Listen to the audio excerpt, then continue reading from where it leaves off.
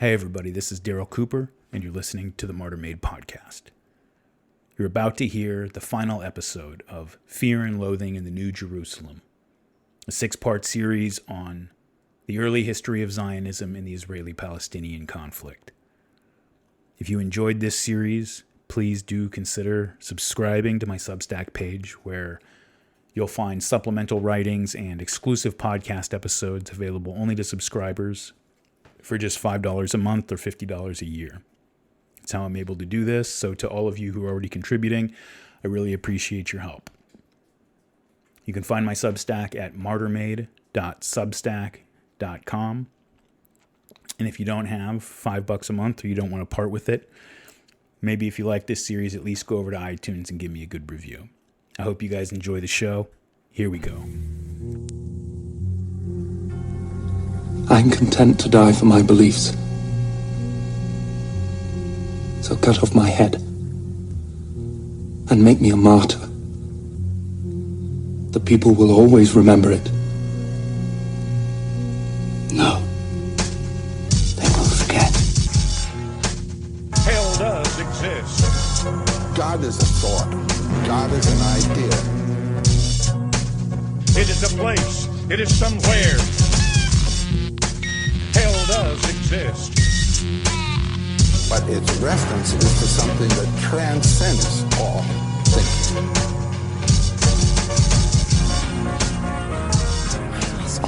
Why we must tear ourselves apart for this small question of religion?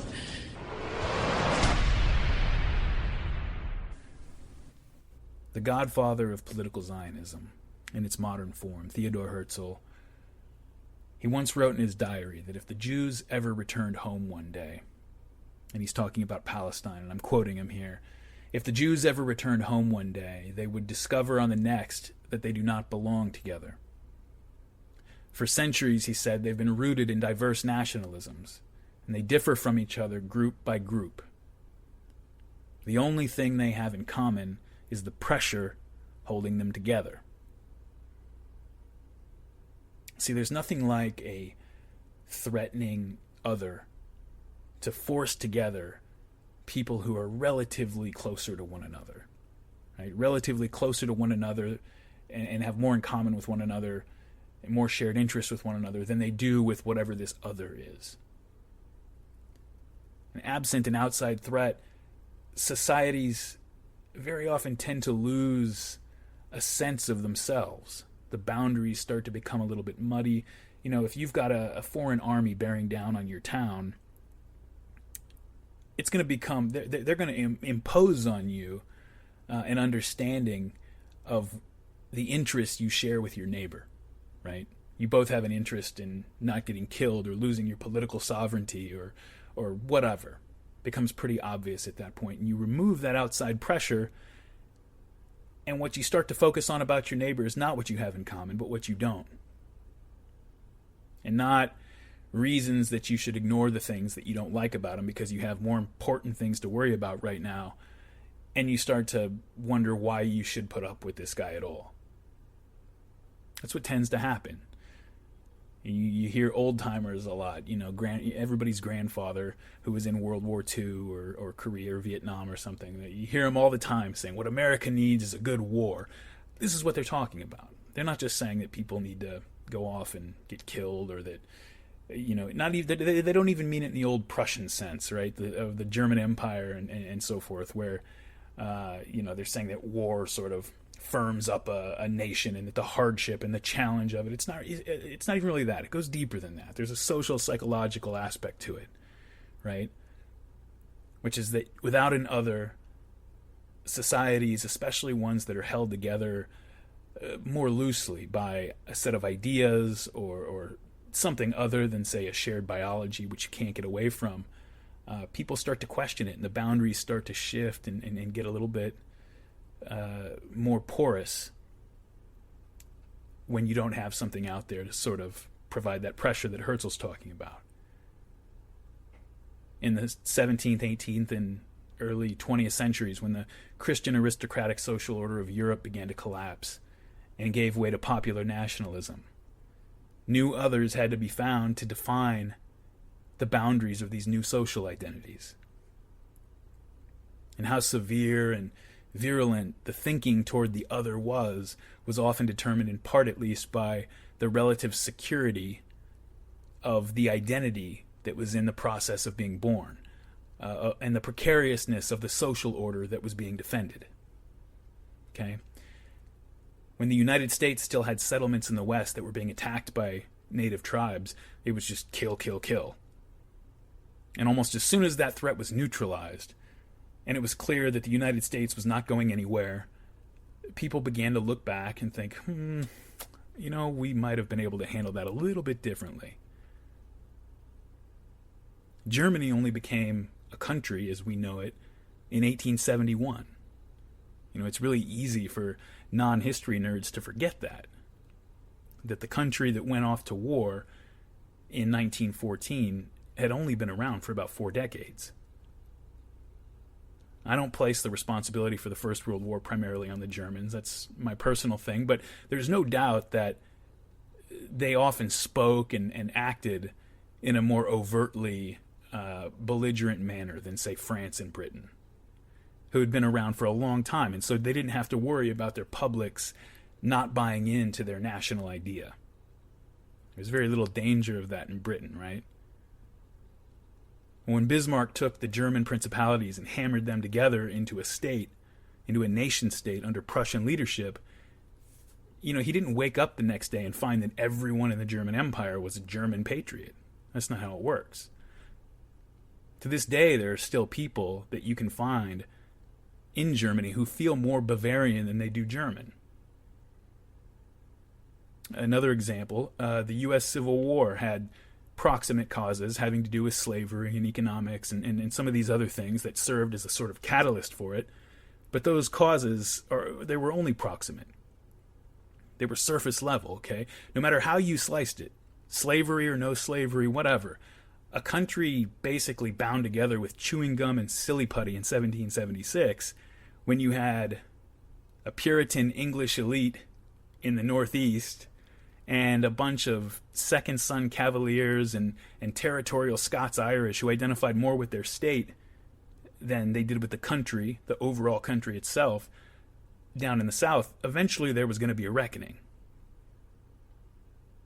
In antebellum writings, you'll often see the writers talk about, they would often say, these United States are, right? Plural. These United States are this or that, whatever. And after the Civil War, you always see the United States is, singular. The precariousness of the identity of a nation that was settled by waves of immigrants from its founding has led the United States to go almost our entire history without having a single gap of time where we weren't chasing down one boogeyman or another, just to keep us focusing on our collective differences with that boogeyman, whatever it is at the moment, communists or Islamic terrorists or whatever it was, and to keep us distracted from the differences we had with one another. But some nations don't have to manufacture or exaggerate their threats. Sometimes the threat is as real as you can possibly imagine and as serious as it can possibly be. And right now I have in mind a place like Poland between the world wars, and that's where I want to go to start this off. So let's go back to Poland. You're in Warsaw.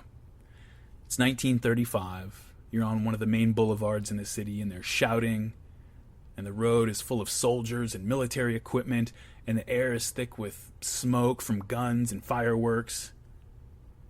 But relax, this is just a parade, it's not a battle. The national hero of the Polish War against the Soviet Union in the early 1920s, Józef Pilsudski, is dead, and the whole country is in mourning. So here's Warsaw.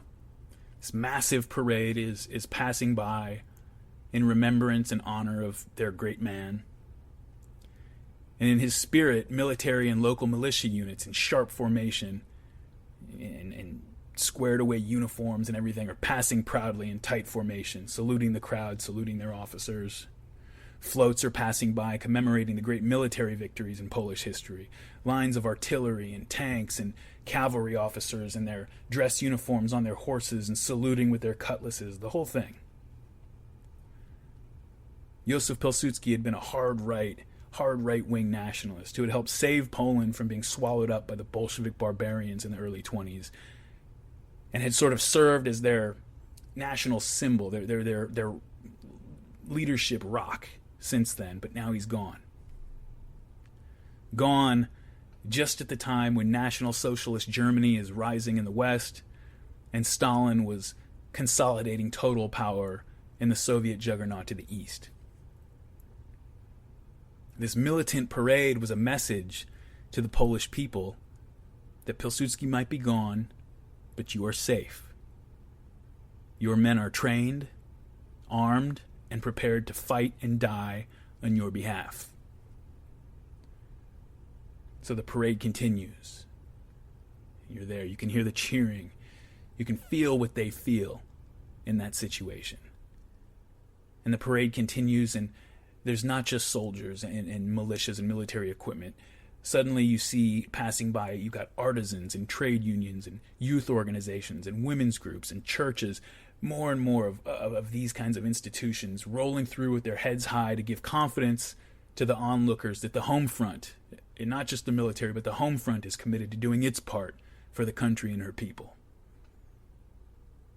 And then at a certain point, during the passing of the military portion of the parade, but separate from the Polish officers and men, comes a contingent of squared-away uniformed soldiers marching in perfect formation down the thoroughfare.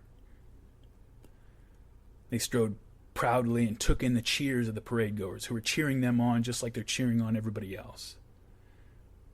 And flanking their formation were uniformed members of their group on motorcycles, riding along with them, each of those motorcycles with two staffs posted on the backs of their bikes, one flying the Polish flag, and the other the white banner with the blue six-sided star of Zionism. Hundreds of smartly uniformed Polish Jews, members of the right-wing Beitar paramilitary organization, were saluting the Polish crowd and signaling to them their commitment to fighting for Poland if the day ever came. Over loudspeakers, you can hear the Polish national anthem, whose first lines, "Poland has not yet perished, so long as we live. What foreign violence has taken from us, we will reclaim, saber in hand." Those first few lines of the Polish national anthem, any revisionist and Beitar Zionist would have no trouble identifying with.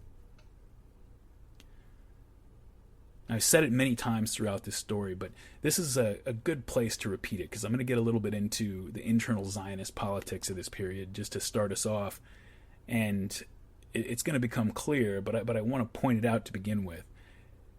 Despite all of the fevered dreams of conspiracy theorists who love this kind of stuff, in these earlier years especially, there was never really any such thing as world Jewry, right? In the sense that Jews the world over were ever working together towards some common goal. That just didn't exist.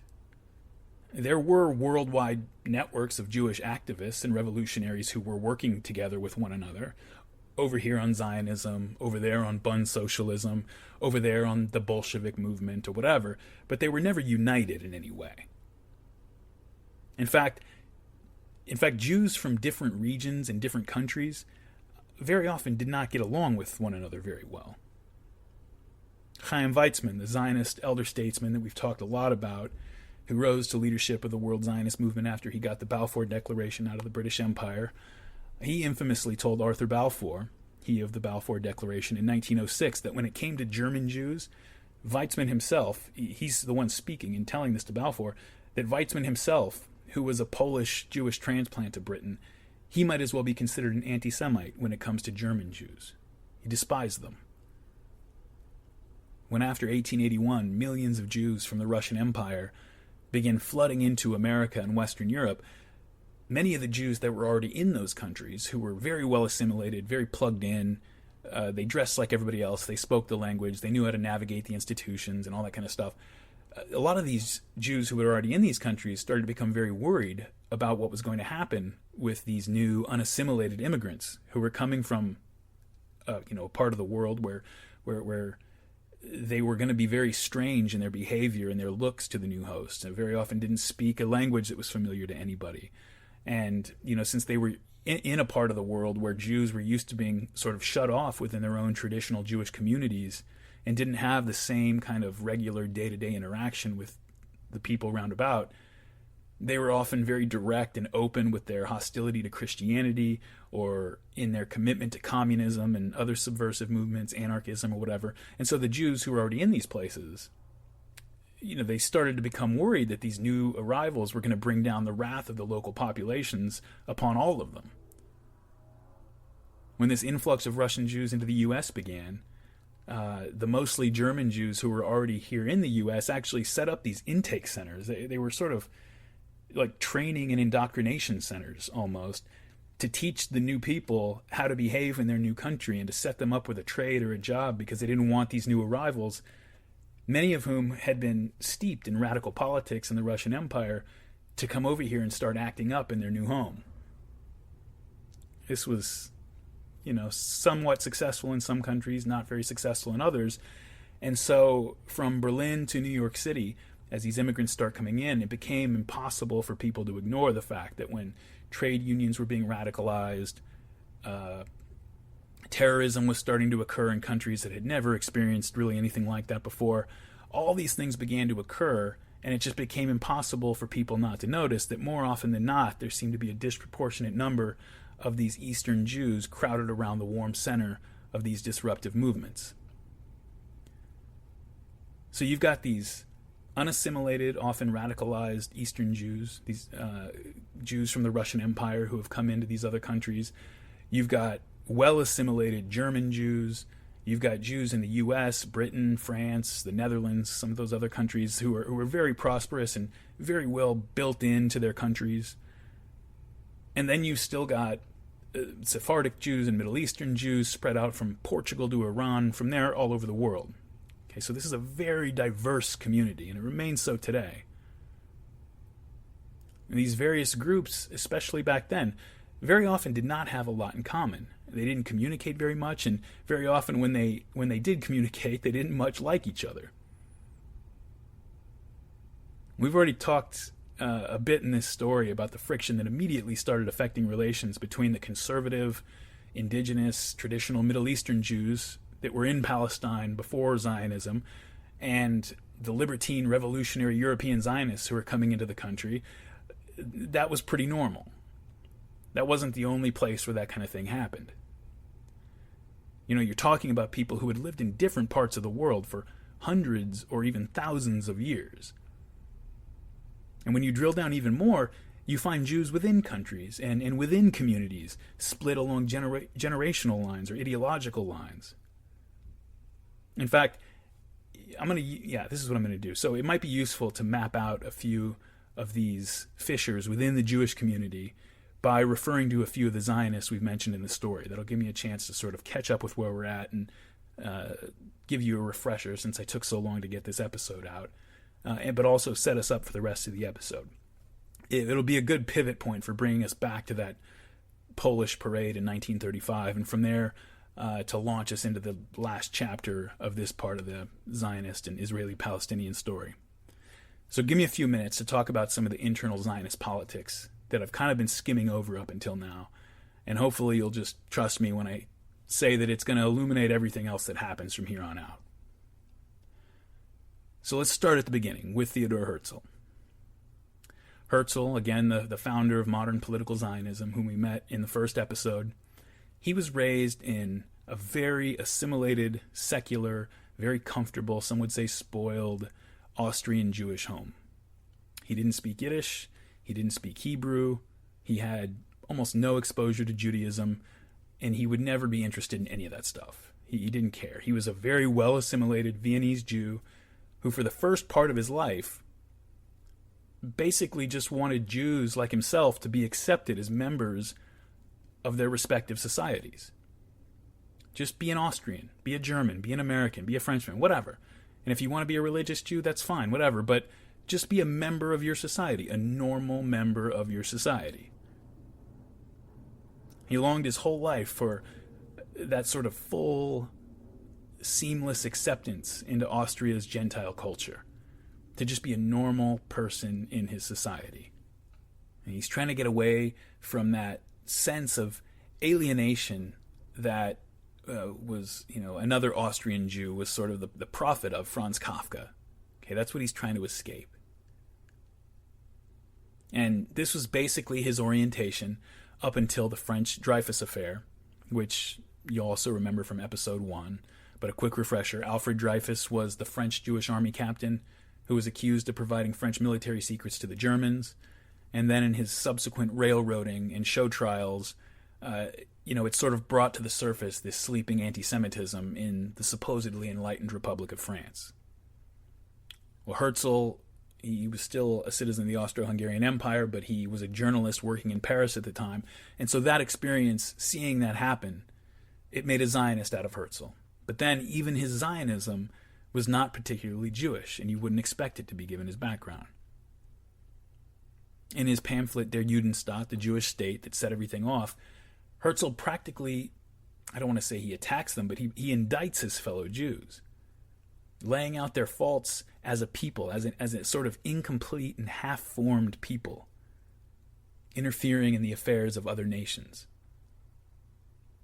Just as he had hoped for individual acceptance, his own individual acceptance into Viennese society as an individual non-Zionist, now as a Zionist, what he really just basically wanted was the Jewish people to become a proper nation and to be accepted in the international community as a normal people.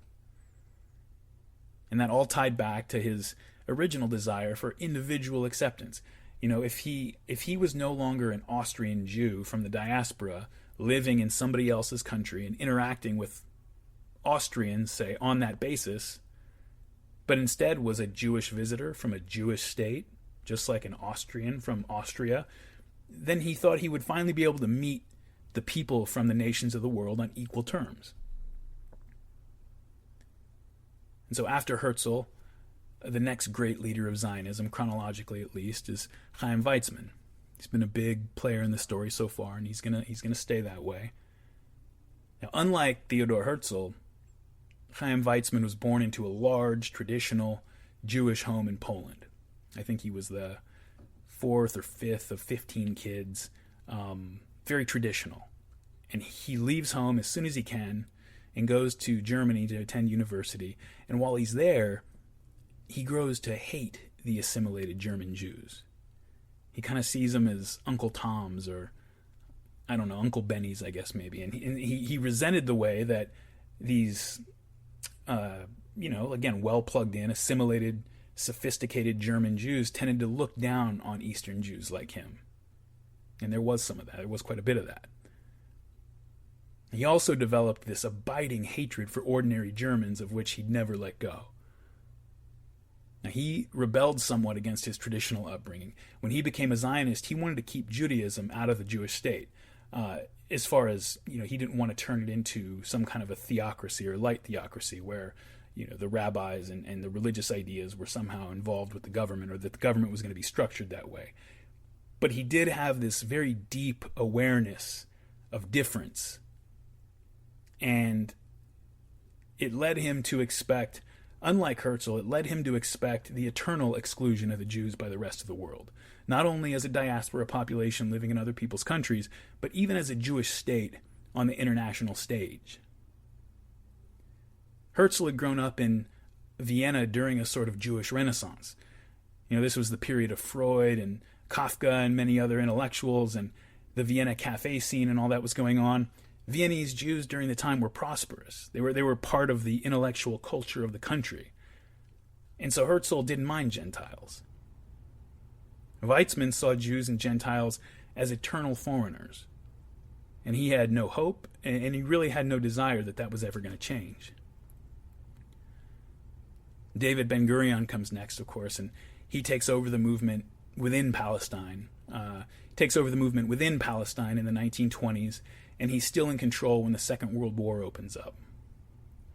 Now, David Ben-Gurion grew up in Poland as well, not too far away from Weizmann. They were separated by a decade or so. I think Weizmann was 11 years older, but whereas Weizmann sought to escape the traditional life of a Polish Jew by heading west, first to Germany and then to Britain, where he eventually made his home, Ben-Gurion instead dug in his heels. He grew up a street fighter, and instead of picking up and moving to Britain or the United States, he was busy fighting in the 1905 Russian Revolution as a Jewish socialist before eventually catching the Zionist bug and heading to Palestine. And once he was there, he employs the tactics of the revolutionary that he had learned in Russia to consolidate his own power and the power of his side of the movement, fighting both the communists and the right-wing Zionists, organizing the labor movement into a big, single, powerful union called the Histadrut, even threatening and shaking down Jews who were not ideological and who were just trying to do business and thought that they could maybe skate by without getting too involved in politics, things like that. Typical revolutionary tactics. While Herzl's approach to Zionism was shaped by the traditional diaspora Jewish community formation strategies that they had used in Europe throughout history, Herzl wanted to ask the Ottoman Turks for a community charter in exchange for the Zionists rendering traditional Jewish services to the Ottoman Empire. Right? Let us have this little patch of land down here, and the Zionists will help the Ottoman Empire run its finances, for example. And while Chaim Weizmann, the British subject, he did become a committed British subject, he was thinking in terms of great power colonial politics. Okay, he had kind of imbibed and taken in that British view of the world. And so he was hoping to convince Britain to take Palestine as a colony that the Jews would administer locally, right? And maybe eventually down the road they could have their own allied sovereignty. But that's the way he was thinking. David Ben-Gurion, while he had come from this radical background, he focused on the practical politics of interpersonal and community relations among the Zionists in Palestine. He focused on building institutions and establishing meaningful, effective power on the ground. A recent book by a great author named Milton Vjorst called Zionism, the Birth and Transformation of an Ideal, he describes David Ben-Gurion at this point in his life, in the 1930s, as he's really coming into his own and becoming comfortable with his power. He says, quote, Ben-Gurion won respect for being clear-sighted and shrewd. Meticulous in observing democratic procedures, he was also creative in crafting organizational structures. He had little time for attending social or cultural events. He was indifferent to personal wealth, though an addict in the collection of books. His basic love was the exercise of leadership, which was synonymous with power. As the dominant force in both Mapai and Histadrut, he achieved his ambition of becoming the Yeshua's preeminent public figure before he reached 40. And now Vjorst is quoting from a Jewish newspaper at the time. His posture on the speaker's rostrum, hands in pockets, exudes awareness of his power, wrote Haaretz, an independent paper in 1926. He always looks as though a great party stands behind him, and quite often he proves to be right. At the sight of his serious face, silence prevails in the auditorium. His strong and moderate voice begins to rise more and more. His words are weighty. He does not use a fiery style or big words. He associates the present with the past. There is history and continuity. He Judaizes his socialism, wrapping it in human morality and international justice, end quote. Now, at this time in the 1930s, it's often said that there are three centers of Zionist power. You've got Tel Aviv under David Ben-Gurion. You've got London under Chaim Weizmann and the British. And then you've got Warsaw, Poland, which is where we started out. New York is getting there, but it's not there yet, and we'll talk about the Americans later. So if London is associated with that sort of colonialist-minded, liberal capitalist Chaim Weizmann, and Tel Aviv is associated with the ornery, socialist, labor Zionist David Ben-Gurion, Warsaw Zionism was this hard right-wing nationalist flavor organized by the revisionists and the Beitar paramilitary movement under the revisionist leader Ze'ev Jabotinsky. Now keep this in mind as we go on, because When we left off the last episode with the outbreak of the Second World War, the eventual establishment of a Jewish state was starting to look like a certainty, at least eventually. And these three men are already competing with one another in the late 30s to see who's going to rule it. Tensions had existed between those three poles for a long time, but they intensified throughout the 1920s, and they were coming to a head in the 1930s. Ben-Gurion was the man on the ground in Palestine, organizing the bulk of the Yishuv, the Zionist community in Palestine. It's called the Yishuv.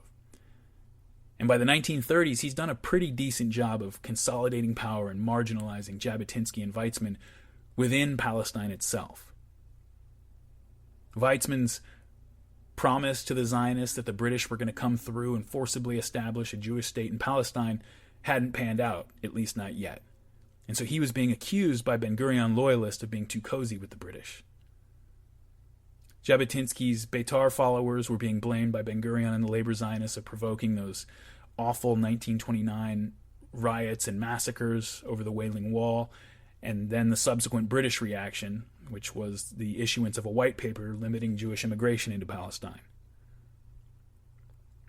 The British had banned Jabotinsky from the country altogether while he was in Europe in 1931, and despite his appeals, he would never set eyes on the place again. So he spent his time traveling around the world trying to rally revisionists and other Zionists, giving speeches and trying to organize people, but he wasn't allowed back in the country.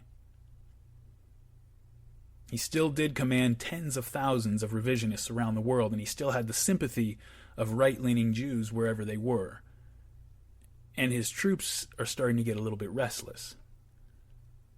With Jabotinsky barred from Palestine, Ben-Gurion was working on turning the future Jewish home into a socialist home, in which the labor Zionists under his leadership were going to be in total control, and the Zionist right wing would be completely excluded. By 1935, the revisionists had already officially seceded from the official Zionist movement. And from then on, we're going to work on taking Palestine their own way, whatever Weizmann or Ben-Gurion or the British thought about it. Now, Jabotinsky was actually disappointed in the need to break with the official Zionist organization, but many of the more radical, younger revisionists who served under him were glad to have been unshackled from it. One of his followers, the young, very dynamic Menachem Begin, we introduced him briefly toward the end of the last episode, he was one of these types. Begin he's built for Zionism practically from birth, especially for the particular role that he's going to play. In the mid-30s, Begin's a young man, he was born in the Polish town of Brest-Litovsk in 1913. It's an interesting time to be born in that town, right? He was born on the last Sabbath before the fast day, mourning the loss of Jerusalem and the destruction of the temple by the Romans. Begin's birthday Sabbath is known as Shabbat Vahamu. Sure, I butchered that, as I butchered so many other non-English phrases and names and everything in this, so you just have to forgive me. But it's called the Sabbath of Comfort, and so he was named Menachem, which means comforter. But little Menachem would get very little comfort in his life, especially as a child, and he was going to provide no comfort to those people who stood in his way as a man. Begin once said that he was born into war, pinned between the armies of the Kaiser and the Tsar a year before they stormed into battle against each other in the First World War. Menachem Begin's sister said that he had never really gotten a childhood, as she and her other brother had. His whole early childhood was that of a refugee put to flight. His hometown fell to the Germans in 1915. It was briefly part of the Belarusian Democratic Republic in 1918. It was incorporated by Poland in 1919, and then it changed hands twice more during the Polish-Soviet War over the next few years. Menachem Begin never knew his grandparents, never really knew any of the things of childhood. But he did come of age with a very acute sense of the perils of statelessness and physical insecurity. When he was 16 years old, Begin returned to Brest-Litovsk in 1929. He joins up with Beitar. In 1935, he sees Jabotinsky speak and immediately becomes a disciple of the revisionist leader, worships him. Begin had inherited from his father and a tendency that was amplified by Jabotinsky. He had sort of internalized this sort of aristocratic idea of how a Zionist should conduct himself, a principle that was called hadar, that the Zionist right wing seemed to think of almost like a samurai thought of Bushido or something. Not that extreme, but something like that. Maybe something like the manner of conduct of a British gentleman in the 19th century. Not a defined code, but just a way of carrying oneself.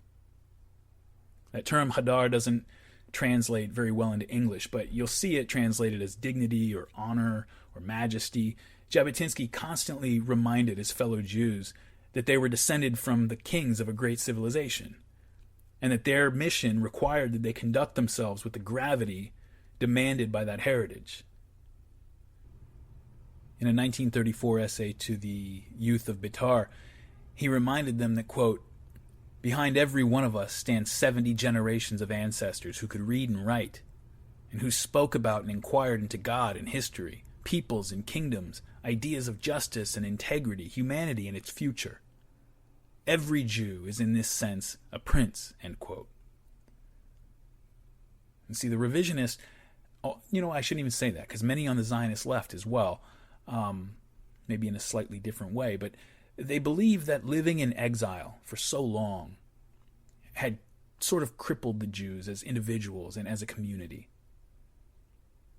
For example, if you have too acute of a sense of honor, just as one example, a too acute sense of honor can be a severe liability when you're living in somebody else's country, right? We talked about that in an earlier episode.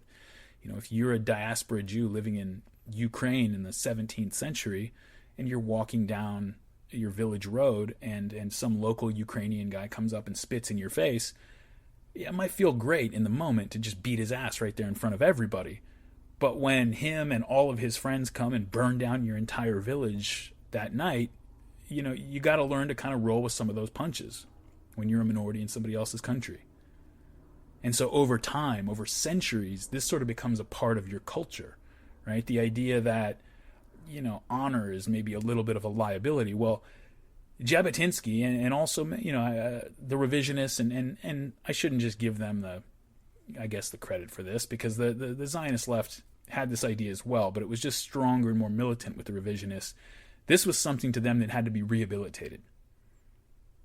Part of the reason that they needed Zionism, needed their own country, was so that they would have a place to go through this process of rehabilitation.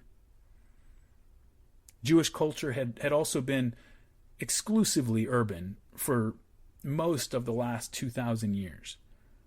And while there's nothing particularly wrong with urban culture, just like any culture or subculture, there are good things that it lacks and bad things that it has in excess, right? And when it isn't moderated it's not balanced out by a more traditional rural component that's sort of in dialogue with the urban side, the type of people produced by that culture are going to be similarly imbalanced. This was something that Jabotinsky and his followers wanted to rectify, beginning with their own conduct. And so Menachem Begin was always known from an early age, especially once Jabotinsky got a hold of him, to conduct himself with that same kind of dignified, almost military bearing that Jabotinsky was so well known for. And he was known, as he became a leader, as he came up through the revisionist ranks, to demand the same from other Beitaris and revisionists that he came into contact with. By the mid-1930s, Begin is already traveling around Eastern Europe. I mean, he's in his early 20s at this point. He's traveling around Eastern Europe, giving talks to any Jew who would listen to his message. He's literally sleeping on park benches when he rolls into a town because he refuses to accept quarters in a stranger's house without paying. He's skipping meals in order to pay for the printing costs of Beitar posters and pamphlets. That's where he's at in the mid-30s, and that's who this guy is becoming. Completely committed. Okay, somebody who was born for this in a way that very few people could have been, right? The Zionists are looking for a home for the Jewish people. He was born as this refugee in the First World War, being bounced back and forth in all these different places. And so in 1936, at just 23 years old, Begin is already sharing the dais with his idol, Jabotinsky, at the Beitar World Conference in Krakow.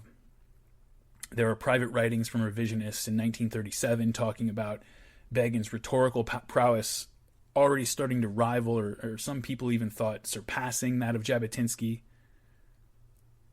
Meanwhile, Jabotinsky's now years-long exile from Palestine and the constant travel and the rise of Nazism in Europe and the stress that obviously was causing for somebody like him had begun to take a physical and emotional toll, and he was beginning to slow down.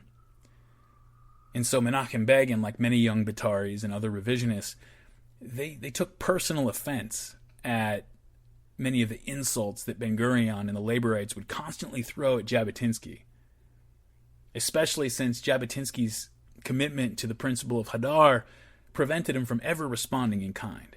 I mean, they would just say vile things about him, and he refused to ever respond with that same kind of vitriol. And so, as you can imagine, these young soldiers who worshipped Jabotinsky did not take kindly to seeing him slandered by Ben-Gurion as Vladimir Hitler. And even when Ben-Gurion and Jabotinsky met and agreed to bury their differences for the good of Zionism, Begin and other revisionists were far less willing to forgive or forget. That's how it works very often, right? So it's not too surprising. If you've got somebody that you admire and somebody else is constantly slandering them and insulting them and all that, the other person, the person you admire, they might get over it. They might advise you to get over it. But very often it's the acolytes or the students or whoever that stays angrier longer than the target themselves. And that was the case here.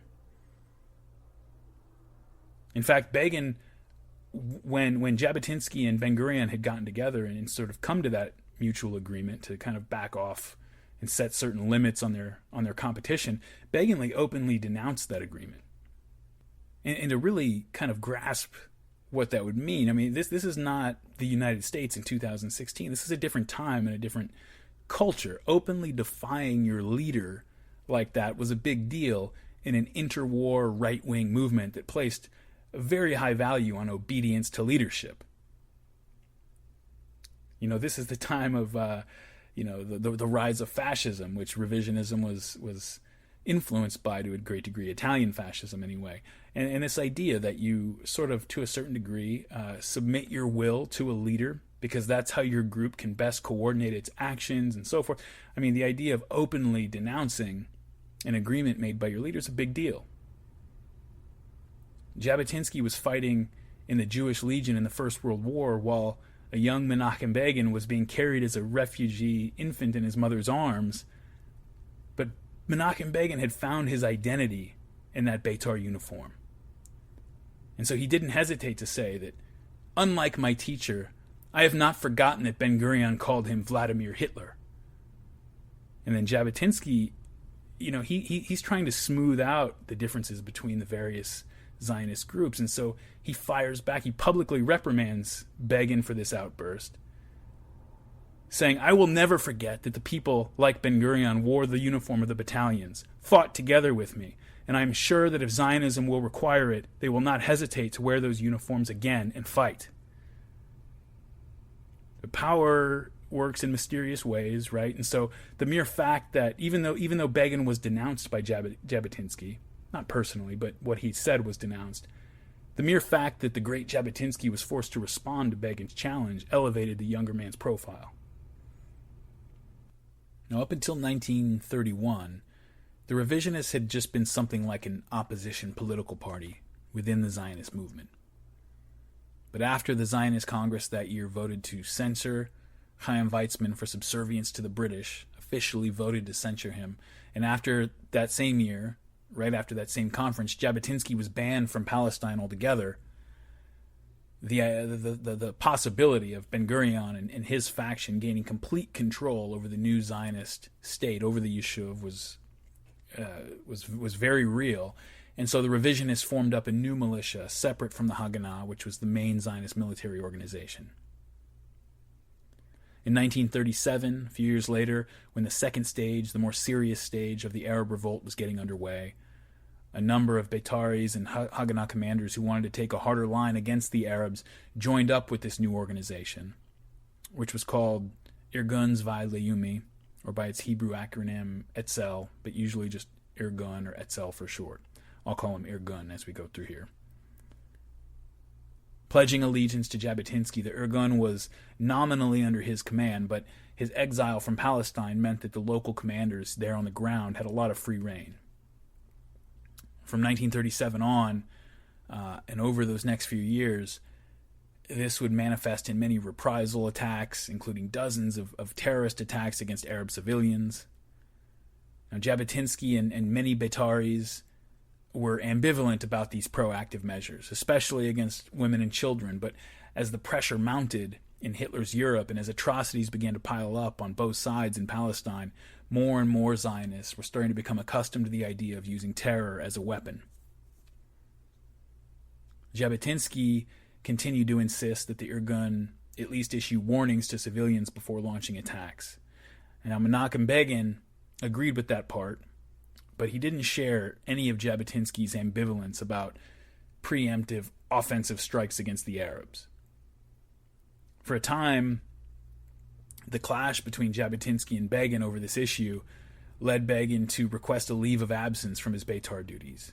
He actually left Poland altogether, ostensibly for a legal apprenticeship, but understood by everybody as a decision basically to take time away from Jabotinsky to cool off. But why, you might be asking? I certainly asked this when I first arrived at this point in the story back in the day. Why didn't Begin just go to Palestine? Why did he have to come up with this idea that he's going to go off to Galicia for a legal apprenticeship? Why doesn't he just go to Palestine? Well, the answer to that question contains the key to the hostility that's going to develop between the Zionist left and right wings in the coming years.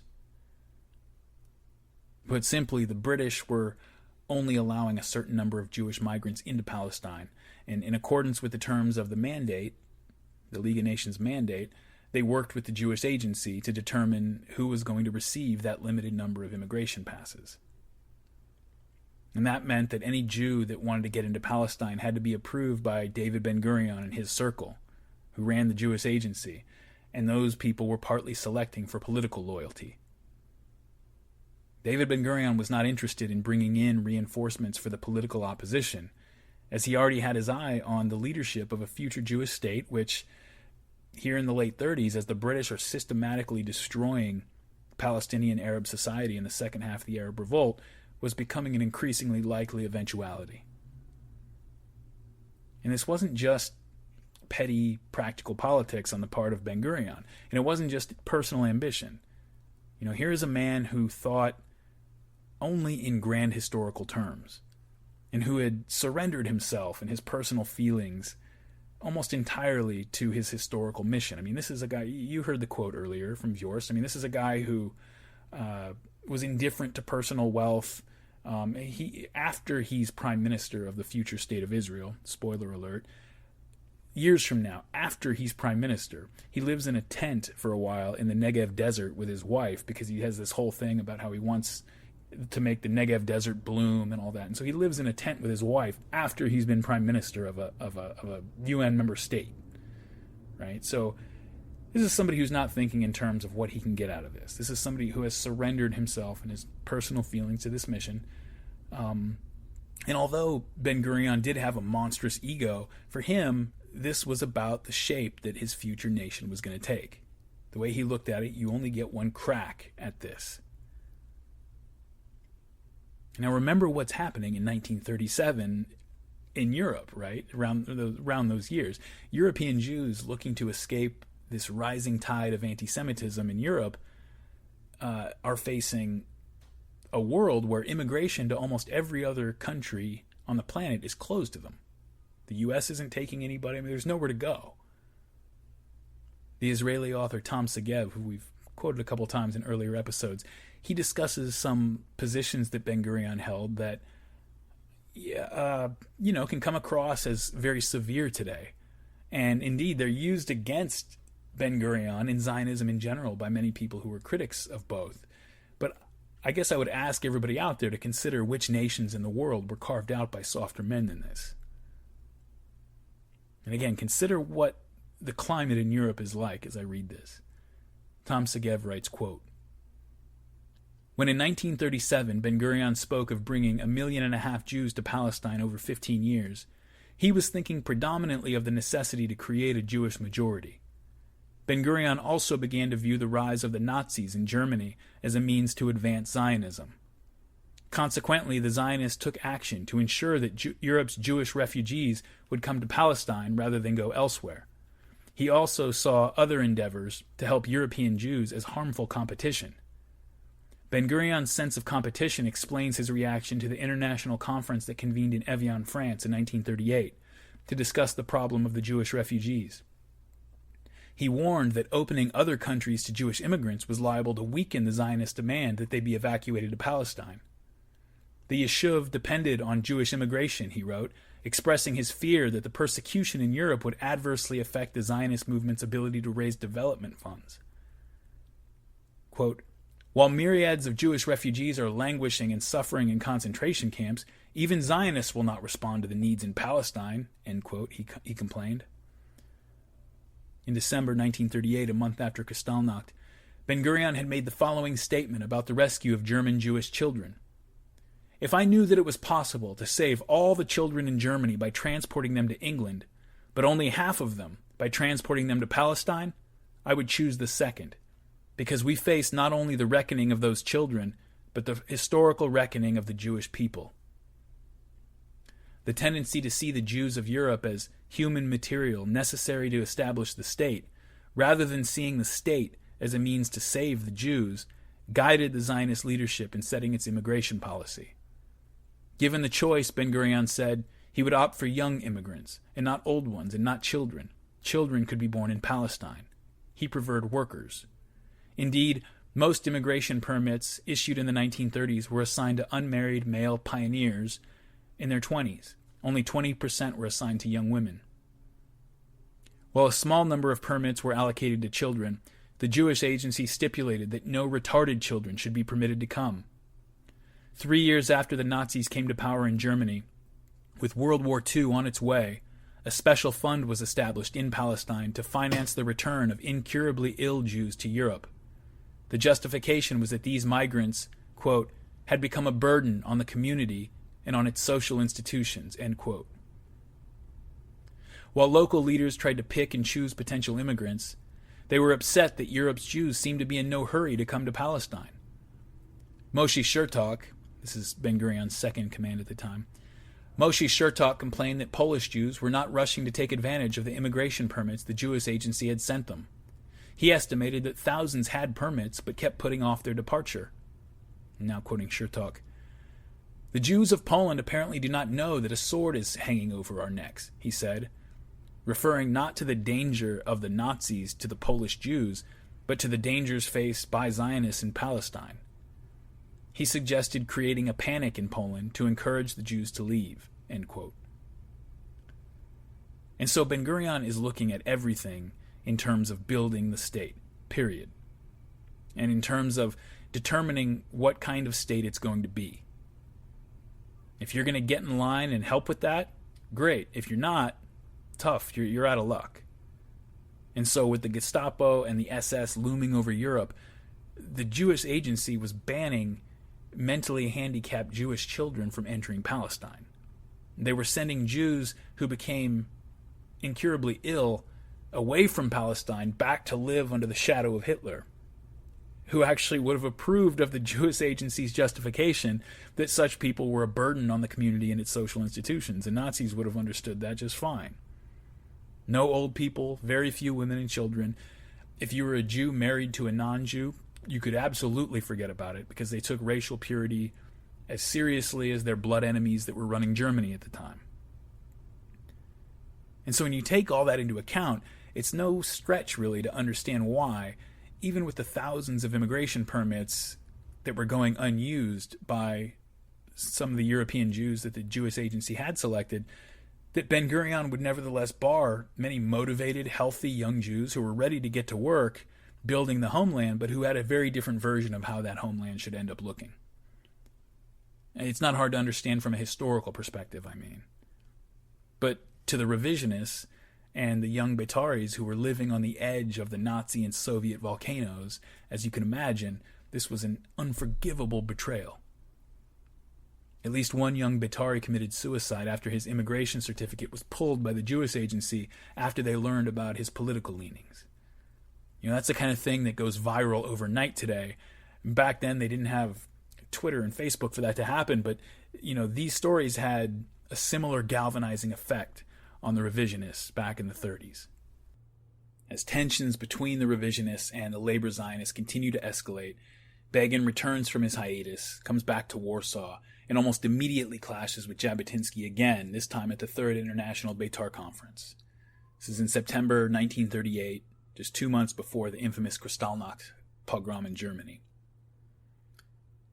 At the conference, Jabotinsky, of course, is given the honor to speak first, deliver the opening remarks, and after he does, Begin takes the floor and declares bluntly to everybody that political Zionism has failed, and that the time for dependency upon a great power has passed. And I know we've mentioned this, a little bit in this episode and a couple times in earlier episodes, but I just want to be clear. Political Zionism, when I say it here, means political Zionism is just the approach that was inaugurated by Theodor Herzl's original vision of working with one of the great powers to secure Palestine for the Jews. Herzl, at the time that he wrote his pamphlet, The Jewish State, it was 1896. And when he wrote that, he spoke of offering to help make Jewish capital and financial acumen and other expertise available to the Ottoman Empire in exchange for the concession of Palestine. When the First World War blew up, Jews in various countries, thinking along these same lines, sought to make themselves useful in one way or another to the great powers that they had access to.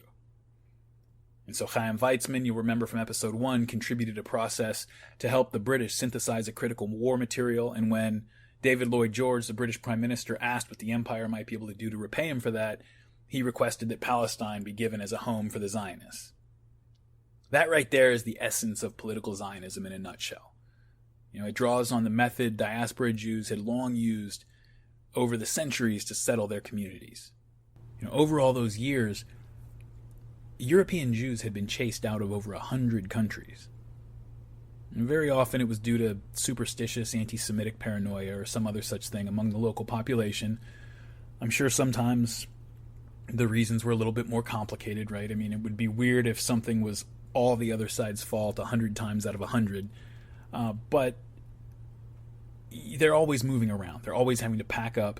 A Jewish community is being forced to pack up and move on all the time. And you have to think back to when this is taking place. Think back to the Middle Ages. This is a time when foreign hordes like the Huns or the Mongols still randomly showed up on the horizon to rape all your women, take all your stuff, and kill all your men. And so people were very wary of outsiders, especially outsiders of another religion, when the political order of Europe was explicitly based on Christianity.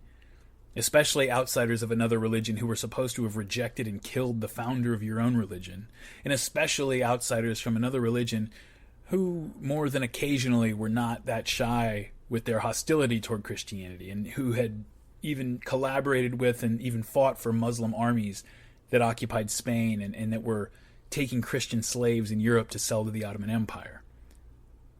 And when you spell it out, when you consider the times we're talking about, it's amazing that these Jewish communities were ever allowed to settle anywhere in any of the lands that were controlled by Christian rulers. But they were. And the reason that they were is that they were able to make themselves very, very useful. That was the only way they could survive. Again, Jews had been living almost exclusively in urban cosmopolitan environments since before the destruction of Judea by the Romans in the 2nd century. When the Romans did that, back in the 2nd century, already at that point, 3/4 of the world's Jewish population lived outside of Judea, in cities around the Roman Empire in the Middle East, in Asia Minor. And so living in these big cities and sort of having to engage in the trades and activities that type of a lifestyle requires for so long meant that they could simply do things that European realms that were just emerging out of the Dark Ages simply could not do for themselves. Well, political Zionists took that same idea. If we make ourselves useful, maybe you guys can let us kick it. Okay? Only instead of asking for a bit of land in the country of the people that they'd be helping out, they wanted one of these great powers to help them get their hands on an Arab country whose, inhabitants were never really consulted about it. But it's the same. That's political Zionism. It's the same principle.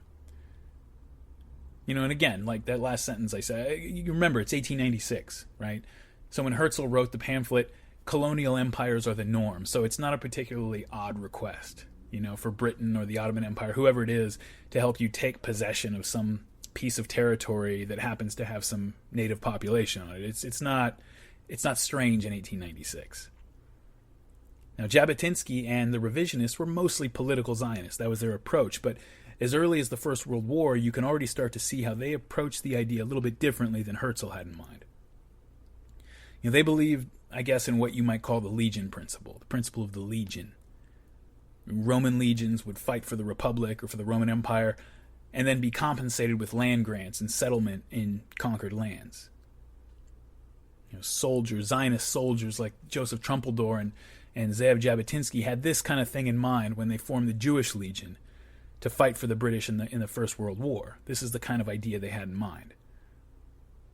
In the view of many revisionists, they had done their part, but the British had reneged on their end, first by separating the land east of the Jordan River from the territory of the Zionists, the territory that the Zionists expected to get, and secondly by turning on Jabotinsky, the man who had founded and then fought with the Jewish Legion in the service of the British Empire during that war. After Jabotinsky was exiled from Palestine, he'd sort of broken with the British, but he hadn't given up on the approach of political Zionism in general, and he hadn't given up on the idea of the Legion. Instead, he just began to shift his focus from the British to the Poles. Bataris in Poland, they already had numbers that could make up a legion consisting of several divisions for the Polish. Jabotinsky hoped that his revisionists might be able to cut a deal with the Polish government to get their help in securing a Jewish homeland, and this was something that the Polish government was very receptive to. There were several reasons, but for one thing, the nationalistic Polish government had some natural sympathy for the outlook of the revisionists, not necessarily for the Zionists themselves, but for the revisionists. You got to have an idea of what the feeling of Polish nationalism was like at this time. I mean, when the great hero Józef Pilsudski died, Polish spies were sent into the Soviet Union at the risk of their lives and at the risk of Polish-Soviet relations, just to gather and bring back some earth from the sites of historical Polish battlefield victories to fill his grave up with. Okay, this almost mystical kind of nationalism was the same political language that men like Jabotinsky and Begin spoke, and so they had kind of a direct line to the Polish aristocracy in the 30s. On the other hand, the Polish government saw Palestine as an opportunity to finally answer its own Jewish question. The 3 million strong Jewish community in Poland was unassimilated, very, very different and set apart from the rest of the Polish population, but it was very organized and very politically active. You had Zionists, you had communists loyal to the USSR, which again, the USSR had only just recently invaded Poland. You had socialist organizations like the Jewish Bund. Most of these Jews felt very little attachment or loyalty to Polish nationalism, and to the Polish nationalists, that was fine for the most part. Why would they feel that way? The Poles had been forced to live under foreign suzerainty for years, and now, since they'd been freed after World War I and given their own national independence, as they saw it, the Jews were living under Polish foreign rule, essentially. It was natural that they would want a home of their own. And it was pretty normal for the time that the Poles would want to eliminate this politically disruptive community that they had internal to their own society by helping them find their own home. It was certainly a more moderate solution to the problem than the Soviet Union to the east and the Germans to the west would settle on as far as how to deal with their national minorities. Now, don't get me wrong. Poles and Polish Jews have a long history of mutual hostility, and Polish anti-Semitism was as real and as common as the Biegansky stereotype that the Jews often applied to the Poles. There was a lot of inter-community hostility here, anti-Semitism and the reverse. But to the Polish ruling class, their anti-Semitism was mostly political. It was what to do about this group of politically organized people in our society. Jews weren't a racial problem, as they would become in Germany. They were just a foreign political formation within the body politic of Poland. And so they were looking at this organized community that was not small, that made up 10% of the total population of Poland, and trying to figure out how to manage a group of people who didn't identify with the Polish national project. You know, you couldn't just kind of put them aside and treat them like we treat the Amish in America. To do that, you'd have to imagine that there were 30 million Amish in the United States, that they were very politically active, that they owned a decent amount of the economy, and that many of them were either sympathetic to or working directly on behalf of a much larger hostile foreign state on the border, which had as a large chunk of its government and secret police a bunch of crazy Amish. Okay, that sounds kind of crazy, but that's more or less the situation Poland was dealing with at the time with its Jewish population in the Soviet Union. In the early 1920s, they've been able to fight off the Red Army, very possibly saving a good chunk of Europe from living under the Red Terror and communism in general.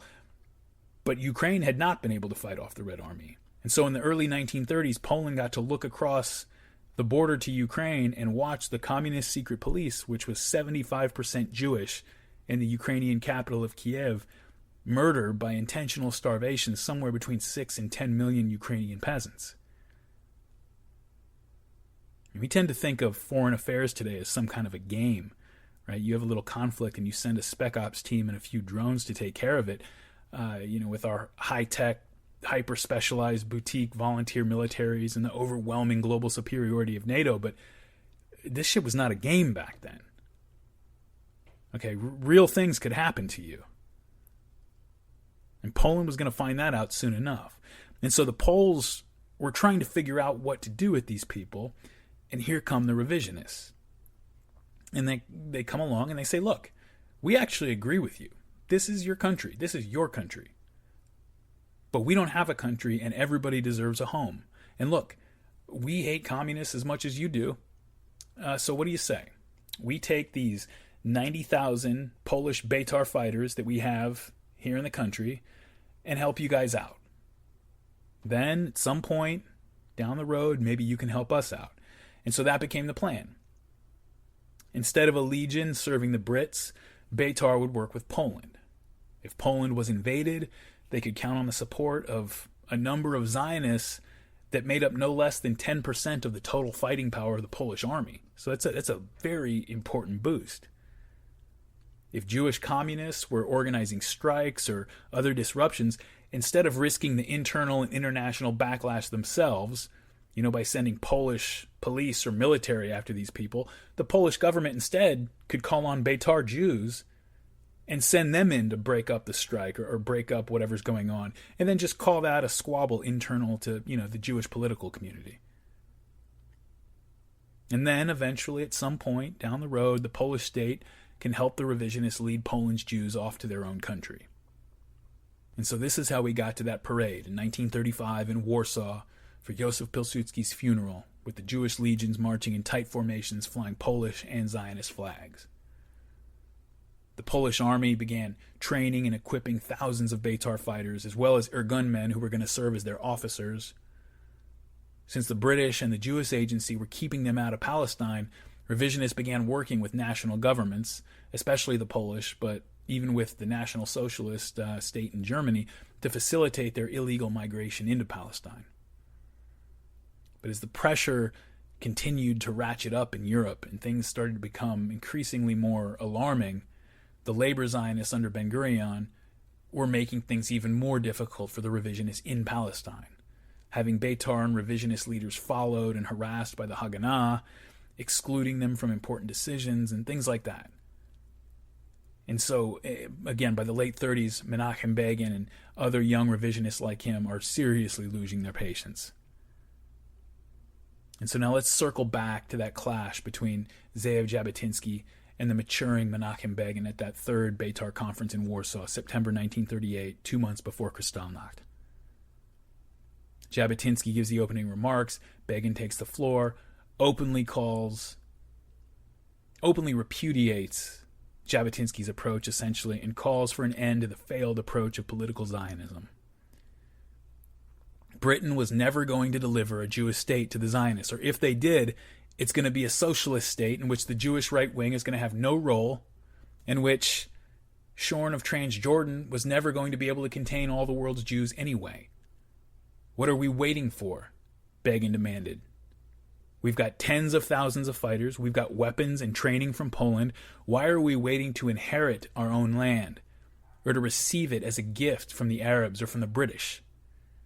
Why are we waiting as Ben-Gurion consolidates control over the whole country? It's time for us to take it.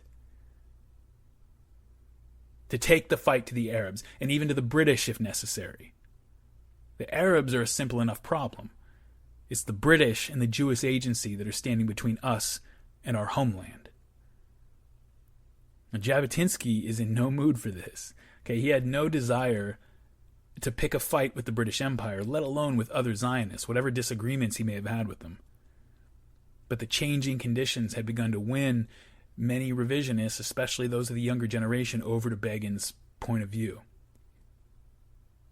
Jabotinsky denounced Begin's call to arms as the mere creaking of a door, but by the end of the conference, Begin had successfully won a vote to change a very critical line in the Beitar Pledge taken by new recruits. The original pledge that was written by Jabotinsky said, quote, "Only in defense will I raise my arm," end quote.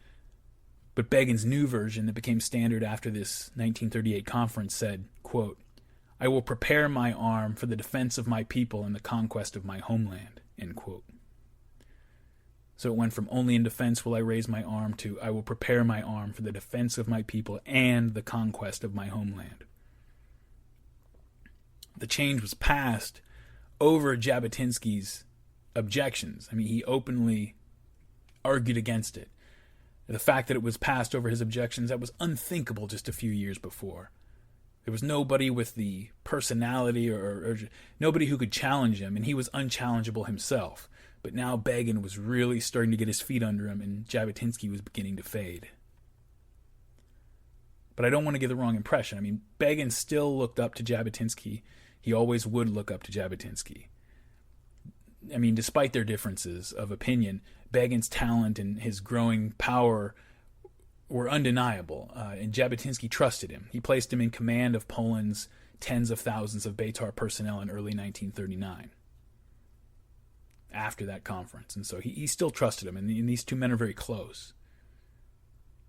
And Begin, once he took command of Polish Beitar, immediately expanded the training camps, and he began to oversee and monitor all of them closely in anticipation of the coming war for Palestine. But of course, in September 1939, Hitler and Stalin invaded Poland from east and west and put an end to all that and put an end to everything. Okay, so I'm looking at my pile of notes in this outline that I've got posted up here, and this was supposed to keep me on track, and I'm realizing that I've completely failed to follow any of it. So this was supposed to be a short introduction, but I've gone off on so many tangents that, well, okay, I got to get past this meandering introduction. So I am sorry if you've waited for me to, you're waiting for me to catch up to where we left off the last episode. But this whole time, up through this series, I've really kind of been putting off discussing the Zionist right wing. And I couldn't put it off anymore, given everything that's going to happen in this episode. So I just kind of dumped it all on you at once to kind of get you caught up a little bit. Hopefully, I've earned enough leeway with those of you who have already sat through 20 hours or so of this podcast that you'll trust me when I say that nothing from here on is going to make sense unless I've laid this groundwork. So just give me a little bit more time. But still, I'm going to try to wrap this up and get into the red meat here. So, okay, so the Soviet Union and Nazi Germany invade Poland. France and Britain have a defensive pact with Poland, so they declare war on Germany, although not on the Soviet Union. And after the war, they allow the Soviet Union to seize Poland, commit mass murder against non-communists, and turn it into a Soviet police state. But whatever. It's another podcast. Get me started about communism. So now World War II is on. Okay.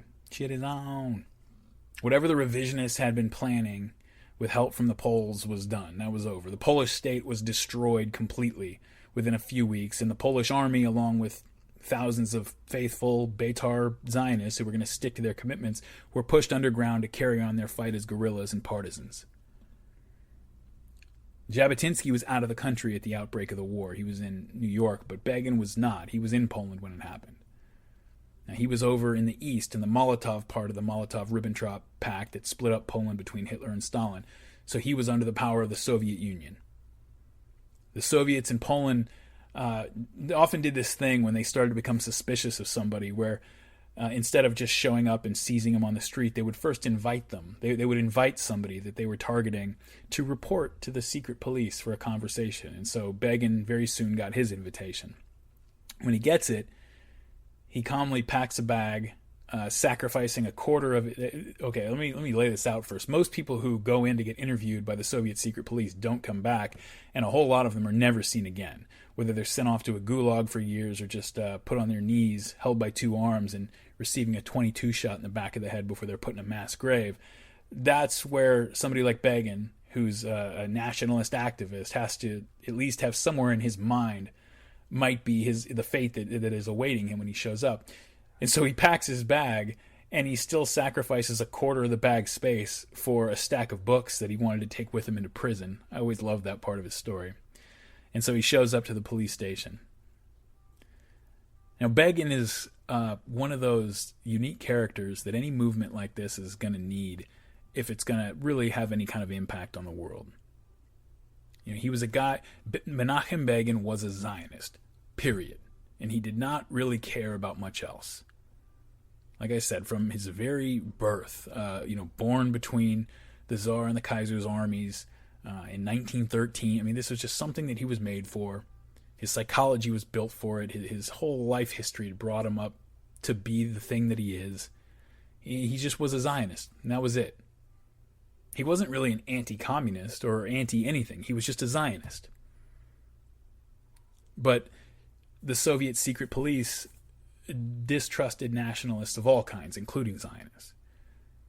And he arrived to the police station knowing that chances were very high that he was never going to be heard from again.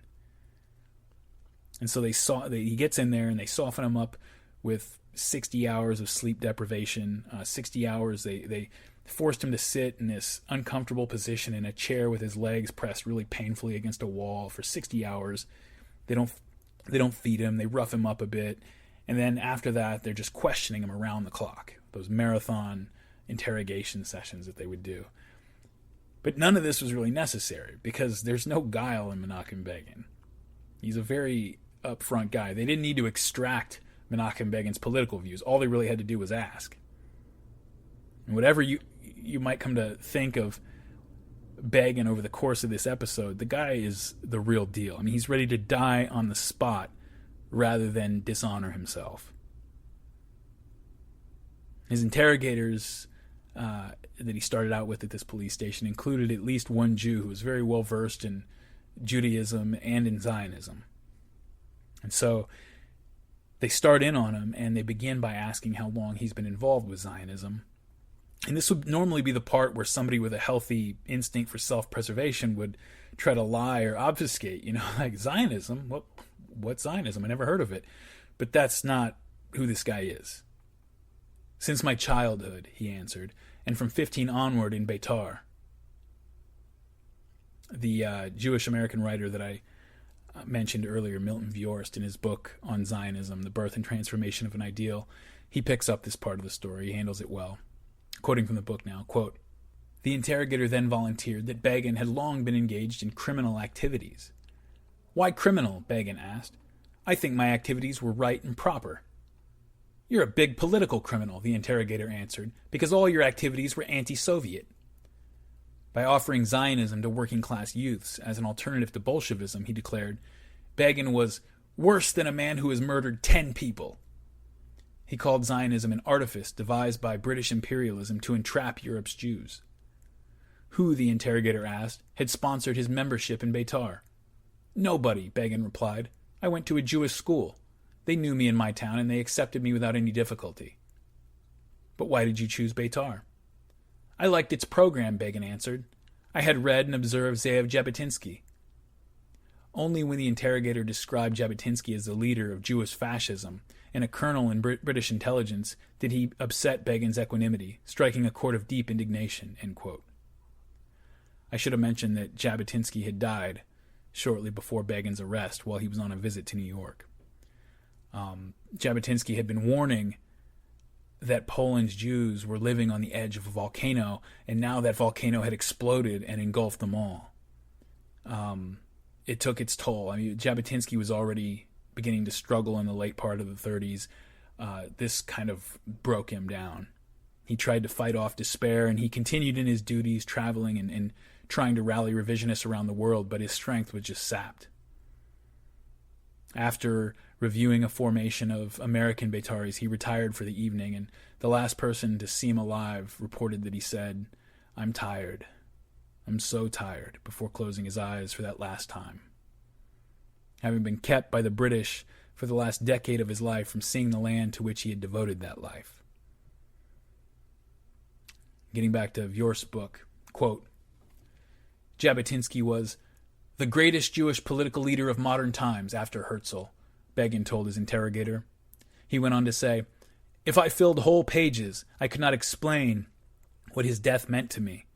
A stranger will not understand, and in this special instance, stranger also includes some of my own people. And so all I will say is this. The bearer of hope was gone, never to return, and with him, perhaps never to return, hope itself. Begin's obvious sorrow seemed only to incite his interrogator further. How well did you know Jabotinsky, he demanded. I think I knew him well, Begin replied. In the years before the war, I met him personally. I came when he summoned me. I reckon that in all, I spoke to him a few dozen times. The two discussed the future of Hebrew youth, politics in Palestine, British policy, Palestine immigration, Begin wrote in his memoir.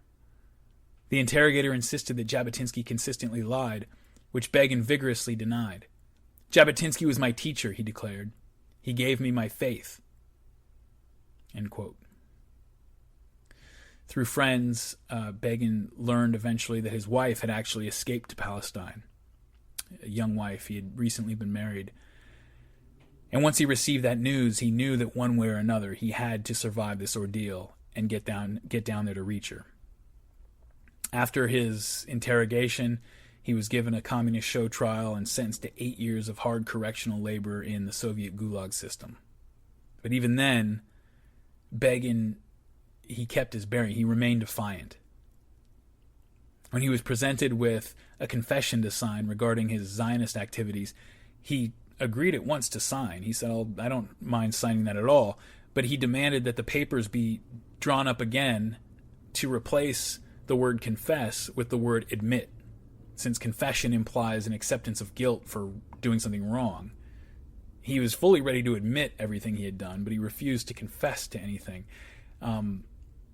It's a testament to Begin's personal charisma and power that his communist imprisoners, who could have had him killed and buried in one of the mass graves they were filling up all over the territories that they occupied during the war, that they actually did it. And then, with many others, he was packed up into a cattle car and shipped off to a distant slave camp in the Gulag system. In prison, Menachem Begin maintained that same defiant bearing with which he'd met his interrogators. During his time there, he drew on his deep knowledge of the Hebrew Bible to frame his experiences. One time, when he and the other prisoners were given these filthy tobacco spittoons in place of dishes for eating out of, he thought of Ecclesiastes, a man hath no preeminence above a beast. And he would constantly draw on that to frame his experiences over and over. And Begin continued to debate Zionism and Jewish politics with anybody that would engage him. Other prisoners, guards, new interrogators, anybody that would listen. He wanted to talk about it. And it's all he wanted to talk about. Pain, lice, sores, starvation, back-breaking labor, and very likely death were the lot of Soviet Gulag slaves. But Begin stayed focused on Zionism the entire time, and on somehow making his way to Palestine. I mean, here's another example. Despite starvation conditions that drove prisoners to steal from one another, and in which one missed meal could mean the difference between making it through the next day's labor and just falling dead on the side of the road, Begin surprised his two cellmates on one occasion when he refused his portion of soup voluntarily and gave it to the other two men because it was Yom Kippur and he said he was fasting. I mean, and it's important to point out also, Menachem Begin, although he was knowledgeable about Judaism, he had never been religiously punctilious, but instead of abandoning his faith, he clung to it even tighter, even when it imposed hardship upon him when the going got tough. This wasn't something hanging around his neck, in other words. His Judaism wasn't something hanging around his neck. It was a well of strength that he drew on. In the spring of 1941, he made a makeshift Passover Seder for himself and another Jewish inmate. They were anticipating, they knew that the holiday was coming up, and so Begin had been trading some of his very meager food supplies and putting aside his small rations of coffee for several weeks ahead of time so that they could each drink 4 cups of coffee in place of the customary cups of wine. During that meal, he and his friend lifted up a prayer over it, intoning, "This year we are slaves. Next year we may be free men. This year we are here. May we next year be in Jerusalem." Which is, he's a year in, and so that's a pretty optimistic hope for a prisoner with 7 years of hard labor left in the Soviet slave camps. But everything was about to change. Everything was about to change for Begin himself, for the Jewish people, and for the world. A few months later, in June 1941, Germany launched Operation Barbarossa and invaded the Soviet Union. And so let's leave Begin up in the Soviet Union for a little bit. Let's catch you up on what's been going on in Palestine. Let's talk about that. After the Arab Rebellion was suppressed in 1939, many British officials were finally coming around to the opinion that there was really nothing left for them to do in Palestine. Not all of them. Winston Churchill and many others were still all but taking orders from the Jewish Agency.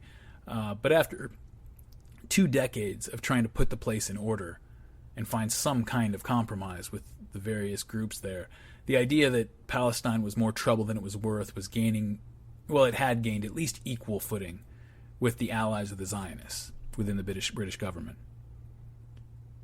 The General Bernard Montgomery, who was probably the guy most responsible for putting down the Arab revolt, said that, quote, "The Jew murders the Arab, and the Arabs murder the Jew. This is what is going on in Palestine now, and it will go on for the next 50 years in all probability," end quote. The colonial secretary at the same time, William Ormsby Gore, had written, quote, "The Arabs are treacherous and untrustworthy, the Jews greedy, and when free from persecution, aggressive. I'm convinced that the Arabs cannot be trusted to govern the Jews any more than the Jews can be trusted to govern the Arabs," end quote. And the High Commissioner at the time speculated that not even 1 million soldiers would be enough to stop the murders and the terrorism and the reprisals in the country. Another British official wrote that, quote, "Even had there been no Zionist policy, we should eventually have got up against the Arabs if we had attempted to govern them. The new generation would demand the right to rule themselves, and we should have to have given in," end quote. And as far as the Jews, another official from the colonial office wrote that the Zionists hate all the Gentiles, the British as much as the Arabs, maybe more. The Israeli author Tom Segev that we quoted earlier wrote that, quote, "The Arabs' great achievement then," he's talking about during the revolt, "the Arabs' great achievement then, greater even than the white paper, was to have made the British sick of Palestine. Only a catastrophe," the High Commissioner wrote, "might change anything in the country. An earthquake or two, a plague, or a great war." James Pollock, who had come to Palestine a few days after its conquest in 1918, wrote to his father, "Everything seems to be just as bad as it can be." That same day, World War II began, end quote. And so that's not good, right? But of course this is Palestine, and just about everything in Palestine is upside down. And when the war came along, it was no different. And so despite the complaints of those British officials, despite the outbreak of the most destructive conflict in human history, naturally in Palestine, violence actually dropped off and things began to look up. well, actually wasn't so bad in the early years of the war. Most of the non-compliant Arab leadership was dead, imprisoned, or exiled. The majority of the Arab elites who didn't suffer one of those fates had voluntarily left the country to go to Syria or Lebanon or Egypt just to get away from everything. The Grand Mufti, the Arab leader, Haj Amin al-Husseini, he remained the symbolic and to a degree the operational leader of the Palestinian Arab resistance, but he'd been banned from the country by the British, and so he was stuck across the border in Beirut. Those who remained, those prominent Arabs who remained in Palestine were mostly clients of the Jordanians who were allied to the British, clients of the British really, or else they were just openly collaborating with the Zionists and with the British to keep the peace or for their own personal ambition. After an initial dip in the economy due to the Arab revolt kind of shutting things down, and then due to the shutting down of trade through the Mediterranean, after that brief dip, the economy in Palestine actually began to stabilize and then really pick up, because the British turned the whole country into this major supply depot for the war. A supply depot that really they used as a base for the whole Middle East. So dozens of factories went up very quickly to provide the Allies with munitions, gasoline, tires, spare parts for their machines, clothing, boots, foodstuffs, and you need people to actually work in those factories. It served as a primary destination for soldiers who were on leave from that part of the front. And so many of the unemployed Jews that did exist, and many of these destitute Arabs who had been pushed off their farms and were living in squalor outside the cities suddenly had jobs. The Zionists were fiercely opposed to the white paper that the British issued in 1939 to limit Jewish immigration. But with the coming of the war, they had reached a sort of internal compromise on how to deal with it. Ben-Gurion laid it down that they were going to oppose the white paper as if there were no war, meaning that they would do everything they could to facilitate immigration against the orders of the British, but that they would support the British war effort as if there were no white paper. And Ze'ev Jabotinsky, before he died in 1940, he approved of that formulation, and he pledged the support of the revisionist movement to the British war against Hitler. Even the more radical Irgun militants had agreed to avoid attacks against the British as long as the British were fighting the Nazis. It wasn't peaceful in Palestine, and there were still back and forth murders and fights and other disturbances and things like that, but compared to the years of the Arab Revolt and to the years that are coming just over the horizon, it was a relatively stable period. It's hard for us to imagine today, but in 1941 and even into 1942, it was far from clear that the Nazis were not going to achieve total victory. Most of Europe and a good part of the populated Soviet Union was under their control, and they were driving through North Africa from west to east toward Egypt.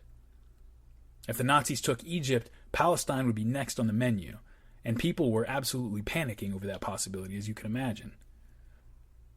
Many Jews were trying to arrange refuge deals, refuges in monasteries and other hideouts. Others were literally carrying around cyanide capsules with them. The British Army had offered to allow the Jewish soldiers who had enlisted in its ranks to leave the country, but there was a heated debate internal to the Zionist community in Palestine whether they ought to surrender when the Nazis arrived, which most people expected at that point, or whether they should just stand and fight with honor to the last man. In the fall of 1942, of course, General Bernard Montgomery stopped Field Marshal Rommel's advance through Africa at the Battle of El Alamein, ending the immediate danger to Palestine. But it gives you an idea of the mentality that's going on. I mean, the Nazis really did look absolutely unstoppable. Throughout this early period of the war, David Ben-Gurion spent most of his time outside of Palestine. He moved first to London in September 1940 because he wanted to be close to the center of British power and decision-making during the war. But when he gets to Britain, he finds that he really doesn't have a whole lot to do in a place where Chaim Weizmann is already the man. Okay, Chaim Weizmann knows everybody. He's got these relationships. He just looms large in London. And Ben-Gurion is kind of a third wheel there. And so to get out of Weizmann's shadow in London, he moves to New York, and then after the attack on Pearl Harbor in December 1941, he moves to Washington, D.C. With Jabotinsky dead, Weizmann and Ben-Gurion are the two men left standing in the competition for Zionist leadership at this point. Begin and other young revisionist leaders haven't really emerged yet as clear successors to Jabotinsky, and in any case, Begin's out of the picture in the Soviet Union when the Nazis invade. Until now, Weizmann and Ben-Gurion had been able to divide their labors and avoid direct conflict by letting Weizmann represent the movement in Britain, Europe, and the U.S., while Ben-Gurion managed the Yishuv in Palestine.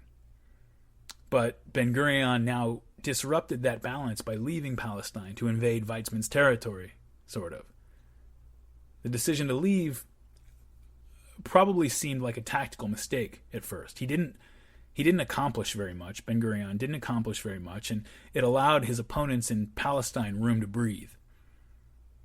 If the revisionists hadn't been in such disarray in the period just after Jabotinsky's death in 1940, Ben-Gurion might have returned to find a very different Palestine than the one he had left. But his stay in America did leave him, it did yield one insight that was going to prove absolutely critical later in this story into the whole history of Zionism in Israel. The insight that Zionism does not need Britain anymore. The future of the Jewish state could be secured much better and much easier through the power of the United States. And there were political motivations at play here as well. Chaim Weizmann had secured his position as representatives of the Zionists to the British government. He had deep relationships, long-standing relationships, and that was not going to change. And so Ben-Gurion hoped that by pivoting the movement toward the United States while he was in Washington, that he could marginalize Weizmann's influence and consolidate his own. With the war on in Europe, there was no chance of convening a Zionist Congress on the continent as was customary every year. So instead, they decided to hold a conference of American Zionists at New York City's Biltmore Hotel in May 1942. Up to that point, American Jews and American Zionists, the majority of whom, again, were assimilated German Jews or else hard left Jews from the former Russian Empire, had kind of vacillated in their commitment to Zionism, and especially over the acceptable means of achieving Zionism's goals.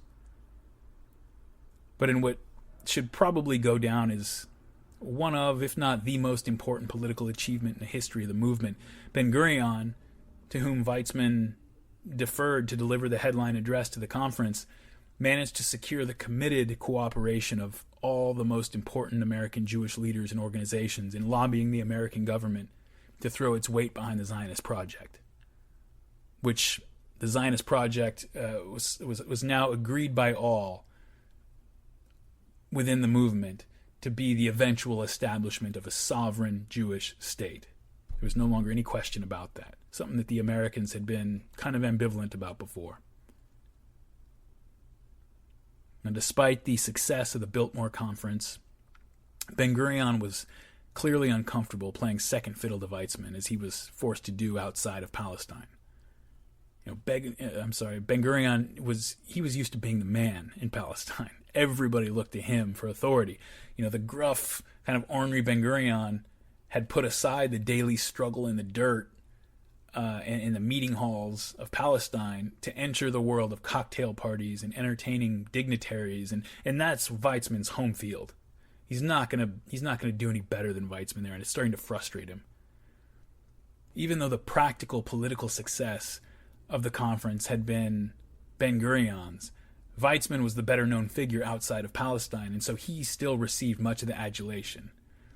Weizmann was going around, and he was getting standing ovations when he entered a room, and he was lauded as the heir to Theodor Herzl, and Ben-Gurion was just this was driving him insane. He would get frustrated and blurt out some charge that Weizmann was just playing to the crowds, and then Weizmann would just deftly parry that attack with a charming rebuttal, and that just pissed off Ben-Gurion even more.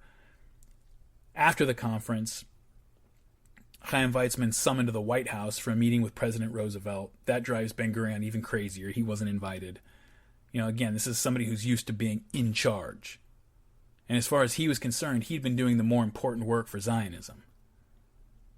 This frustration led him during the conference to attack the British very strongly, because the British were standing in kind of as a proxy for his rival. He didn't want to attack Weizmann directly, because he didn't want to open up a rift in the movement between followers of the two men, but he could attack the British, who Chaim Weizmann was understood as being loyal to, and it kind of stood in as a proxy. And so he attacked the British very strongly, rather more harshly than was probably appropriate, and he took a lot of criticism from Weizmann's allies for it. But his criticism of the British, while politically inadvisable probably, was not completely driven by politics or frustration. The British were continuing to enforce the 1939 White Paper limiting Jewish immigration while the war was going on. The way the British saw it, they were just fulfilling their obligations to the Arabs. But what this meant on the ground was interdicting Jewish immigrants that were trying to make their way into the country. British ships were intercepting boats and chartered ships that were trying to smuggle Jews into Palestine, frequently Jews who had just managed to escape the grip of the Nazis in Europe.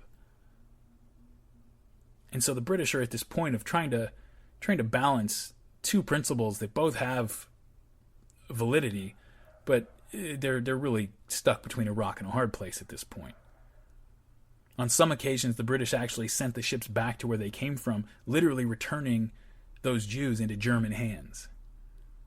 The British, and they didn't, they were taking a lot of heat for that, and so instead, when they would capture these illegal Jewish immigrants, they would set up internment camps, which is what we call concentration camps when they're set up by people we like. They set up these internment camps on islands in the Indian Ocean, and they would imprison these Jewish refugees there until they could figure out what to do with them, which, the British are trying to solve a problem here and trying to deal with a very difficult situation. But you can imagine the effect this had on many of the Zionists and on people around the world, and not just on militant revisionist Zionists. Both the Irgun and the Haganah were working nonstop to facilitate the smuggling of Jews into the country against British orders, and a lot went into it. Tom Segev talks about this as well. He says, quote, "Most of the illegal immigrant ships operated by the labor movement sailed from the port of Constanța in Romania. Some 60 journeys were made altogether. Each one was a great human and operational drama, a saga of bravery and passion for life. Ships and crews had to be found and readied for sailing and equipped with food, water, and medical supplies. Passenger documents and a national flag had to be obtained. The passengers had to be collected and transported to the point of departure. They were frequently smuggled across borders in truck convoys or through mountain paths and thick forests, even as the war raged. The Nazis did their best to intercept them.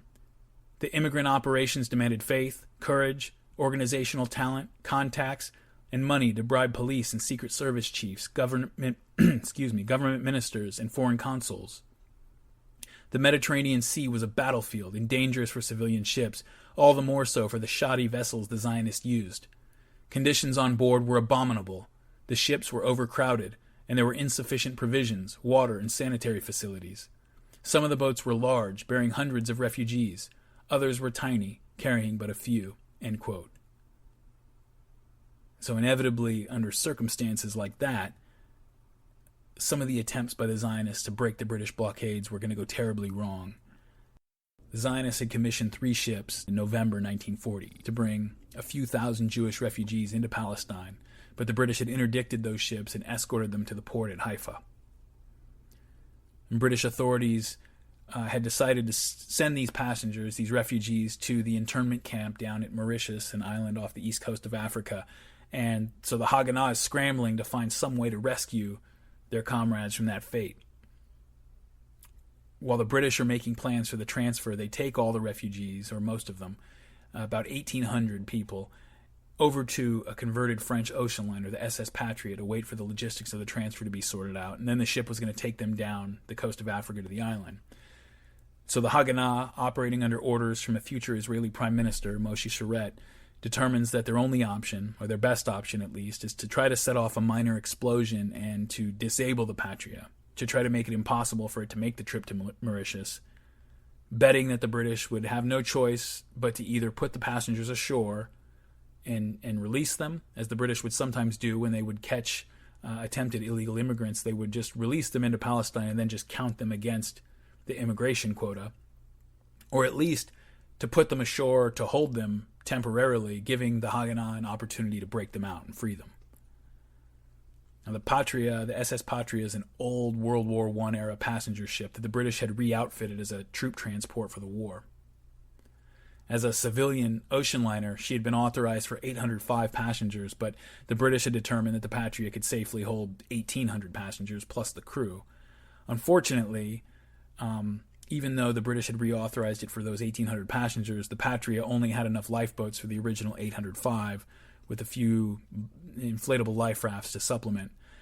And so I'm sure you can see where this is going. At 9 o'clock in the morning on November 25th, 1940, the Haganah's bomb set off an explosion that ended up being much larger and more violent than they intended, blew a hole about 6 feet by 10 feet in the hull.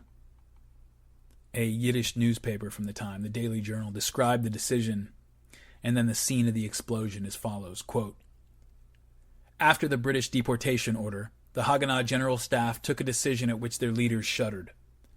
The decision was not to permit the Patria to leave. The English must be given to understand that Jews could not be driven away from their own country. The Patria must be blown up.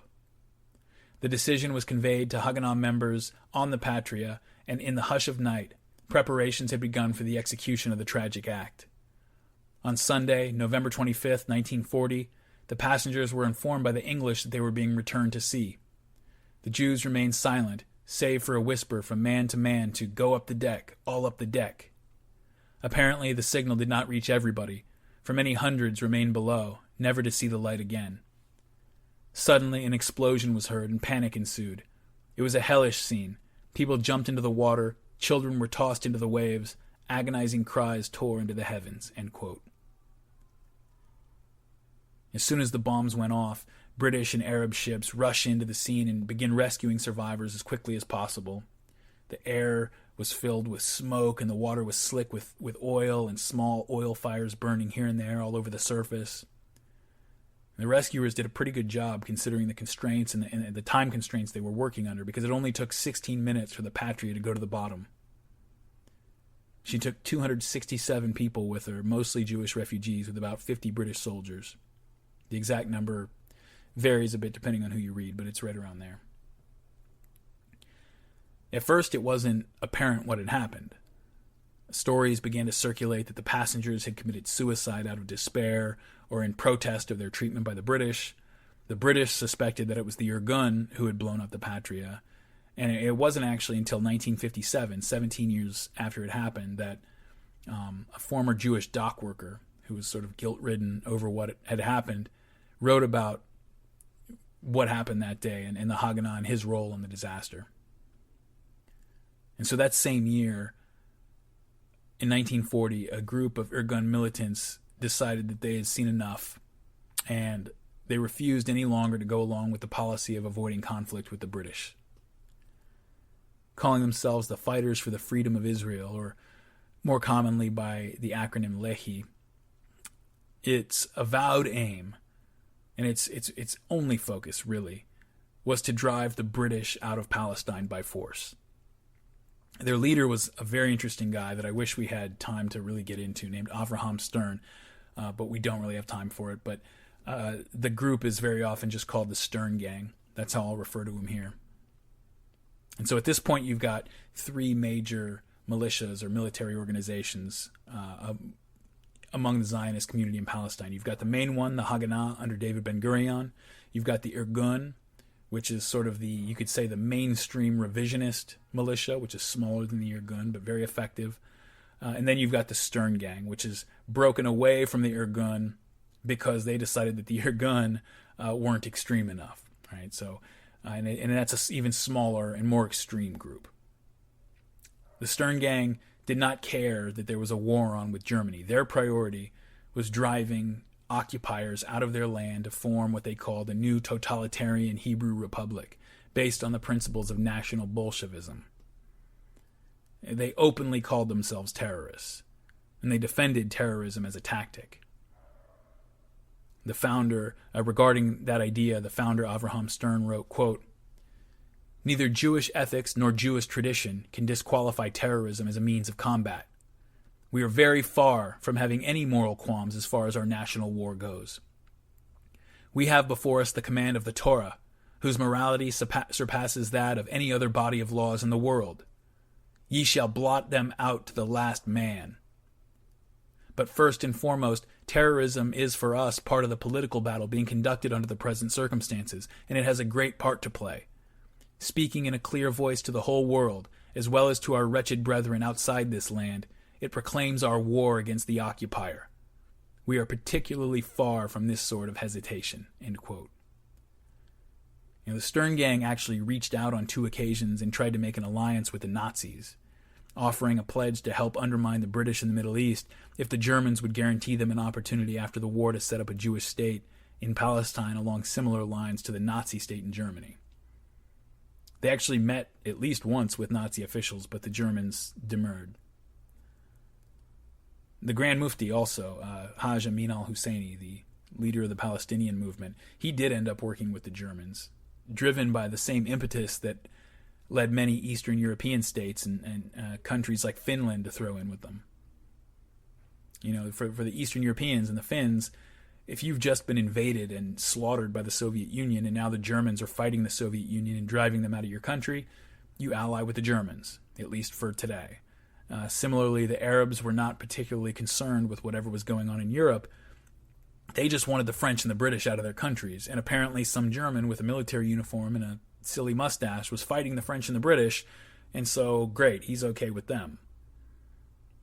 The alliance between the Mufti and other Arabs with the Nazis is hammered on endlessly by many pro-Israel activists today, but it really doesn't go beyond what I just said. Taking sides with the distant Germans because they were fighting the British Empire that had been facilitating the occupation of your country by these hostile outsiders, the Zionists. In the early war, again, the Nazis looked unstoppable, and however things looked to us in hindsight, the people at the time had to deal with reality as they found it.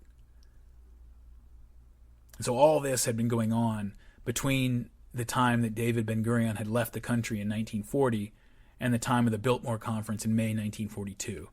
And when Ben-Gurion returns to Palestine, he finds that tensions between the British and the Zionists and between the Haganah and the Irgun within the Zionist movement are still rising and getting to a critical point, and so he struggles to take back control of the situation. But world events were conspiring to ratchet up tensions between the groups even more. In late 1942, the Yishuv began to get its first really reliable evidence that something terrible was happening to the Jews in Poland. I've had to make a lot of hard choices throughout this series about what to cover and how much. Or really, the hard choices generally come down to what not to cover. There have been very important events and individuals that I've had to give very short shrift, and I'm about to do it again here in a spot where, well, part of the reason that I've been delayed getting this episode out was that I kept struggling over how to deal with the Holocaust. Should I walk it back and try to provide a bit of historical context for it? That's what I thought I was going to do for a while. For a while, I was rereading books on the Russian conquest of Lithuania and everything else you could think of. At one point, I had mapped out a brief, with air quotes around it, I had mapped out a brief history of the Jews in Europe to provide some background and capped that with a section about interwar Germany and the Soviet Union, everything that was going on there. Because here is what most people know about Jewish history.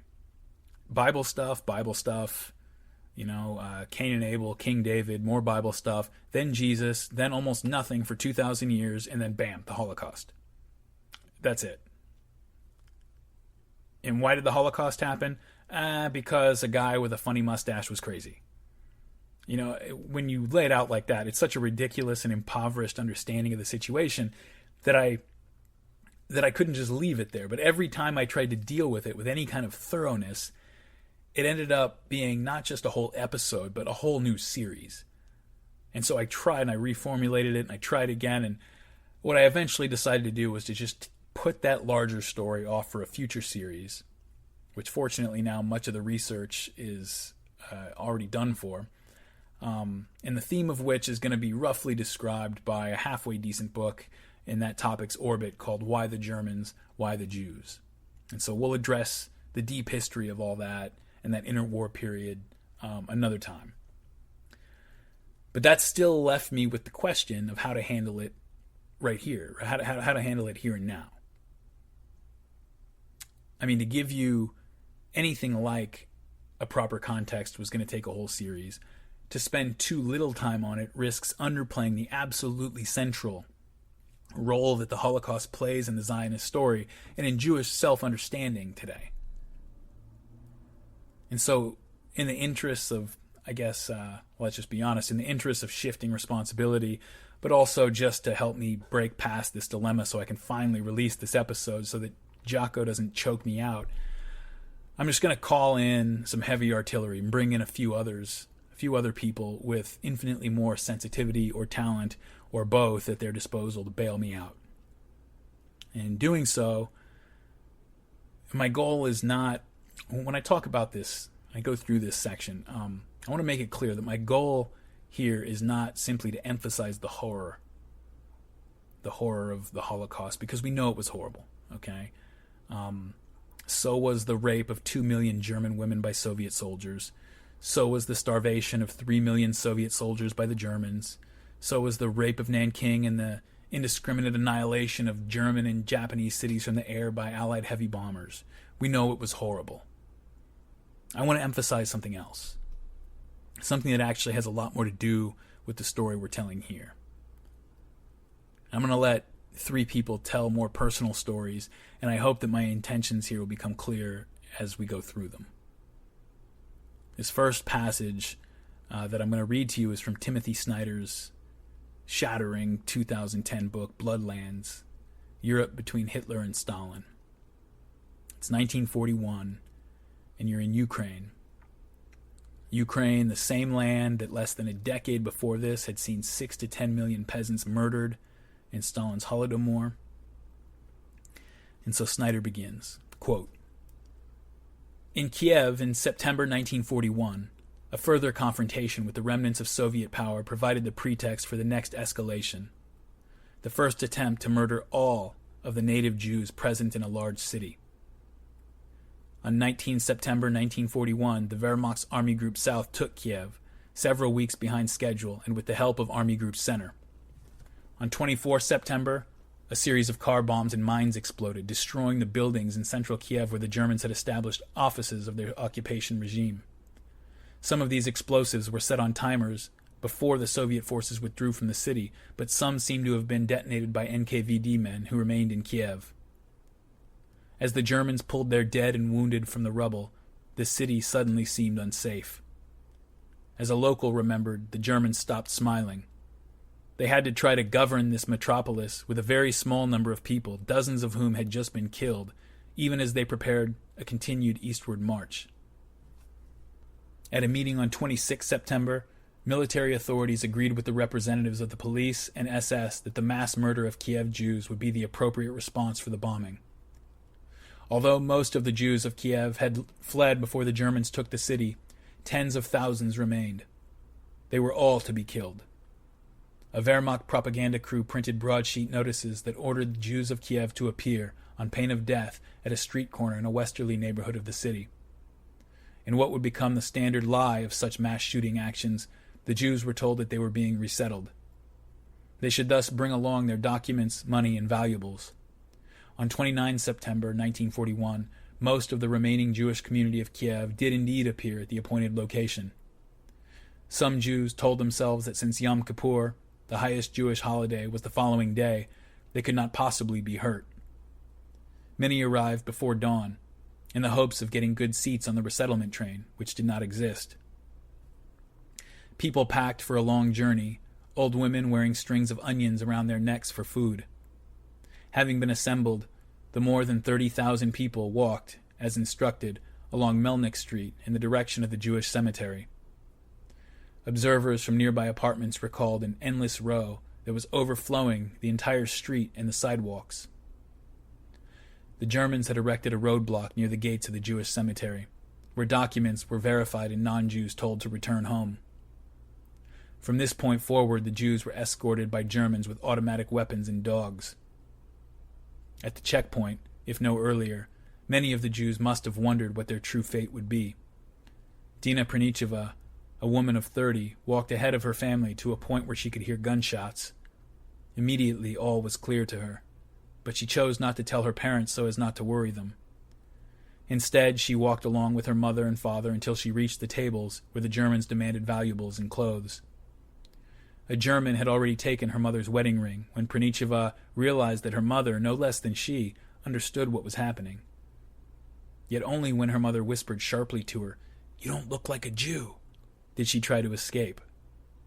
Such plain communication is rare in such situations, when the human mind labors to deny what is actually happening, and the human spirit strives toward imitation, subordination, and thus extinction. Pranicheva, who had a Russian husband and thus a Russian surname, told a German at a nearby table that she was not Jewish. He told her to wait at one side until the work of the day was complete. Thus, Dina Pranicheva saw what became of her parents, her sister, and the Jews of Kiev. Having surrendered their valuables and documents, people were forced to strip naked. Then they were driven by threats or shots fired overhead in groups of about 10 to the edge of a ravine known as Babi Yar. Many of them were beaten. Pranicheva remembered that people were already bloody as they went to be shot. They had to lie down on their stomachs, on the corpses already beneath them, and wait for the shots to come from above and behind. Then would come the next group. Jews came and died for 36 hours. People were perhaps alike in dying and in death, but each of them was different until that final moment. Each had different preoccupations and presentiments until all was clear, and then all was black. Some people died thinking about others rather than themselves, such as the mother of the beautiful 15-year-old girl Sarah, who begged to be killed at the same time as her daughter. Here there was, even at the end, a thought and a care, that if she saw her daughter shot, she would not see her raped. One naked mother spent what she must have known were her last few seconds of life breastfeeding her baby. When the baby was thrown alive into the ravine, she jumped in after it and in that way found her death. Only there in the ditch were these people reduced to nothing, or to their number, which was 33,761. Since the bodies were later exhumed and burned on pyres, and the bones that did not burn crushed and mixed with sand, the count is what remains. At the end of the day, the Germans decided to kill Dina Pranicheva. Whether or not she was Jewish was moot. She had seen too much. In the darkness, she was led to the edge of the ravine along with a few other people. She was not forced to undress. She survived in the only way possible in that situation. Just as the shots began, she threw herself into the gorge and then feigned death. End quote. And now I'm going to leave Professor Snyder behind and let Dina Pranicheva tell the rest of her story as she related it to the Russian writer Anatoly Kuznetsov. Quote, all around and beneath her she could hear strange submerged sounds, groaning, choking, and sobbing. Many of the people were not dead yet. The whole mass of bodies kept moving slightly as they settled down and were pressed tighter by the movements of the ones who were still living. Some soldiers came out onto the ledge and flashed their torches down on the bodies, firing bullets from their revolvers into any which appeared to be still living. But someone not far from Dina went on groaning as loud as before. Then she heard people walking near her, actually on the bodies. They were Germans who had climbed down and were bending over and taking things from the dead and occasionally firing on those which showed signs of life. Among them was the policeman who had examined her papers and taken her bag. She recognized him by his voice. One SS man caught his foot against Dina, and her appearance aroused his suspicions. He shone his torch on her, picked her up and struck her with his fist, but she hung limp and gave no sign of life. He kicked her in the breast with his heavy boot and trod on her right hand so that the bones cracked, but he didn't use his gun and went off, picking his way across the corpses. A few minutes later she heard a voice calling from above. Demidenko! Come on, start shoveling! There was a clatter of spades and then heavy thuds as the earth and sand landed on the bodies, coming closer and closer until it started falling on Dina herself. Her whole body was buried under the sand, but she did not move until it began to cover her mouth. She was lying face upwards, breathed in some sand and started to choke, and then, scarcely realizing what she was doing, she started to struggle in a state of uncontrollable panic, quite prepared now to be shot rather than to be buried alive. With her left hand, the good one, she started scraping the sand off herself, scarcely daring to breathe lest she should start coughing. She used what strength she had left to hold the cough back. She began to feel a little easier. Finally, she got herself out from under the earth. Dina's eyes were full of sand. It was pitch dark, and there was the heavy smell of flesh from the mass of fresh corpses. Dina could just make out the nearest side of the sandpit and started slowly and carefully making her way across to it. Then she stood up and started making little footholds in it with her left hand. In that way, she pressed close to the side of the pit. She made steps and so raised herself an inch at a time, likely at any moment to fall back into the pit. There was a little bush at the top which she managed to get hold of. With a last desperate effort, she pulled herself up and she scrambled over the edge. And as she did, she heard a whisper which nearly made her jump back. "Don't be scared, lady. I'm alive, too." It was a small boy in vest and pants who had crawled out as she had done. He was trembling and shivering all over. "Quiet," she hissed at him. "Crawl along behind me." And they crawled away silently without a sound. Dina Pernicheva survived the horrors of Babi Yar. The young boy who had escaped from the ravine with her called out to her as they sought to leave the area. He warned her that danger was near. Motin, the young boy's name, called out to her, "Don't move, lady. There's Germans here." The Germans killed him on the spot, but not understanding what he said, she made good her escape. End quote.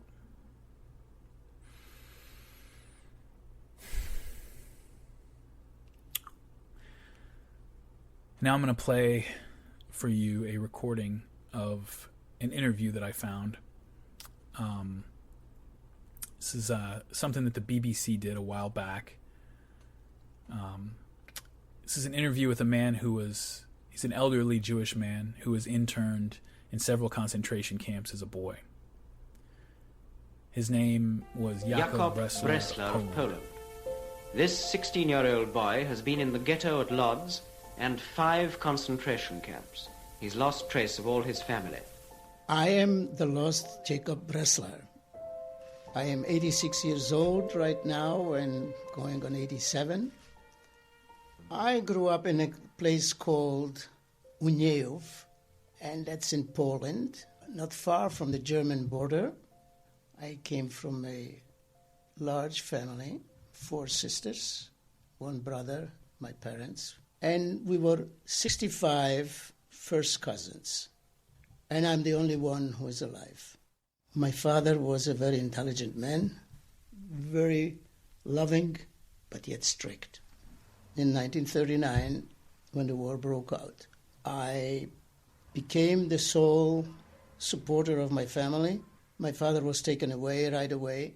They kept him in jail, and they took him away to Poznan. And I was separated from my mother and the rest of the family in 1942. My mother and 2 sisters were taken to Chelmno, which was an extermination camp. They were the first ones to be gassed in trucks. And 2 of my sisters were taken to a camp in Poznan. I was sent with my brother to Ghetto Lodge. And I worked in a factory for 2 years there. My father was in Poznan.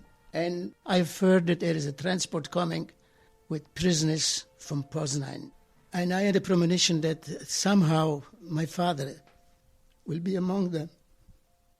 And sure enough, after a while, I have seen columns of wrecks coming towards me. And I ran into them and I asked them, "Do you know Chaim Bresler, who is my father?" He said, "No." Then I went on the lines until somebody said, "Yes, there is a Chaim Bresler here with us." And they pointed me to the direction where he was. And I hardly recognized him because he was...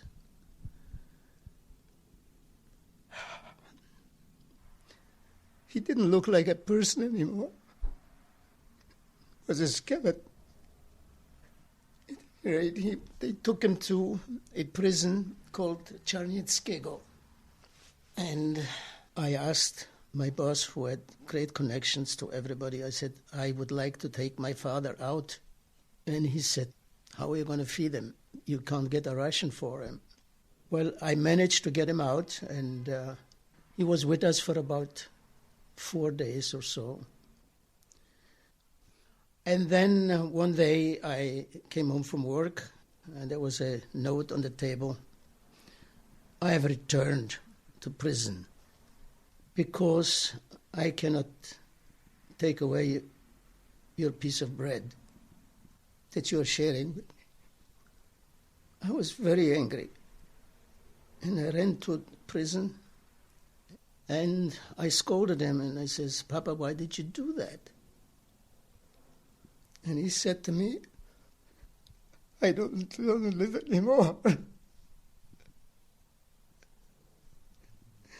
If this is life, he says, I don't want it. But you are young, see that you survive. Those words rang in my ears throughout the concentration camps, and that's why I survived. I wouldn't give up.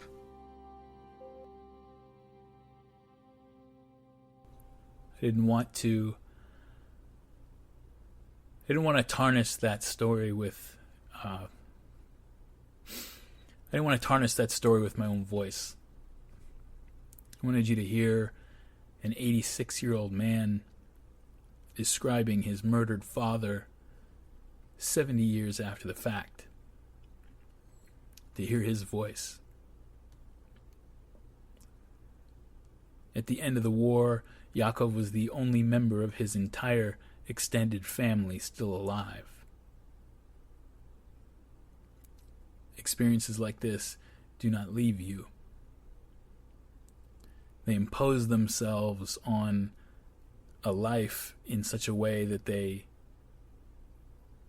set personalities in stone, stuck and reliving that painful moment again and again and again. And when enough people share experiences like this, the character of whole peoples crystallize around them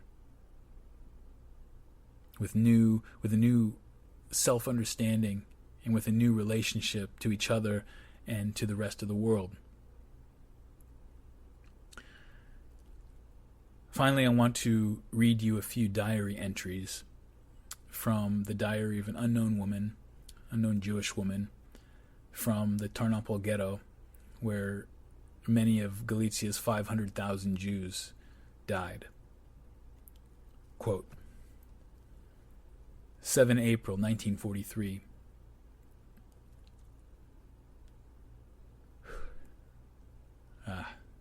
That interview gets me. Excuse me. 7 April 1943. Before I leave this world, I want to leave behind a few lines to you, my loved ones. When this letter reaches you one day, I myself will no longer be there, nor will any of us. Our end is drawing near. One feels it. One knows it. Just like the innocent, defenseless Jews already executed, we are all condemned to death. In the very near future, it will be our turn, as the small remainder left over from the mass murders.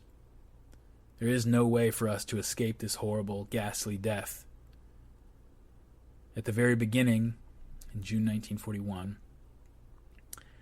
some 5,000 men were killed, among them my husband. After 6 weeks, following a 5-day search between the corpses, I found his body. Since that day, life has ceased for me. Not even in my girlish dreams could I once have wished for a better and more faithful companion.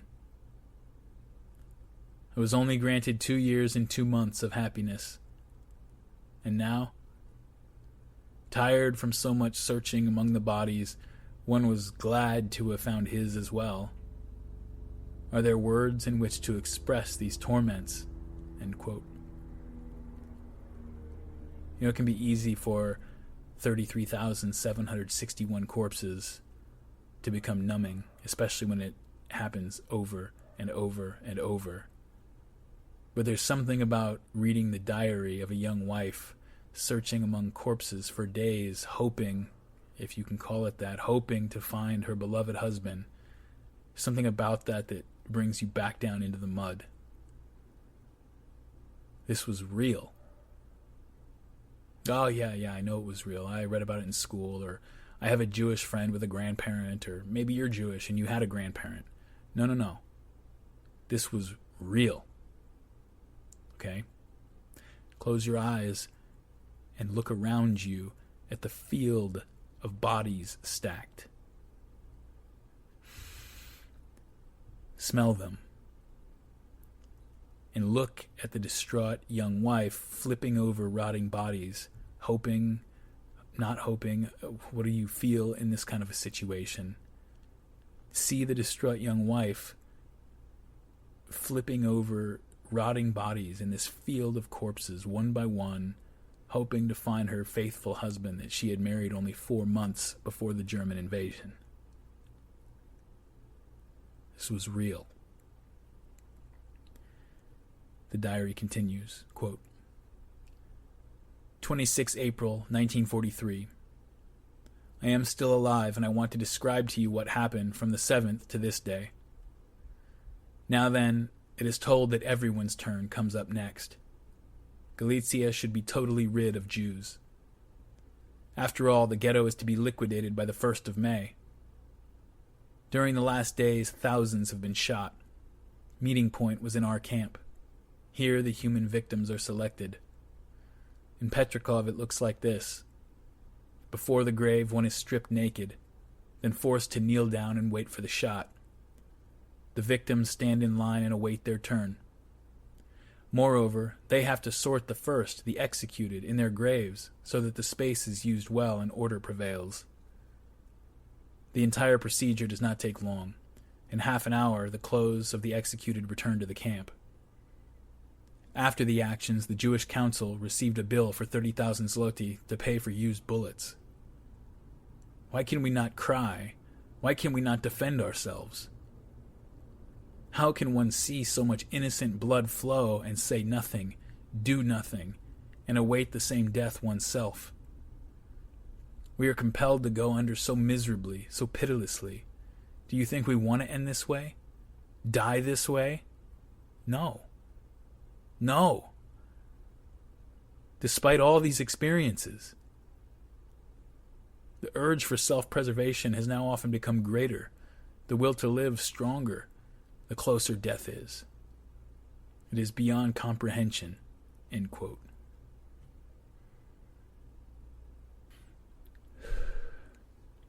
It was beyond comprehension. It was, and it remains beyond comprehension today, despite the millions and millions of words that have been written about the Holocaust. And you can tell that by the almost religious significance that this event has taken on throughout Western civilization. Or not even almost. It has become a religious symbol.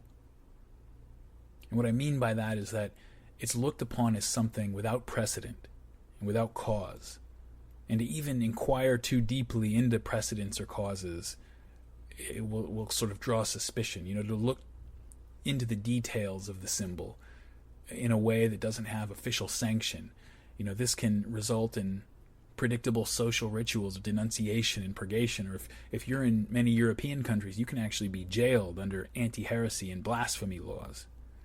We don't call them that, but that's what they are. The point I'm trying to make is that if you're a Gentile out there listening in a Western country, you know the power of this symbol, the Holocaust, the power that it has over your own culture and society, and how large it looms over your own culture's self-understanding. And so try to imagine, and we can't really, but try to imagine the space that it occupies in the minds and the cultural identities of Jews. And we're going to come back to this later, but I want to leave you with that for now. If you're one of my Jewish listeners, I don't have to tell you, but I have found that even many of my Jewish friends have to really stretch their minds to try to understand how this would have been situated in just where this would have been situated in the psychology of the Zionists in Palestine once it became clear exactly what was going on. So let's return to Palestine. It's Tel Aviv in December 1942. The news was coming in now that something was happening to the Jews in Eastern Europe and the Soviet Union. And so a group of young men, young Jews, gathered to meet in a meeting hall in Tel Aviv to discuss what they might be able to do to help. As the men argued, about halfway through the meeting, a small, thin man in his late 20s, wearing the short pants uniform of the Free Polish Army and wearing these kind of little small, round, thick spectacles on his nose, enters the room quietly and sits down in the back. The men were at a loss. Some of them are offering, trying to be helpful, but offering suggestions like taking up offerings to send to Polish Jews. Others of them are wondering whether the British or Soviet governments could be lobbied to focus their efforts more on Poland. And finally, this thin man who had arrived late, the man in the Polish uniform, decided he'd heard enough, and he interrupted another speaker mid-sentence. And he stands up, and he announces to the room that there's only one thing that any of them can do to help the Jews in Poland. They must attack the British in Palestine until they either lifted the immigration embargo or else left the country. Because as long as Polish Jews know that they have nowhere to go, there's no reason for them to attempt to flee Poland. Romanian, Hungarian, and many Jews in other countries had hardly yet been affected by the Third Reich, and so they might still be saved in their entirety. And at least a portion of Polish Jewry would manage to escape if only they were given hope that they would have a home waiting for them somewhere. When the meeting broke up, one of the attendees, a young Jew who was serving the British Army at the time, asked another who the stranger was who had spoken up. He was the head of Beitar in Poland, the other man told him. He was imprisoned by the Soviets and eventually made his way here. His name is Begin. Menachem Begin had arrived in Palestine. And Begin had taken a very long and circuitous route to finally join his wife and his people in country. When the Germans invaded the Soviet Union, the Soviets made common cause with the Polish government in exile. And one of the stipulations of their agreement was that Polish nationals would receive a general amnesty from the Soviets and be released from Soviet prisons. And so this is how Begin was turned out 7 years early from his sentence of hard labor. After that, for several months, he wanders around southern Russia, finally making his way to the home of his sister's family near the Afghan border. And while he's there, somebody suggests to him that he join this new military regiment, which was forming up and heading south toward the Middle East. The Free Polish Army, under General Władysław Anders, was made up of these Polish nationals like Begin, who had recently been freed from Soviet captivity. The General Anders himself had spent 2 years at the nightmarish, god-awful Lubyanka prison in Moscow. They had uniforms and gear supplied by the British and the Americans, but upon forming up, there were about 40,000 of them, upon forming up, it became quickly clear that the Soviets were either unable or unwilling to feed and supply them. And so Anders had a meeting with Stalin and prevailed upon him to allow this new army of his to make its way south through Persia to link up with the British in either Iraq or Palestine. And so Begin jumped at the chance and enlisted in Anders' army, marching south and finally arriving in Jerusalem in May 1942, the same month that Weizmann and Ben-Gurion are holding the Biltmore Conference in New York. And it didn't take long for Begin's star to rise once he got to Palestine. He was quickly nominated to lead the rudderless Irgun. Begin refused. He said that he wasn't yet free from his duties to Anders' army, which had actually carried him home, and he wasn't going to betray that. I always found that kind of remarkable because it would have been very easy for him to desert and just melt into the Zionist community there. But he said that a deserter from whatever army is still a deserter. And any man who deserted an army that was fighting Hitler could under no circumstances stand at the head of a national militia. And so he continued to serve Anders' army dutifully and he used his time off to make connections and network and start to prepare for the coming conflict. Within a few months of his arrival, the Haganah considered him sufficiently dangerous to have him tailed, and they opened up a secret file to track his activities. So he's being noticed right away. While Begin was limited by his duties and responsibilities to Andrew's army, he sat back and observed as Ben-Gurion returned to Palestine and began reasserting himself and seizing control of events again. After the Warsaw Ghetto Uprising in April of 1943, the Jewish Agency and other official Zionist institutions went to work on the narrative surrounding the uprising, suppressing the critical role that revisionist fighters had played in the battle and making it seem like it was just an uprising purely by Zionist socialists, that they had orchestrated it and fought this doomed war against the Germans without anybody's help. In October of that same year, 2 Haganah soldiers were parachuted into Romania from a British plane with the mission to spread propaganda among the Jews there that the labor Zionists had actually gone to rescue the Jews in Poland, while the revisionists were standing by and doing nothing. A few months after that, near the end of 1943, another mission was launched behind enemy lines to do something very similar. So this is kind of what's going on. Begin knows that he's got to do something, and so toward the end of 1943, he requests a temporary leave of absence from his position with the Free Polish Army. Finally, Begin receives an official letter granting him a 12-month temporary discharge beginning on January 26, 1944. He accepts command of the Irgun the very same day, and just 5 days after that, he takes the Irgun to war with the British Empire. Quote, "We are nearing the final stage of the war," Begin announced. "We are facing a decision that will change the fates of generations to come. The ceasefire announced at the beginning of World War II has been broken by the British. The rulers of our land did not take loyalty, concessions, or sacrifices into account. They have fulfilled and are still moving forward with their plan, the elimination of National Zionism. We shall draw our conclusions fearlessly. No more ceasefire in the land of Israel between the people and the Hebrew youth and the British administration, which hands our brothers over to Hitler." End quote. The Irgun began with attacks against British office buildings.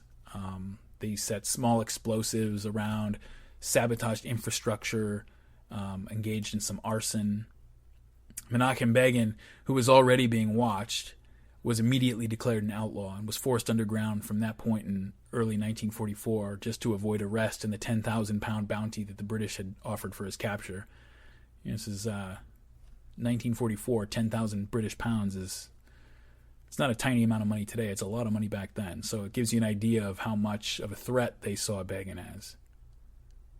Underground, he took on a series of successive disguises, first as a law student, and then as a rabbi, and then as a doctor, moving around from safe house to safe house with his wife and their young son that they now had, directing the activities of the Irgun from these safe houses. Once the Irgun resumed hostilities against the British, a familiar pattern that very often happens in these kind of asymmetric insurgencies emerges, where the various resistance groups will kind of get locked into this cycle of one-upsmanship in an effort to maintain their credibility and relevance among the supporters for whom they're really all competing. We've seen this to a degree in the war in Iraq and Syria right now. It's toward the end of 2016 as I record this. We've seen this to a degree in the war in Iraq and Syria with ISIS and other Al-Qaeda affiliated groups, where they kind of get into this cycle of one-upsmanship. Each trying, they're both competing for followers and supporters, and so they both have to show that they're the ones who can hurt the enemy. They're the ones who have the most guts, whatever it is. And so, in 1944, the Irgun and the Stern Gang find themselves in one of these spirals. And then in November of that year, 1944, the Stern Gang takes the game to a level that almost nobody's prepared for. The gang sends 2 young men to Cairo, Egypt, to follow and learn the routine of Lord Moyne, the British foreign minister in the region, the highest British official resident in the Middle East, responsible for administering all British holdings in that part of the world. In the early afternoon of November 6, 1944, they stood watch outside his residence, and when Moyne arrived home, the 2 Zionists drew their pistols and fired, murdering both Moyne and the driver in his car. There was no plan for getting these two young men out of Cairo, so it was essentially a suicide operation. While the Stern Gang, including its leader, Begin's old friend Yitzhak Shamir, somebody he had known back in Poland, celebrated the assassination, most of the Yishuv, including Begin, were outraged, or at least considered it a huge strategic mistake. And they knew that this had taken things way too far. Just earlier that year, earlier in 1944, Ben-Gurion had finally, after a couple of years of trying, had finally convinced the British to arm and train specifically Jewish military units. Up until this point, they were taking Zionists and other Jews into the British Army if they wanted to join. Ben-Gurion and Weizmann had been trying to get them to set up specifically Zionist Jewish military units. Ben-Gurion had finally gotten that through, ostensibly to aid in the war effort, but there wasn't that much to do in Palestine, and so these were weapons and supplies that were being put aside for the war that Ben-Gurion anticipated was going to come with the Arabs eventually. They had just achieved this, and now Lord Moyne's murder had put all that at risk. Lord Moyne was a very close personal friend of the Prime Minister of Great Britain, Winston Churchill, who took the murder very hard. Churchill, in addition to losing a close friend, Churchill felt profoundly betrayed because more than almost anybody else, he had been an almost subservient ally to the Zionists for 2 decades, really. And after this happened, Churchill warned, quote, "If our dreams for Zionism are to end in the smoke of assassins' pistols and our labors for its future to produce only a new set of gangsters worthy of Nazi Germany, many like myself will have to reconsider the position we have maintained so consistently in the past," end quote. Even Begin knew that this was a mistake, that it had set the movement back. And so he refrained from doing something he would consistently do in future years. He didn't honor the killers as Jewish soldiers or anything like that. He didn't call for revenge or reprisals after they were eventually executed by hanging several months later. He knew it was a mistake, but Ben-Gurion sees an opportunity here to crush the Irgun and the Stern Gang and to strangle Begin in the cradle once and for all, and he's not going to let it pass. And so, working with the British, Ben-Gurion unleashes the Haganah against the Irgun and the Stern Gang, raiding their hideouts, arresting their members, handing them over to the British authorities, sabotaging their operations, confiscating their weapons and their materials. This period between November 1944 and March 1945 became known as the season, as in the hunting season. And throughout that period, Jews were informing on and turning in other Jews to the British, something that Begin found revolting and shameful. But despite the damage that was done to the Irgun and the Stern Gang, and they were damaged, they were not crushed, and Begin refused to either call off the attacks on the British or to initiate retaliatory strikes against the Haganah. It was something he wouldn't do. Some people were calling on him to do it, and the Stern Gang did engage in some of it, but he held the Irgun back from it. Later he wrote about this. He said, quote, "We examine the situation from the viewpoint of the whole of Jewry. The extermination of Jews in Europe was in full swing. The gates of the Holy Land were barred to any who sought sanctuary. Where, then, was the political change that could justify the cessation of our struggle? We decided not to suspend, nor to promise to suspend, our struggle against British rule. Yet at the same time we declined to retaliate for the kidnappings, the denunciations, and the handing over of our men. We said there would be no civil war, but, in fact, throughout the country, a one-sided civil war raged." End quote. The hunting season came to an end in March 1945, and in the end it wasn't anything internal to Zionist politics, but external political events that brought an end to the conflict between Ben-Gurion's faction, Begin's Irgun, and Yitzhak Shamir's Stern Gang. April 1945, of course, marked the Germans' final collapse, and the war in Europe was over.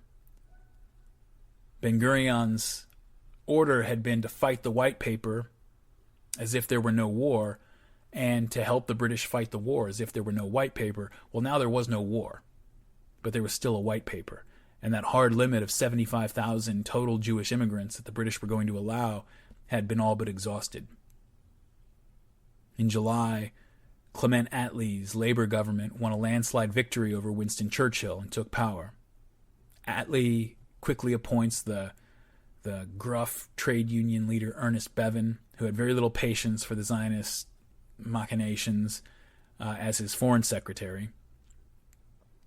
In an interview later on, Clement Attlee, the prime minister, explained that he didn't see much more that the British could really accomplish in Palestine.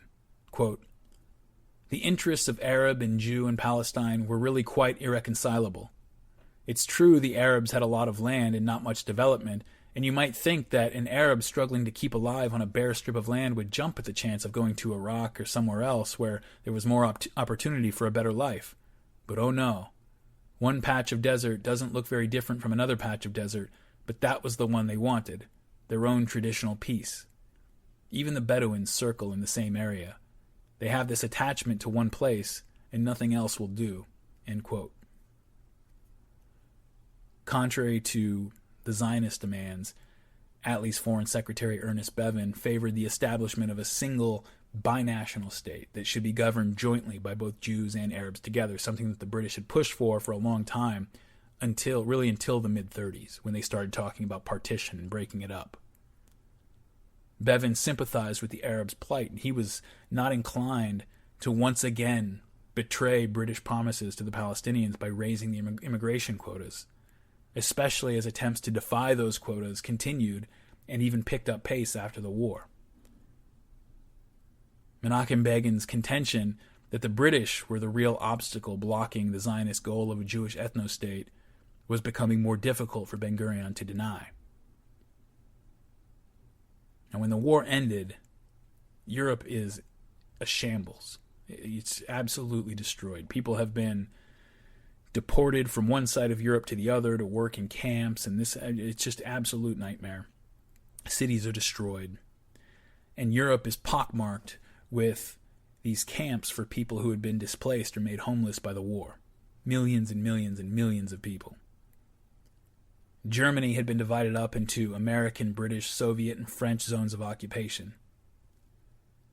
Each of those managed the displaced persons camps that were under their control, but the United Nations, which had been formed in October of 1945, sent the UN Relief and Rehabilitation Agency, the UNRRA, I'll call them UNRWA, I don't know if anybody else has called them that, but I'm going to do it, sent UNRWA to coordinate the efforts at repatriation and resettlement of these refugees, these displaced persons.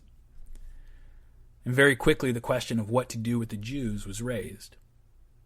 A British Lieutenant General, Sir Frederick Morgan, was pulled off of active military duty to lead the UNRWA, the UN Relief and Rehabilitation Agency, and he wrote about his time there and this first difficulty of answering the question about what to do with the Jews. He wrote, quote, "It was logical that the camp should be set up on a racial basis, Poles here, Balts there, Ukrainians elsewhere, and so on. Was one therefore to conclude that Jews were to be regarded as a separate racial group? In my innocence, I asked my chief the question that was continually being put to me. What is UNRWA's attitude or policy in relation to Jewish problems? There was none such. No politics. I was left, therefore, to sort out as best I could the enigma presented by the evolution of a system of welfare that should appeal equally to Jewish Americans, British Jews, Palestinians, Israelis." He's writing this a few years later after Israel was founded. "As suitable to Jews who up until now had been Russians, Poles, Balts, or citizens of other European countries. There was not, there never could be, there were those who intended that there never should be any solution. The whole business of illegally transferring Jews through Europe to Palestine was represented as being the spontaneous surge of a tortured and persecuted people toward their long-lost homeland. I fancy that, in reality, there were few among the travelers who, of their own free will, would have gone anywhere else than to the USA. To the world at large, the whole operation was presented as a spontaneous surge of the survivors of hideous oppression towards the peace and safety of the homeland so long and so wickedly denied to them. Seen from among the participants, it did not quite look like that. Except for a few ardent devotees, with the light of fanaticism in their eye, I was never able to discover any great enthusiasm for the cause among the many to whom I spoke. In the camps, all Jews were subjected to ingenious and ceaseless Zionist propaganda." End quote.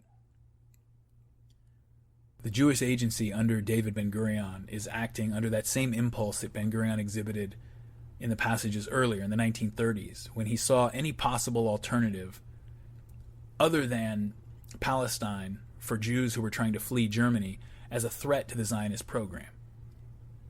And so now for these displaced persons who were rotting in these camps waiting for somewhere to go, the Jewish Agency rejected all other possible solutions. Anything other than Palestine was rejected, and anybody who suggested anything other than Palestine was attacked by their allies in the press. From his vantage point, Lieutenant General Morgan got a privileged view of how determined and dynamic and sometimes ruthless the Zionists could be during this period.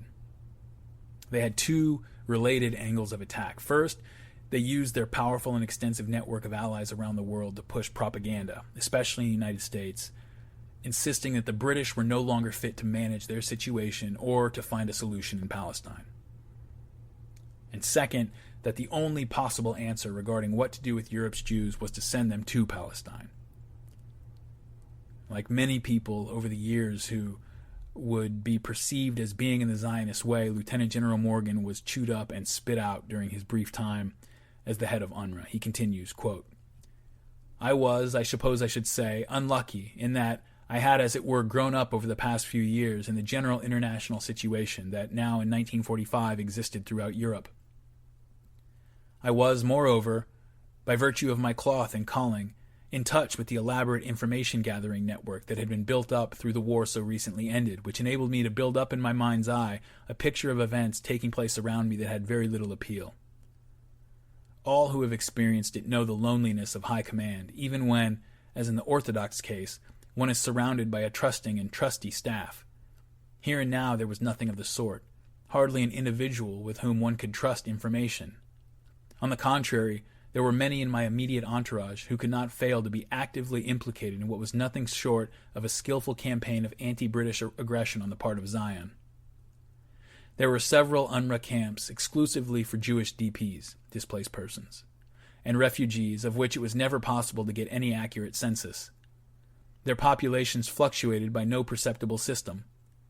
These Jewish camps were, with one notable exception, in the U.S. zone of occupation, but the one camp in the British zone was near the site of the notorious Nazi horror camp at Belsen. This latter had been bulldozed out of existence as soon as its rescued survivors had been removed.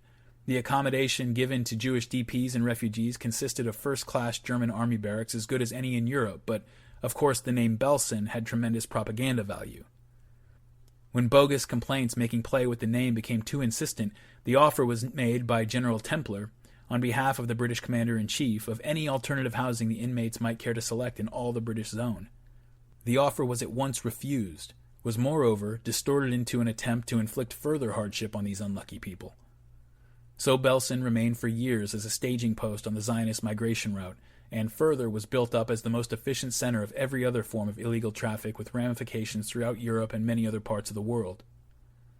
The camp at Zilsheim, near Frankfurt, was used skillfully to reinforce points of Zionist propaganda of which the general object seemed to be to indicate to the world that those Jews who had just survived the Nazi terror were now being treated little, if any better, by the Western conquerors who were now doing their utmost best for all, including Jews. If the propaganda at the moment alleged that Jewish DPs were being overcrowded in their camps, then the inspection at Zilsheim would be invited and it would be found to be full to the rooftops. If the cry was one of starvation, the cookhouses at Zilsheim would be found empty. If clothing were said to be short, then the Zilsheim population would be found in shivering rags, and so forth, with consummate skill." End quote. And General Morgan, as you read through all of his writings, you can tell he resents all this since he's the one that's having to deal with it. But there's also some begrudging respect for the fact that the Zionists are very, very good at this stuff. Very early in his tenure, and he was only there in 1945 and 1946, but early in his tenure he was obliged to give a press conference, and he had no idea what he was walking into. Even though he was in charge of many millions of displaced persons, Jews and non-Jews, and the majority were not Jews, he wrote, quote, "The very skillful questioning concerned itself solely with the Zionist problem, and I found myself giving the result of my several weeks of investigation of the business, summing it up by saying that in my view we were witnessing an admirably organized second exodus, this time from Europe. As I afterwards discovered, this phrase had been used earlier in American papers by various of their correspondents. It was later used again as a result of official inquiries by the British Foreign Office and others, but its use by me, here and now, apparently was the stuff of which journalistic scoops are made. There was an ugly rush from the room to get the red-hot words on the way to the presses, whereafter 2 or 3 of the correspondents came back to assure me that if, as a result of what they had done, I found myself in any trouble, they would be only too delighted to help me, all of which, I must confess, puzzled me considerably. If in any doubt, the principle was, one should tell the truth. I had told the truth as I saw it. The devil had surely been shamed. But that was not how others saw it at all. Toward evening, the London headquarters of UNRWA came on the telephone in a mixed atmosphere of sorrow, anger, and panic to ask me just what I had been at. I did my best to administer calm, but when there was read out to me a selection of the headlines in the London evening papers, I must admit that there did seem grounds for a certain unquiet. And when, in a few hours, the New York headlines appeared, it was obvious that my childlike endeavor to set the record straight had been used as the detonator to set off an explosion of some magnitude that must have been carefully prepared. The mildest of my detractors labeled me as simply brazenly anti-Semitic. There was no upper limit to the villainy of which I was accused, to the extent that the great comedian, who entertained us in our cinemas for so many years under the name of Eddie Cantor, gave me his biggest laugh ever by announcing in a full-page spread in the New York Times that in his opinion I was no less than a reincarnation of Adolf Hitler, end quote. David Ben-Gurion later wrote that he was convinced that the main arena for our efforts outside Palestine was not Britain, but America. Aside from the Yishuv itself, we had no more effective tool at our disposal than the American Jewish community. See, America was not touched by the war, while Europe, including Britain, were either in ruins or bankrupt or both. Either way, the United States was able to exercise a great deal of influence over Britain and the continent by providing or withholding relief and rebuilding funds. And so the Zionists had realized that America was much easier to manipulate than Great Britain when it came to foreign policy. Britain had been on the world stage for centuries and had been exercising complicated high foreign policy since long before they had anything truly resembling electoral politics. As a result, the British foreign policy establishment was much freer to make decisions and act than its U.S. counterpart. The U.S. had been an isolationist republic until very recently at this time, and domestic politics it was much easier to use U.S. domestic politics to dominate questions of foreign policy. And so the Zionists mobilized the Jewish American community to act politically on their behalf with tremendous energy and zeal.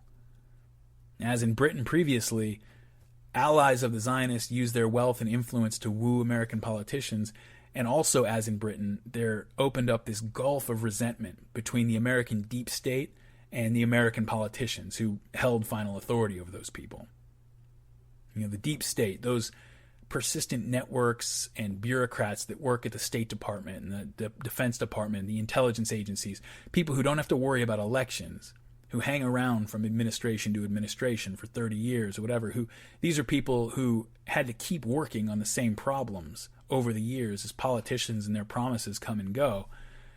This deep state was then and would remain for decades at odds with the politicians who could actually be threatened or bought off.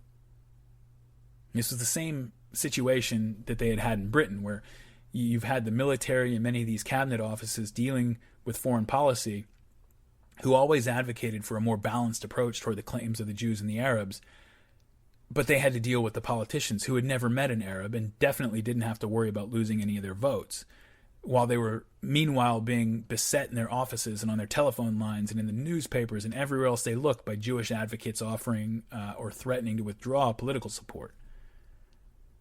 The difference, again, between the two countries is that American foreign policy, the American foreign policy establishment, has much less independence. The idea that, Britain's very similar to us today, but back then it was a little bit different. The idea that the whims of the British public should be dictating how many Jews the British should be letting into Palestine, rather than the decision being made by the leaders and generals and commissions that had actually been working on the issue, that was not a huge part of British thinking until very recently. In the United States, on the other hand, domestic and foreign politics have always been enmeshed. I mean, think of today. We've been doing business with brutal dictators all over the world for years and years and years, and yet we maintained our embargo against Cuba for decades after the Soviet Union collapsed. Okay, we didn't do that for some reason related to grand strategy. We did that because 7% of Florida's population is Cuban. Many of those Cubans came here as refugees and hate the Castro regime down to their bone marrow and would vote against any president who tried to ease relations between the two countries. And Florida has been one of the most important swing states in presidential elections for years. That's all there is to it. There's nothing special, no grand strategy involved. It's that simple. And you can do that in the U.S. If all those Cubans had, for one reason or another, settled in California or Tennessee instead of Florida, or some other state that was either always red or always blue and never played an important role in deciding elections, we'd have been vacationing in Havana in the 1990s. Okay, but what are you going to do? I mean, we've got a system of government that was designed for a geographically isolated, sparsely populated, mostly agrarian society, and we're trying to run a global empire with it now. So there's bound to be some glitches, I guess, and this is one of them. And the Zionists are ready at this point to really take advantage of that glitch. The British Prime Minister, again, Clement Attlee, in that same interview taken a little bit later that I quoted before, he was asked how difficult it was at the time to get the Americans under President Truman to see the British point of view. Attlee replied to the question, quote, "Very difficult. There's no Arab vote in America, but there's a very heavy Jewish vote, and the Americans are always having elections. There was naturally a great deal of sentiment and very powerful lobbies and, of course, immense sympathy, which we shared, for the Jews who had been ousted from Europe.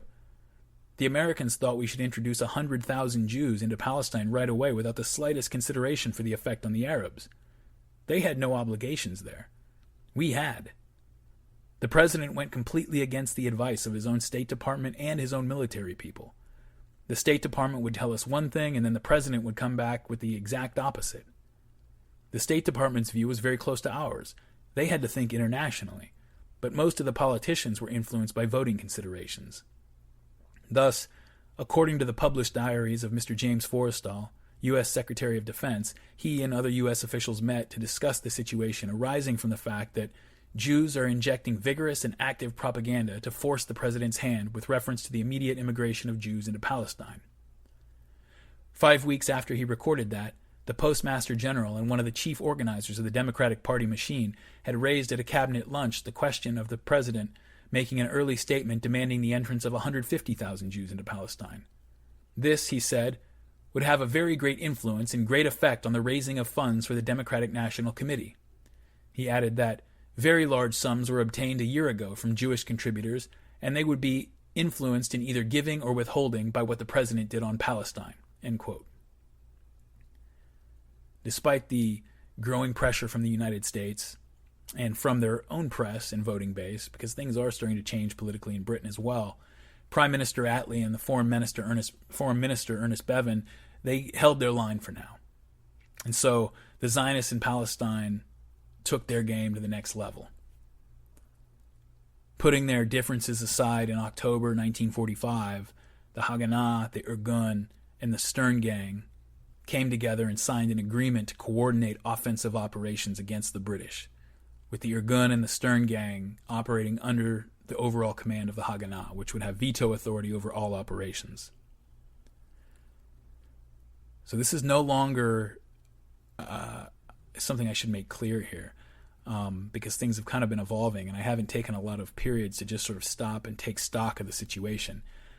This is no longer just a ragtag group of settlement watchmen with old rifles and rusty revolvers. Okay? Ben-Gurion has organized the Yishuv into a society with military power and institutions.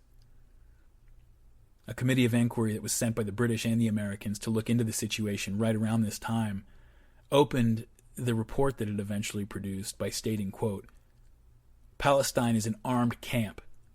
We saw signs of this almost as soon as we crossed the frontier, and we became more and more aware of the tense atmosphere each day. Many buildings have barbed wire and other defenses. We ourselves were closely guarded by armed police and often escorted by armored cars. It is obvious that very considerable military forces and large number of police are kept in Palestine. The police are armed, they are conspicuous everywhere, and throughout the country they are substantially built police barracks." End quote. Why are they so concerned? It was not because of the Arabs. The Arabs had been obliterated by the British from 36 to 39 and had not been really all that much trouble ever since. In the next paragraph, the report says, quote, "We do not think that the conditions in Palestine since the mandate have been fully appreciated throughout the world. It will be seen that up to the year 1939, the Jews exercised very great restraint. It is in recent years that the threat to law and order has come from them." End quote. Yeah, okay, but how much of a threat are we talking about? How much of a threat can they really be?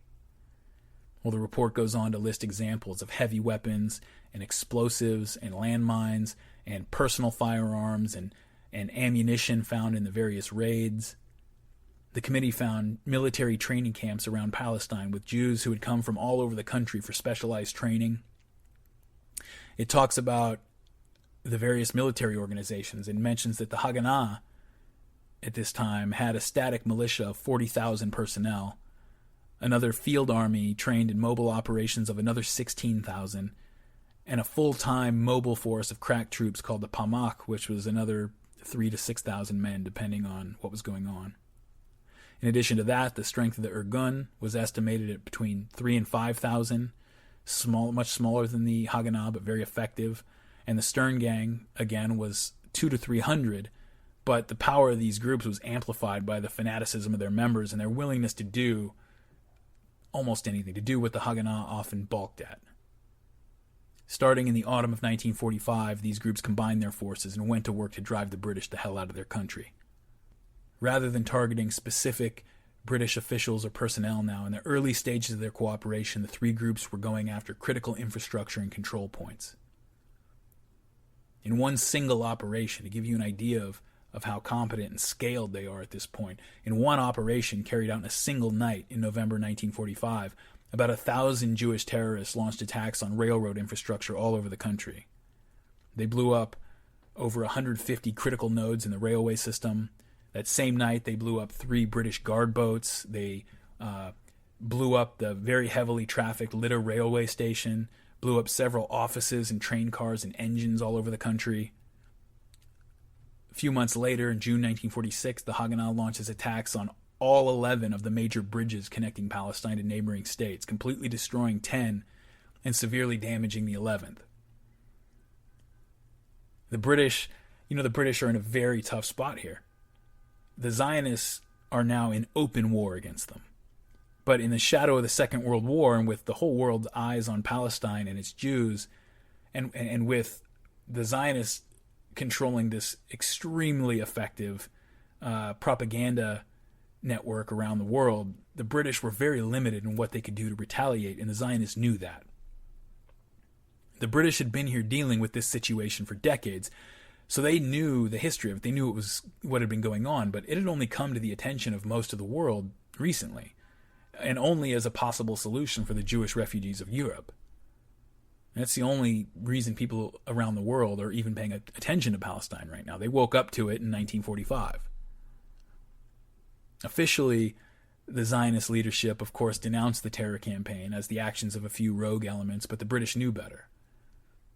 See, the Second World War may have been won on the strength of British code breaking as much as Soviet manpower American industry. So you might have thought that the Zionists would have been a little more careful with their communications protocols.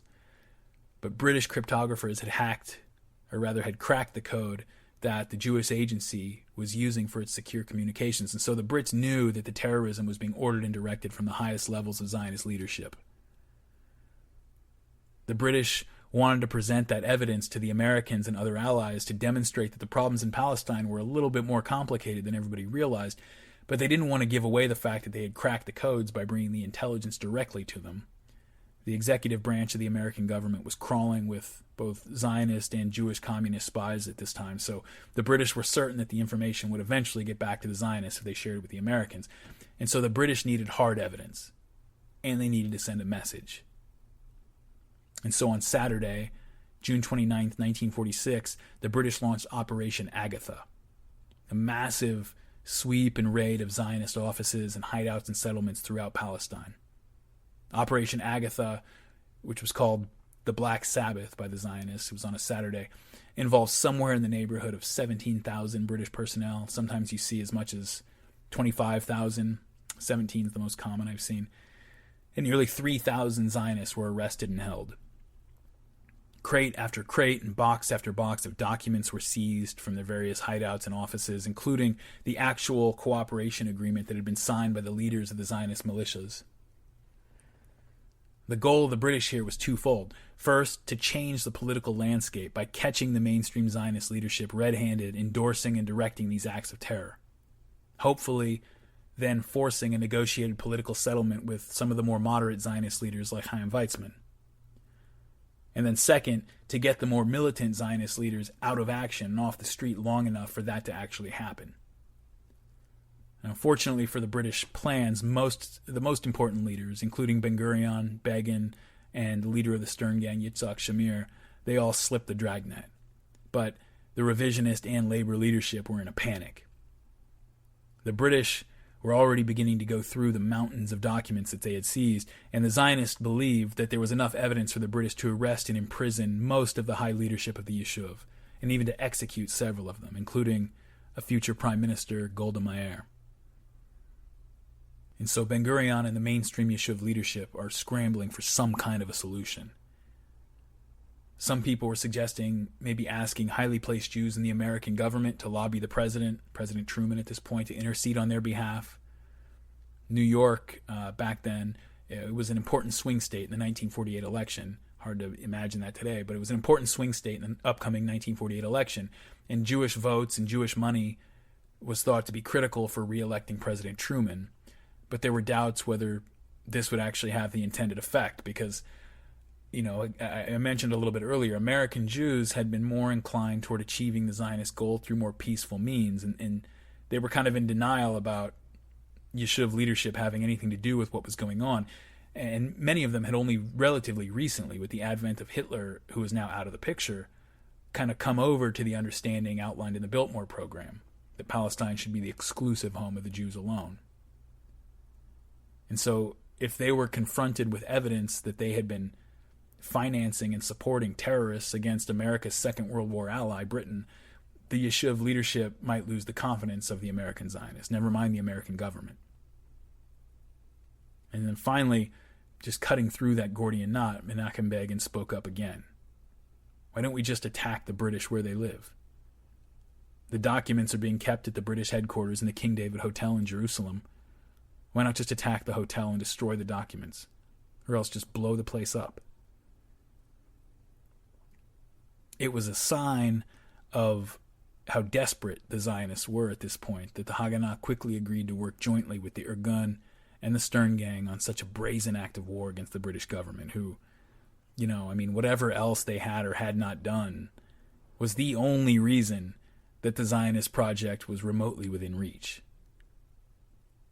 Despite having their high officials targeted for assassination, despite expensive critical infrastructure being sabotaged even during the war against the Nazis, despite the Zionist actions bringing down upon Britain the hatred of the Arab states with whom Britain had worked for so long to try to cultivate positive relationships, despite all this, the British were still protecting Jewish settlements, and they had still crushed the Arab revolt to make Palestine safe for Zionist settlement.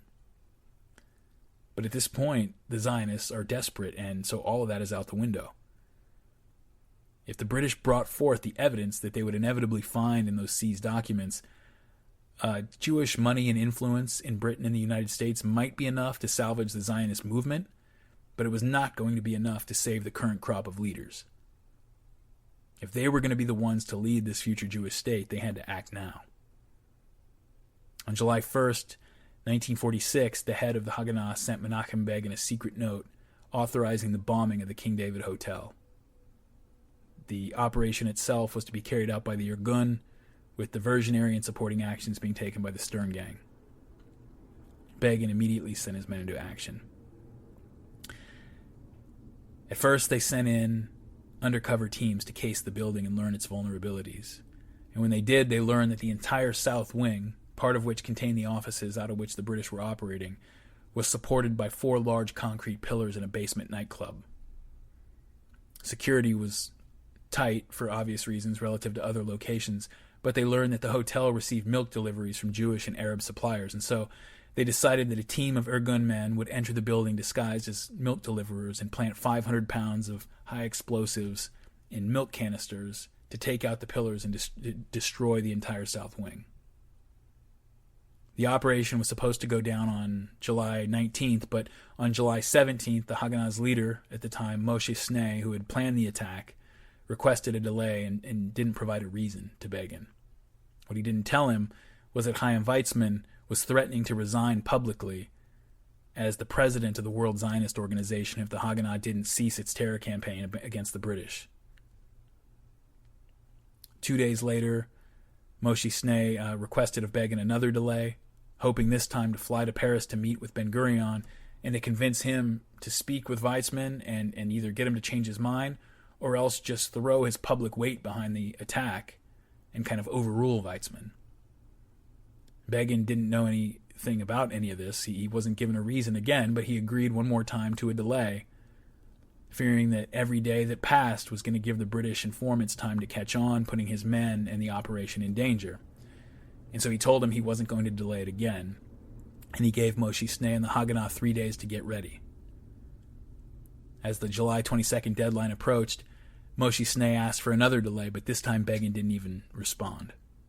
He was tired of what he saw as the labor Zionist political maneuvering and just kvetching, and he was tired of their cowardice, frankly. And so he and the Stern Gang were going to go forward with the operation themselves, his men bombing the hotel and the Stern Gang blowing up the nearby David Brothers building a few minutes later. July 22nd, 1946 comes along. 7 large milk jugs filled with explosives were set with a 35-minute timer in that basement. At the very last moment, the Stern Gang was caught out of position, and so it aborted its own operation. And now Menachem Begin is out there on the corner, completely on his own, his co-conspirators having gotten cold feet and abandoned him for what would, in just a few minutes, become the largest terrorist attack in the history of the conflict between the Jews and the Arabs in Palestine to this day. A little after 12 noon, the bombs exploded, creating a blast equivalent to a direct hit by a 500-kilogram bomb dropped from the air. The entire south wing of the building was destroyed, and 91 people were killed, including 41 Arabs, 28 British citizens, 17 Jews, and 4 others.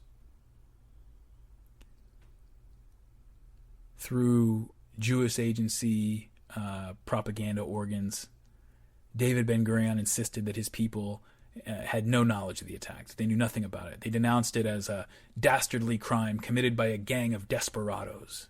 Very convenient. Menachem Begin was on the hook as being fully responsible for blowing up the British headquarters. But despite his own anger and frustration over Ben-Gurion's mendacity, he understood the damage that would be done to the Zionist movement if the official Zionist institutions were fingered for the attack. So instead of denouncing Ben-Gurion as a liar and going public with the fact that the attack had been planned by the leader of the Haganah himself, Begin claimed full responsibility for everything that had happened. And the Jewish agency was happy to let him do it. And the British, you can imagine the British. They practically had blood running from their eyes, especially the military men on the ground in the country. This is a British Empire that, if this were anywhere else, just ask the people of India, ask the Boers, ask people in British colonies all over the world. Whole cities would have been destroyed over this. But this is a unique situation. They've got a lot of eyes on them, and they can't do that. But they are very pissed. The commanding general of the British forces in Palestine said that he was, quote, determined that the Jews should be punished and made aware of our feelings of contempt and disgust at their behavior. and he dismissed the hypocritical sympathy expressed by their leaders and representative bodies and their protestations that they were not responsible. He even commented that if he ever found himself single again, and so free of responsibility to return to his wife in Britain, that he would return to Palestine himself to personally help the Arabs fight to free themselves from their Zionist scourge, as he put it. And many other British soldiers and high officials felt the same way. Over the next several months, the British made several arrests and tried to reassert their authority in Palestine, but they were kept on a very tight leash by a political leadership that was acutely aware of how it was going to look to have British soldiers arresting and sentencing and fighting Jews just a year after Hitler had been defeated in Europe. Prime Minister Clement Attlee wrote to the U.S. President Harry Truman in the weeks after the bombing, saying, "I'm sure you will agree that the inhuman crime committed in Jerusalem on 22 July calls for the strongest action against terrorism, but having regard to the sufferings of the innocent Jewish victims of Nazism, this should not deter us from introducing a policy designed to bring peace in Palestine with the least possible delay." You can note a little tone in there, because more than ever, the British at this point are starting to just look for a way to wash their hands of this nightmare. And so after this, although the official cooperation between the Irgun and the Stern Gang and the Haganah had temporarily ended, none of the three groups let up on the British. A few months after the bombing, Irgun men attacked a Jerusalem police station, mining nearby city streets to kill and maim any first responders who showed up. The Stern Gang attempted to kill the British commanding general near his house, leaving a baby carriage concealing a bomb for him to find. That attempt failed, but the British were losing about 2 soldiers every single day on average, while being forbidden by a sensitive civilian government from retaliating in the way that they would in any other colonial territory. These were the people who had just taken out 10% of the military-aged male Arabs in the country for far, far, far less than what they were suffering right now at the hands of the Zionists. In fact, an Arab leader at the time pointed out that if the British had followed the same policy they had followed toward the Arabs during the revolt, for the King David Hotel bombing, it would have been followed by the total destruction of the nearby Jewish neighborhood. Instead, the British just sort of hunkered down in their bases and tried to avoid confrontation, but it was not going to be that simple for them. Oh no. 3 months after the King David bombing in October 1946, an Irgun cell based in Italy blew up the British embassy in Rome, destroying half the building. An article a few years ago in Foreign Policy magazine talks about this period. Quote, "In the wake of the bombing, King David bombing, the Irgun and Stern Gang launched a series of operations outside Palestine, including a series of sabotage attacks on British military transportation routes in occupied Germany. In March 1947, an Irgun operative left a bomb at the Colonial Club near St. Martin's Lane in the heart of London, which blew out the club's windows and doors, injuring several servicemen. The following month, a female Irgun agent left an enormous bomb, consisting of 24 sticks of explosives at the Colonial Office in London. The bomb failed to detonate because its timber broke. The head of Metropolitan Police Special Branch, Leonard Burt, estimated that if it had gone off, it would have caused fatalities on a comparable scale to the King David Hotel bombing, but this time in the heart of Whitehall. At about the same time, several prominent British politicians and public figures connected with Palestine received death threats from the Stern Gang at their homes and offices. Finally, from late 1946 and into 1947, the Stern Gang launched a letter bomb campaign in Britain, consisting of 21 bombs in total, which targeted every prominent member of the cabinet. Some of those in the first wave reached their targets, but they did not result in any casualties. Sir Stafford Cripps was only saved by the quick thinking of his secretary, who became suspicious of a package whose contents seemed to fizz and placed it in a bucket of water. The deputy leader of the Conservative Party, Sir Anthony Eden, carried a letter bomb around with him for an entire day in his briefcase, thinking it was a Whitehall circular that could wait until the evening to be read, and only realized what it was when he was warned by the police of the planned attack." End quote. So now, while the Americans are still shaking off the post-World War celebration hangover, the British are getting whacked all over the world by Zionist terrorists. Now, the Arabs are largely pacified. as David Ben-Gurion later on wrote, said that from 1946 to 1947, there were scarcely any Arab attacks on the Yishuv. And so the Arabs are largely pacified, which means that the hatred of the British, especially the British officials and soldiers on the ground, is being pulled purely in the direction of the Zionists now. But the people who are attacking the British are not worried about British hatred anymore. They are at war. As Menachem Begin said when he declared it, a war to the end. The British are not at war. Okay, the British are trying to figure out what's going on.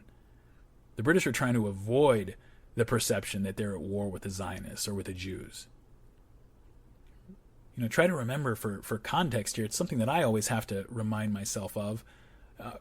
British voters have been focused on the war in Europe for the last, say, 7-8 years at this point.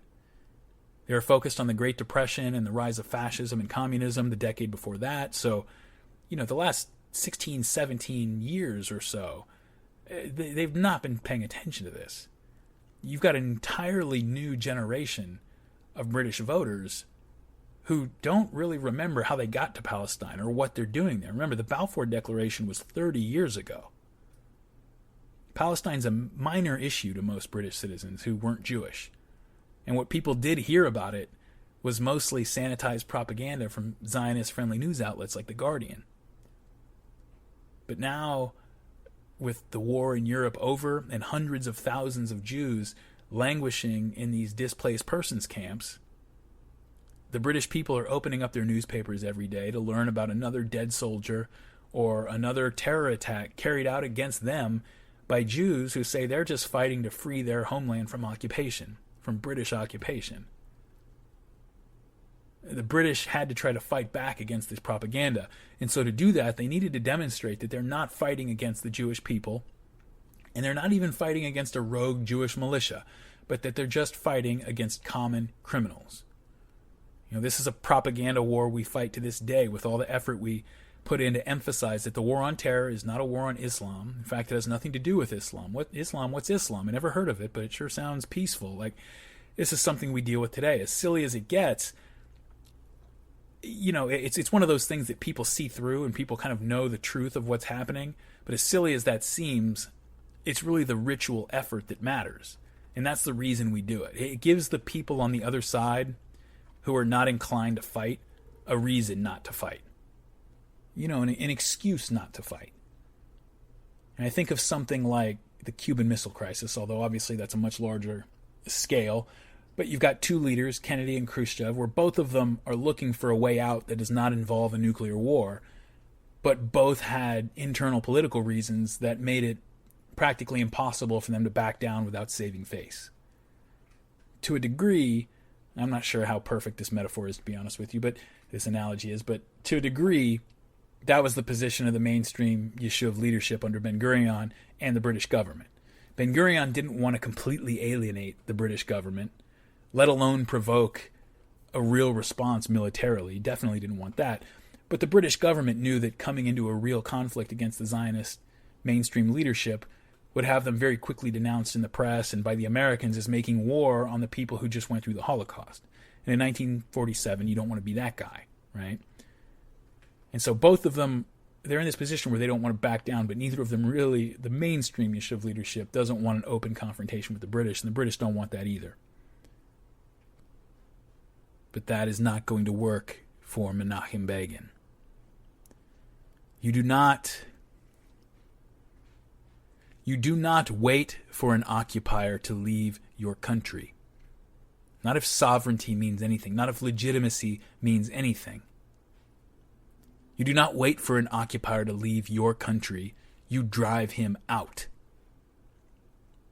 If he's still busy trying to decide what to do, you make the decision for him. If he's already walking out, then you make him fucking run. And so Begin and the Irgun, as well as the Stern Gang, and even elements of the Haganah who now feel pressured by the pace that's going to be set by these other two groups, they stepped up their attacks. When the British caught Zionist terrorists red-handed, they would punish them, but those who were in prison would become political prisoners, objects of propaganda. Those who were hanged became martyrs.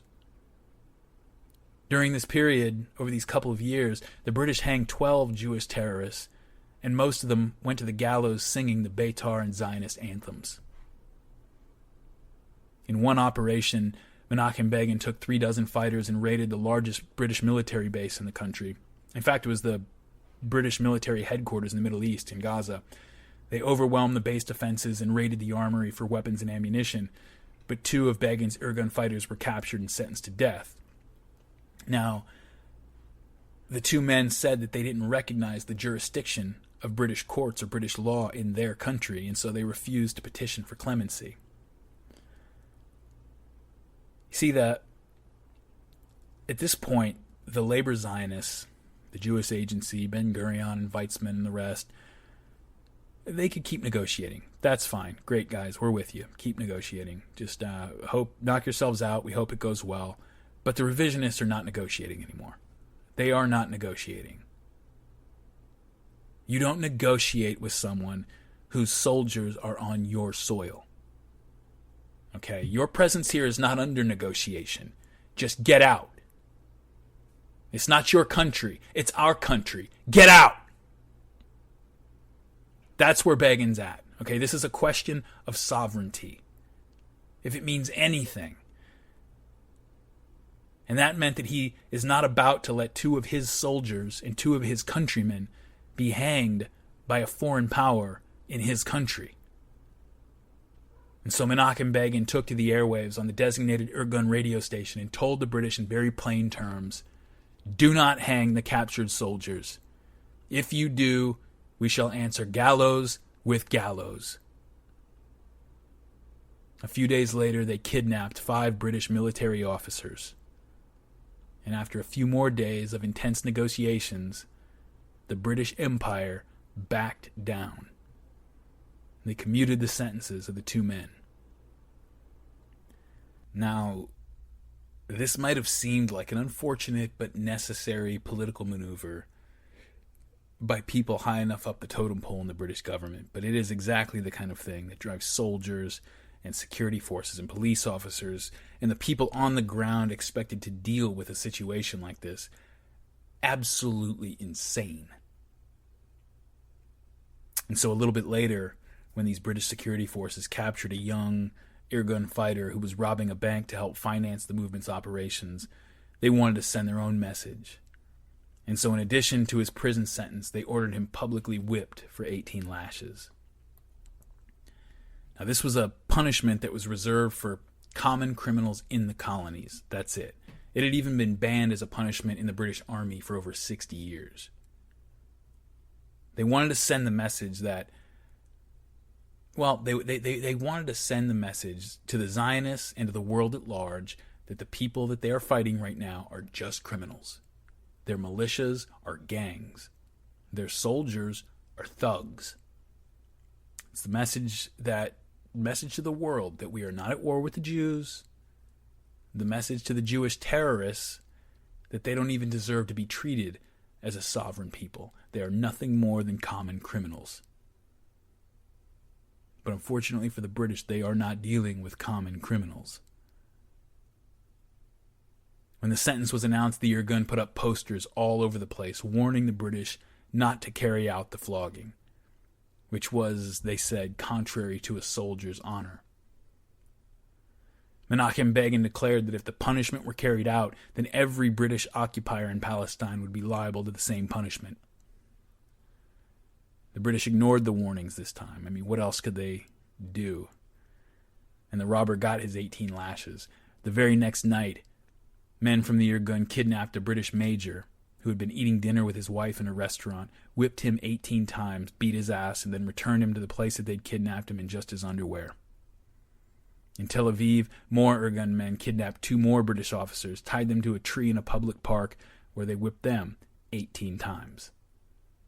This happened in several other locations over the next several days. Every time the men were whipped 18 times. As you can imagine, the British officers in Palestine they're going bananas. I mean, they tried imposing curfews, setting up checkpoints, conducting random stops, And before long, they arrest 3 young Zionists carrying weapons and rope meant for whipping. After they captured them, the very next day, Menachem Begin issues another warning. If the oppressors now dare to injure the body or the personal or national honor of young Hebrews, we will not respond with the whip. We will respond with fire. Games are over, folks. Okay? Games are over. This dude is not playing around. These people are not playing games. You don't get to whip our people anymore. Okay? You don't get to whip an American. You don't get to whip a French or a Soviet citizen. And you don't get to whip us. Not anymore. We are warning you. But even more than warning the British, Begin is sending a message to his fellow Zionists and to Jews around the world. This isn't just a message to the British that you better not do this. He's talking to Jews all over the world. We don't let people whip us anymore. Not after what just happened. Never again. And guess what? The British backed down again. The 3 Zionists, despite their sentences already having been passed and confirmed, were not flogged. And the British never whipped another Zionist again. But still, the Zionists didn't slow down. Attacks on trains and buses, cafes, and a British officer club killed dozens of people on a weekly basis. When 2 airgun terrorists were captured and sentenced to hang by the British after a bombing which killed several people, Zionist allies of theirs smuggled the materials to build an improvised explosive device to them in the prison. They wanted to blow themselves up as suicide bombers in a crowd of British people before they could be hanged. Fortunately, they received word that a friendly rabbi was going to be in the group that was going to be escorting them to the gallows, and so they triggered the explosives before they could get close enough to hurt anybody else. These people are committed, okay? This is what commitment looks like. You look around whatever country you think you're in today, if you're in the West, I don't want to say it about other countries, and you look at the people that call themselves nationalists. You look at the movements that think they're subversive and think that they're edgy. Give me a break. This is what commitment looks like, okay? It means dying in a cell, and 70 years later when somebody does a podcast about it, he doesn't even mention your name because you don't matter. Okay, the goal matters. That's what it means. In 1 week, in November 1946, 19 people were killed by Zionist bombs. A few months later, Zionists engaged in an organized attack against 5 Arab cities using bombs, machine guns, and flamethrowers. The Haganah gloated that 200,000 more Jews had infiltrated Palestine in the last year. In 1947, attacks on infrastructure, on British soldiers and Arab civilians got to the point where people were dying by the dozen on a weekly basis. January 12, 1947, 4 British soldiers were killed in a bombing of their headquarters. A month later, 17 more were killed in another raid and a bombing. A week later, another. A few weeks later, a coordinated attack targeting 4 areas in the densely populated city of Haifa. Now, although the Zionist left is kind of fretting over how the British are going to respond to all this, they're kind of worried that the British are going to just say screw it and just jump on them. The truth was that Begin's declaration that the only way to help the world's Jews was to go after the British was actually beginning to work. The British were hearing calls from their own people and their own press and from the press around the world and from other countries around the world to just get the hell out of here, to just withdraw from Palestine. The Zionists are trying to establish their national honor. The declining British Empire is trying to hold on to theirs. And so again, another gunman is captured during a weapon-stealing raid on a British police station, and in early 1947 he's sentenced to death. Begin goes back to what had worked before, and he threatened death for death if his man were hanged, but this time the British did not back down, and the prisoner was hanged, going to the gallows once again singing Hatikva, the Zionist anthem. Before he was hanged, he had composed a final letter addressed to Menachem Begin, which reads as follows, quote, "You may rest assured that whatever happens, I will not forget the teachings on which I was weaned. The teachings to be proud and generous and strong. And I shall know how to stand up for my honor, the honor of a fighting Hebrew soldier. The right way, to my mind, is the way of the Irgun, which does not reject political effort, but will not give up a yard of our country because it is ours. And if the political effort does not have the desired result, it is prepared to fight for our country and our freedom, which alone ensures the existence of our people. And by all means and all ways, that should be the way of the Jewish people in these days, to stand up for what is ours, and to be ready for battle, even if in some instances it leads to the gallows. For the world knows that a land is redeemed by blood." I write these lines 48 hours before the time fixed by our oppressors to carry out their murder, and at such moments one does not lie. I swear that if I had the choice of starting again, I would choose the same road, regardless of the possible consequences to me." End quote. That letter was read and broadcast over the Irgun radio station. Menachem Begin immediately ordered every Irgun unit to be prepared to execute a field court-martial on the spot and to immediately try and sentence and execute any British citizens they were able to capture. In early May 1947, Menachem Begin ordered the Irgun to execute a prison break to free Irgun and Sterngang men from the jail in the town of Accra. Daniel Gordis's very good biography of Menachem Begin describes this attack. He says, quote, "Like the Bastille, the prison in Accra was a symbol of imperial power. Its freedom to arrest suspects at will, hold them indefinitely, convict them, and, when it saw fit, execute them. Accra prison, housed in a Crusader-era fortress, held many of the Etzel's men captured in previous operations. Begin was determined to get them out. 41 prisoners were selected for liberation. 30 were Etzel members. Etzel, remember, is just the Irgun. It's the acronym for the Hebrew name of the group. And 11 were Sterngang men. At a prearranged signal, Etzel fighters outside detonated the explosives, creating a breach in the wall. The prisoners inside blew up internal heavy iron bars using explosives that had been smuggled in earlier. A battle erupted in the prison courtyard, but the prisoners marked for escape made it out. They boarded prepared trucks and sped off. The British police followed in hot pursuit, but was impeded by the mines the Etzel had placed along the road in anticipation of the chase. The Etzel did not anticipate, however, that British soldiers would be bathing south of Accra. Hearing the commotion, the soldiers dressed quickly, gathered their arms, and set up a roadblock. A skirmish ensued, and 9 Jewish fighters were killed. In the end, the Etzel had freed 27 of the original 41 prisoners it had originally designated for liberation. 6 prisoners died in the battle, and 8 others were captured by the British.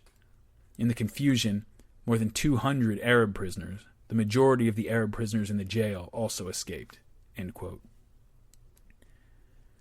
3 of the Irgun men who had been involved in the prison break had missed the signal to board the trucks, and they were eventually captured by the British at the prison after a long gun battle. They had killed and wounded some British soldiers, and so they were tried and sentenced to death by hanging. Menachem Begin ordered his men again to find and kidnap British personnel to hold as ransom. On July 12, 1947, his men captured 2 British soldiers, Clifford Martin and Mervyn Pace, in the coastal town of Netanya.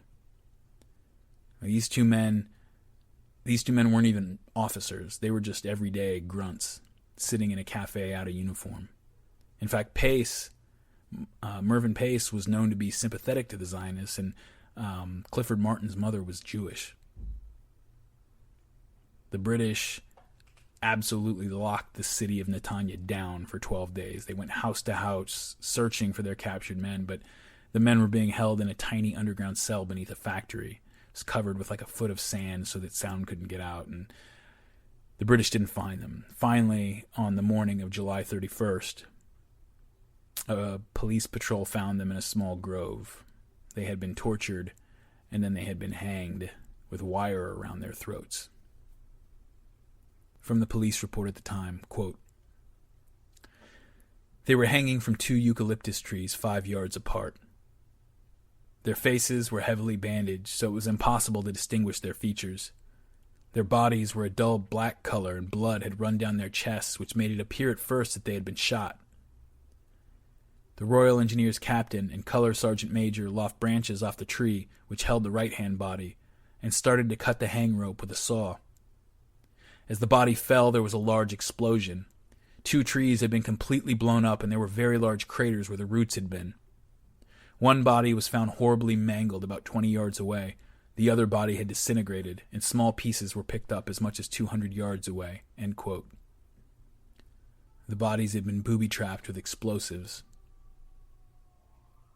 That night, groups of British policemen and soldiers went without orders tearing through Tel Aviv, smashing up shop windows and Jewish buses, destroying cars, and if any young Jewish men were caught out by themselves, they paid for it. But the Zionists are not allowing people to whip them anymore. And so in retaliation, groups of Jewish men came out in force and began throwing stones and attacking the British police, who were then ordered to withdraw from the city. And then again, without orders, more police commandeered several armored vehicles and headed back into Tel Aviv, opening fire on 2 buses and killing 4 Jews. By the time the night was over, 5 Jews had been killed and 15 were injured. And at that point, Zionists around the world kicked into high gear. Their contacts in the press and the governments in Britain and America denouncing the British administration and calling for their immediate evacuation. And finally, I know I've said it a couple times, they've been working toward it, but the British have had enough of Palestine. Winston Churchill, who was now the political opposition to Prime Minister Clement Attlee, he'd been denouncing Attlee's handling of the Palestine problem and calling on the United Nations to take the situation over since the previous fall of 46. By January of 47, the violence against the British had gotten so bad that all families and non-essential British personnel were ordered out of Palestine altogether. In February, a month later, the British Foreign Secretary Ernest Bevin told the House of Commons that the Palestine question was going to be transitioned over to the United Nations for resolution. See, a primary driver for the British determination to maintain control over this area, especially over Egypt and Palestine, was to protect that carotid artery of its empire, the Suez Canal, that had connected the 2 halves of the British Empire, the British Isles and the British Raj in India. But by 1947, it was becoming very clear that British rule in India was about to be over anyway. The Indians ended up achieving their independence in August of 47, but it was already pretty obvious early on. And so the British are just about out of reasons to keep putting up with Palestine. In April of 47, the British reported that they had 100,000 soldiers stationed in little old Palestine at the cost of over £40 million a year. And this is at a time that Britain itself is suffering through a post-war recession bad enough to make power cuts and goods rationing back in Britain itself necessary. So enough was enough. The great British Empire was collapsing, and Palestine was one of the first ceiling tiles to hit the floor. In May of 47, the UN Special Committee on Palestine was convened to study the problem and make recommendations. UN Special Committee on Palestine, better known as UNSCOP. This is a committee that's made up of representatives from 11 countries: Australia, Canada, Czechoslovakia, Guatemala. Let me look at my notes here. Guatemala, India, Iran, the Netherlands, Peru, Sweden, Uruguay, and Yugoslavia. You notice there are no Arab representatives on that committee, and Iran is the only country having anything at all to do with regional politics.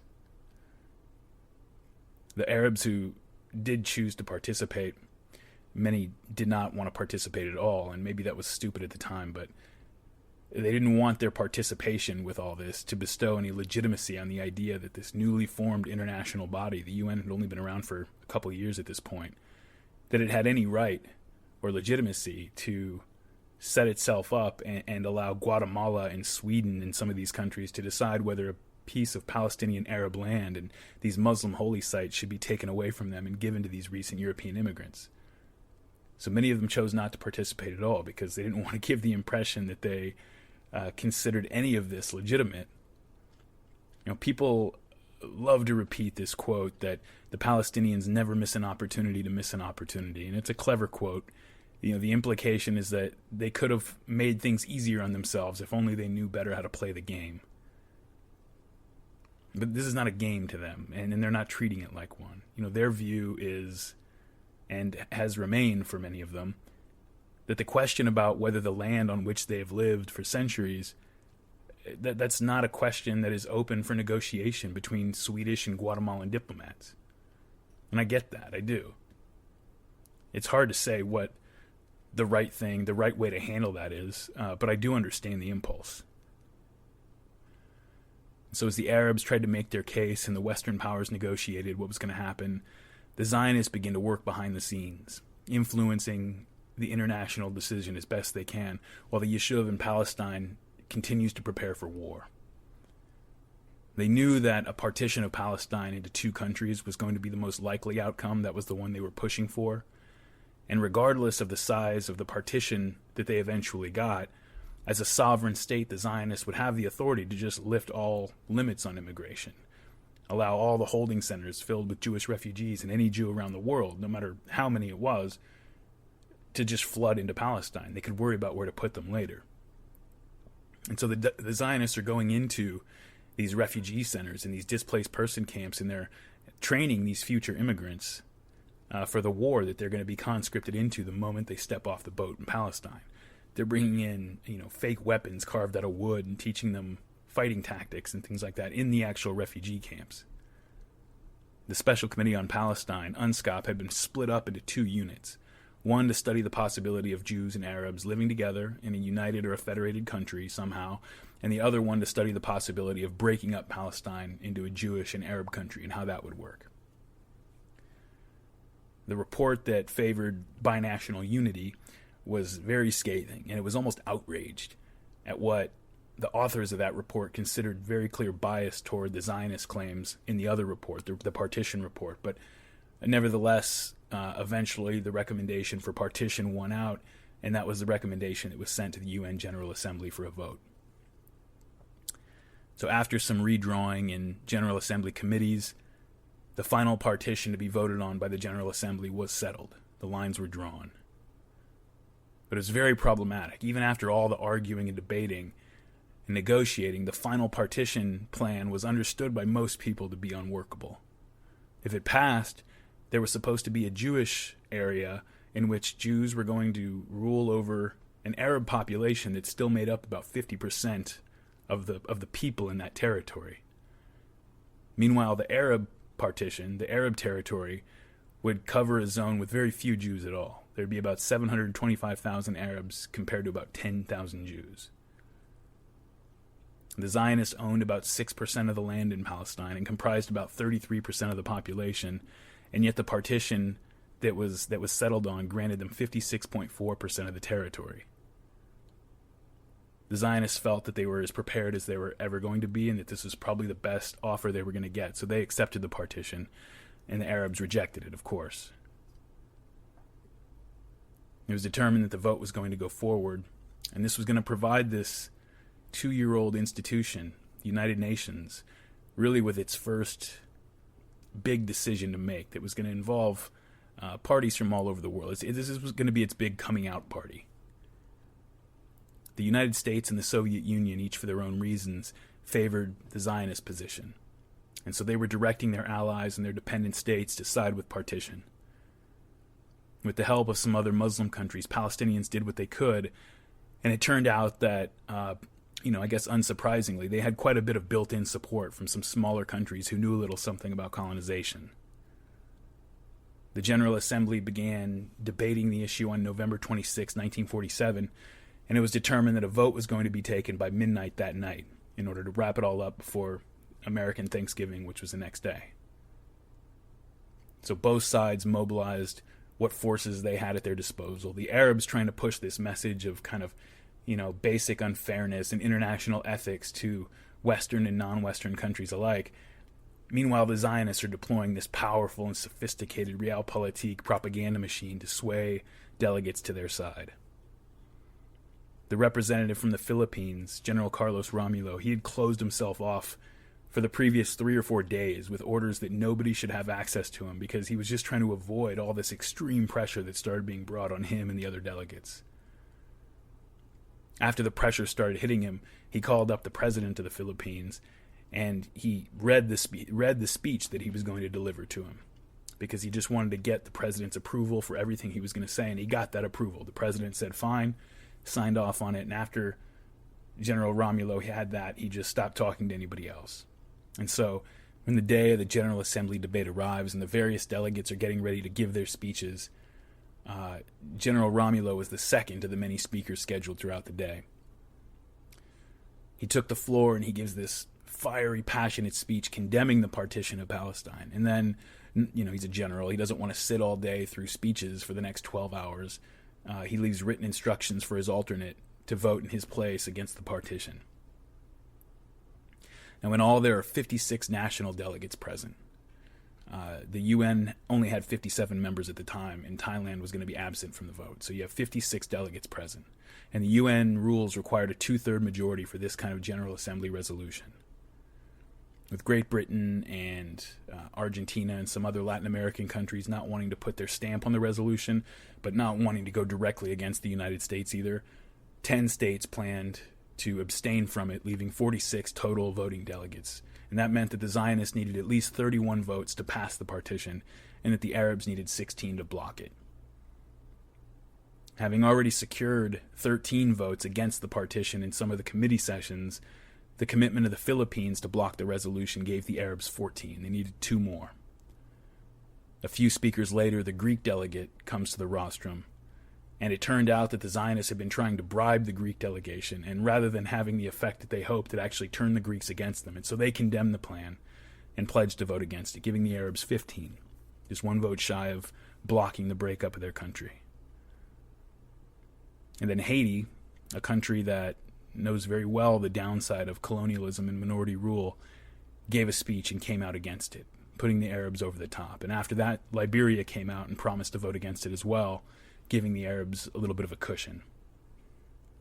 Now, I know I keep saying the Arabs or the Palestinian Arabs. I'm just doing that to make things simple here, but it's important to know that the effort supporting their position was mostly being led by other sympathetic states. The Palestinians still had no real or effective leadership class in their country. They didn't have a country that had a delegation at the UN, and so they were relying a lot on support from the outside. Their society of displaced peasants and unemployed townspeople was still being led mostly by collaborators who weren't dangerous enough to either be killed or run off during the Arab revolt by the British. And so these aren't people willing to push that hard. The more hardline Arab leaders either refused to recognize the legitimacy of the negotiations and didn't show up, or else they were just banned from the deliberations altogether. And some Arab representatives did testify, but even after all these years, it's weird because after everything that's happened, they still really just don't seem to understand what is happening to them. They're going before the committee and before the General Assembly making these big moral appeals, not realizing that they are now in the world of cutthroat international politics. One delegate from Beirut, in an address to the General Assembly, said, quote, "The Arabs of Palestine are not responsible in any way for the persecution of the Jews in Europe. That persecution is condemned by the whole civilized world, and the Arabs are among those who sympathize with the persecuted Jews. However, the solution to the problem cannot be said to be a responsibility of Palestine, which is a tiny country and which had taken enough of those refugees and other peoples since 1920. Any delegation which wishes to express its sympathy has more room in its country than has Palestine, and has better means of taking in these refugees and helping them." End quote. One of the people who helped lead the effort to block the partition was the Pakistani representative, Mohammad Zafrullah Khan. And in a Pakistani International Affairs journal a few months after all this happened, he wrote a report of what had transpired.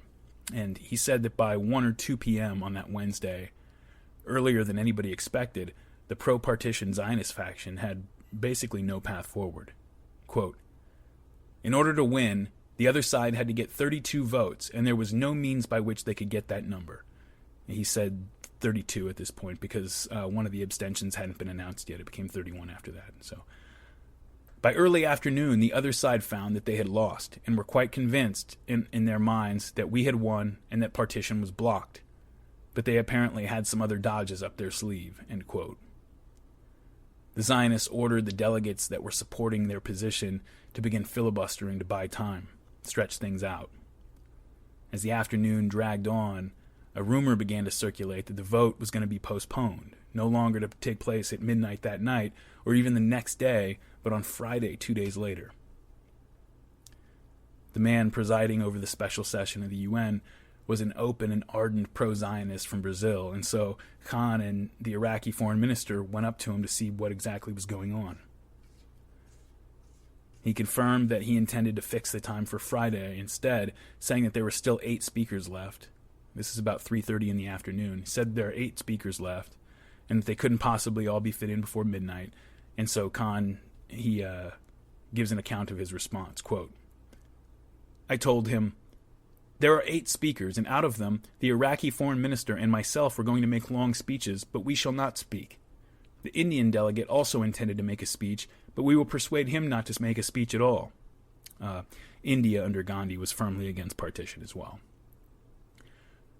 "Russia is speaking, and you may have 1 or 2 more speakers. That leaves you 3 speakers, and you can easily take the vote." He said, "What is your trouble?" I said, "The real trouble, as you are doubtless aware, that the delegations are under great pressure, and we do not know which of them might fail us because efforts are being made with their governments to get their instructions countermanded." He said, "The delegations which were in doubt have declared themselves clearly. For instance, Haiti, Greece, and the Philippines have expressed their case clearly, and you are now quite certain that nothing will happen to their votes." End quote. Right around that time, some representative, Khan wasn't sure who, moved for an early adjournment of the assembly that day, and it was passed before he knew what was going on. He continues, quote, "The press gave publication to very significant news. We had it in the New York press, and no doubt other newspapers must have carried the story that during the interval, Jewish leaders saw Mr. Truman in Washington and said, 'What is this? Those delegations that had never voted against you are going to vote against you now? The State Department has not done its proper canvassing.' They further said, 'If partition fails, the European Recovery Program bill is off.' This last was, of course, not in the papers. During the interval, we talked to the delegates that had promised us their votes. For instance, I went to the Liberian delegate. He said, 'We, as the delegation, are still determined to vote against partition. But last night when I came back from the assembly, our ambassador rang me up from Washington and tried to persuade me to vote in favor. I declined, but the trouble is that they will get on to the president of Liberia and instructions will be issued to vote against partition, and then we will be helpless.'" End quote. As it turned out, the Zionists, through their allies in the U.S. government, had deputized the president of Firestone Rubber Company, the maker of Firestone tires, and by far, far, far the largest employer and investor in Liberia. They've got a 160,000-acre rubber plantation in the country, that they would begin to divest themselves and leave Liberia altogether unless Liberia agreed to change its vote in favor of breaking up Palestine. The Liberian president might have had his personal feelings about what was going on there, but Palestine was a long ways away, and this was a threat that would very simply destroy his country if it was carried out. You take an economic hit like that in a country with weak institutions and a weak government, well, we know what happened to Liberia a few decades later. Muhammad Khan continued his account of the conversation. He said, quote, "I said, if a telegram comes, you could just put it in your pocket and forget all about it." He replied, "How long could I withhold it? The delegate of Haiti met us in the morning in the delegates' lounge and came up to me. There were actually tears in his eyes, and he said, 'What am I to do? I have spoken under instructions from my government. I have announced that we shall vote against partition, and now I have received instructions to vote for partition.' I said, 'We realize your position and are grateful to you.'" End quote. During the committee stage, before the General Assembly debate, Haiti could not have been clearer in their opposition to partition, but in this interval created by the postponement of the vote, it turned out that Haiti's government had been promised a large loan on generous terms through the U.S. government. And so they reversed their position. That Filipino general, Romulo, wrote about his experiences over these days in his memoirs. Although he had received approval for his speech condemning the partition directly from the president, he received an urgent message from his president telling him to reverse his position. He said, "I have no idea what happened, but President Roxas said that for the sake of our higher national interests, he was giving instructions to our Philippine delegate, the one with whom Romulo had left his instructions, to vote in favor of the partitioning. Roxas hoped that I would understand the situation and realize that his reversal of policy was dictated only by his desire to serve our people best. I felt this public reversal of a stand I had taken was a slight. My pride was stung. I wired Roxas my resignation from the United Nations. This particular chapter in history has been exceedingly unpleasant to me." End quote. Romulo later withdrew his resignation after it became clear to him that pressure had been brought to bear against the Filipino president from the United States that could not be resisted if it wasn't going to not do harm to the people of the Philippines. Nehru, the Prime Minister of India, denounced the whole process and said that the Zionists had tried to bribe the Indian delegation with millions of dollars and that his own sister had been receiving daily threats from the Zionists, warning that her life would be in danger if she didn't manage to change the Indian vote. The very powerful Jewish-American financier, big player in the Democratic Party and a major supporter of the Irgun, Bernard Baruch, visited the French delegation and warned the French delegation that if they abstained from the vote as they had been planning to, unless they came out in favor of the partition, that he would ensure that American financial aid to France would be withheld. This is 1947. France is devastated from the war, and like much of Europe, they needed American capital to rebuild. And so, after some consideration, France came off the fence in favor of the partition. France's neighbors, Belgium, the Netherlands, and Luxembourg, also came out for partition. The Zionists went to work using their money and influence around Europe to ensure in every way possible that the vote went their way. With a 1948 U.S. presidential election approaching, allies of the Zionists were able to prevail upon President Truman to apply pressure to all of these UN member states that were vulnerable to the pressure to try to get them to swing over. You know, the U.S. is now the dominant power in Western Europe and one on whom many of these war-ravaged countries, not just France, are counting on for money and material to rebuild, and so they could swing a big stick. President Truman wrote later, quote, "I do not think I ever had as much pressure and propaganda aimed at the White House as I had in this instance. The persistence of a few of the extreme Zionist leaders, actuated by political motives and engaging in political threats, disturbed and annoyed me," end quote. So news of this effort to influence the vote starts to go around. You know, they're all staying in the same hotels and stuff, and so it starts to get out what's happening. And the Lebanese delegate gets up in front of the General Assembly and begs them to think about what they're doing, to consider the effect this is going to have on the integrity and the credibility of this new international institution, the UN. He pleaded, quote, "My friends, think of these democratic methods, of the freedom in voting which is sacred to each of our delegations. If we were to abandon this for the tyrannical system of tackling each delegation in hotel rooms, in bed, in corridors and anterooms, to threaten them with economic sanctions or to bribe them with promises in order to compel them to vote one way or the other, think of what our organization would become in the future. Should we be a democratic institution? Should we be an organization worthy of the respect of the world? At this supreme junction, I beg you to think for a moment of the far-reaching consequences which might result from such maneuvers, especially if we yielded to them." End quote.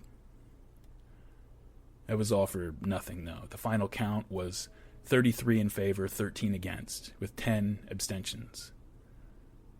And the count has become important to the narrative over the years because it was only 2 votes more than was necessary for the 2/3 majority.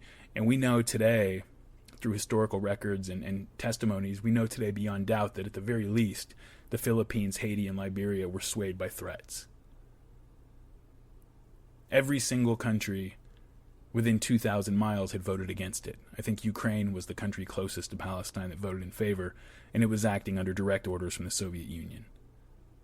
You got to go pretty far from the region to find anybody that voted for it.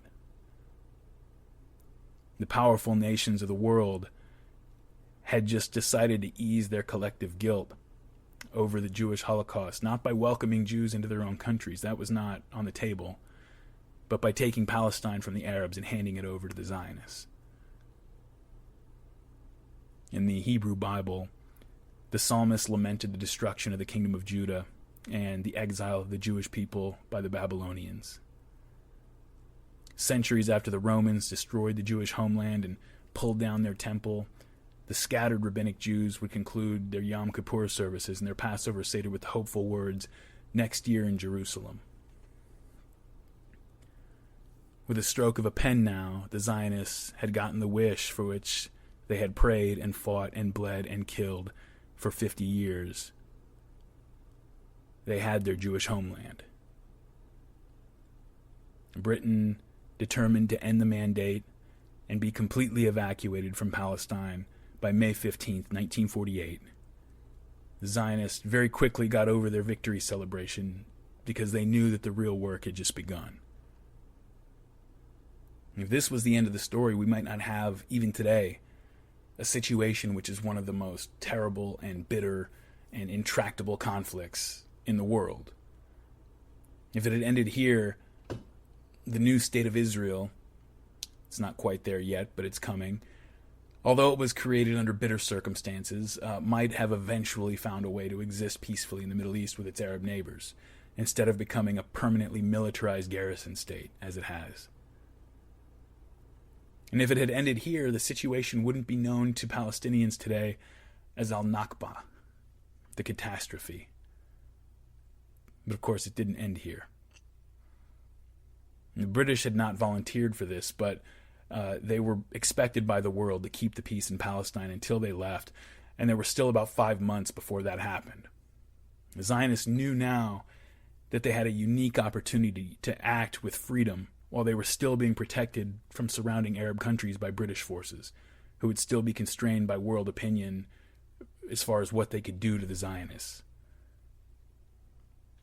So whereas the earlier cycles of violence mostly took the form of reprisals and attacks driven by general animosity and group friction, the Zionists now began a strategically directed campaign of terror, with the specific goal of cowing the Arab civilians in the Jewish zone or of frightening them into fleeing Jewish-controlled areas altogether. A few days after the vote, 6 Arabs and 8 Jews were killed in street clashes. About a week after that, the Irgun killed 16 Arabs and injured dozens more in a series of bombings of residential neighborhoods in Jerusalem and Jaffa. And the Palestinians have very few weapons. The British had done a pretty good job disarming them from 36 to 39, and they hadn't been armed like the Jews had over the course of the war. The Palestinians were completely disorganized, leaderless. They had no structure, no command structure, nothing like that. These are just a bunch of disorganized peasant rebels, things like that. The British, meanwhile, are hiding in their secure areas and just running out the clock. And the Zionists are completely off the leash. And the movement has come a long way since Theodor Herzl was circulating his pamphlet, The Jewish State, to a few Jewish bankers in 1896. The Jewish homeland has been achieved, but the Zionist ideal, the thing that people talked about, that was debated and fantasized over by starry-eyed idealists like Ahad Ham in the early years, that ideal had been transformed. It was transformed once it left the minds of its founders and ran into the dust and mud of the real world. Ahad Ham himself had died in 1929, a sad, lonely old man who had seen his dreams of establishing a new kind of nation that was going to exemplify those specific values that the Jewish people had spent several thousand years preserving against all odds, with a distant hope that a day was going to come when their specific world outlook could be reconstituted into a national home that would, express the soul of the Jewish people. And now he's watching his dream succumb to the easy temptations of deceitful politics and terrorism. Reflecting on the path traveled over the years by that ideal, that Zionist ideal, the Jewish American historian Hans Kohn wrote an essay not too long after this, and in the essay he mentions a study that came out in the journal Jewish Social Studies in 1951. In that journal article, the author Robert Welsh tracks the arc of this transformation through a profile of Chaim Weizmann. And so now I'm quoting from Cohen's essay talking about Welsh's paper. Quote, Weizmann had to mediate between liberal world opinion and the often disparate wishes of his followers. Officially, the Zionists emphasized that the Jews did not come to Palestine in order to dominate the Arabs, he's quoting Weizmann here, and they also declared most solemnly on many occasions that no Arab shall be expelled from the country. At the meeting of the Zionist General Council in Berlin in August 1930, Weizmann declared that a transformation of Palestine into a Jewish state was impossible because we could not and would not expel the Arabs. Moreover, the Arabs, he said, were as good Zionists as we were. They also loved their country, and they could not be persuaded to hand it over to someone else. Their national awakening had made considerable progress. These were facts which Zionism couldn't afford to ignore. To speak of a Jewish state would make people believe the calumnies that were steadily being spread that Zionism aimed at the expulsion of the Arab population. On the eve of the 17th Zionist Congress, which met in Basel in 1931, Weizmann opposed proclaiming a Jewish state as the aim of Zionism. The world will construe this demand only in one sense, that we want to acquire a majority in order to drive out the Arabs. In a speech before the Congress, Weizmann rejected this interpretation as unfounded. We Zionists know that this is not our aim, and we have always emphasized it. A numerical majority alone would not be a sufficient guarantee of the security of our national home. The security has to be created by reliable political guarantees and by friendly relations to the non-Jewish world surrounding us in Palestine. End quote. Robert Welsh calls Weizmann one of the last representatives of humanist Zionism, a Zionism based on the assumption that the reborn Jewish nation would avoid all those national excesses from which Jews had so much to suffer among the other nations. Intolerant, brutal, egotistical nationalism would be unacceptable to Jews who had learned to know what it means. End quote. In his autobiography, written just a few years after all this takes place, Chaim Weizmann himself had reflected on this transformation with a sophisticated understatement. He reflected on the distress that he experienced over the changed country and people he'd found when he visited Palestine in 1944. He said, quote, "Here and there a relaxation of the old traditional Zionist Puritan ethics, a touch of militarization, and a weakness for its trappings. Here and there something worse, the tragic, futile, un-Jewish resort to terrorism.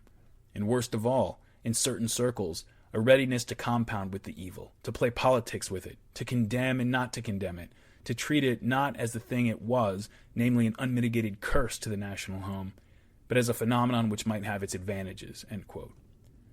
Hans Kohn, commenting on that quote from Weizmann, added, "The evil was not only here and there.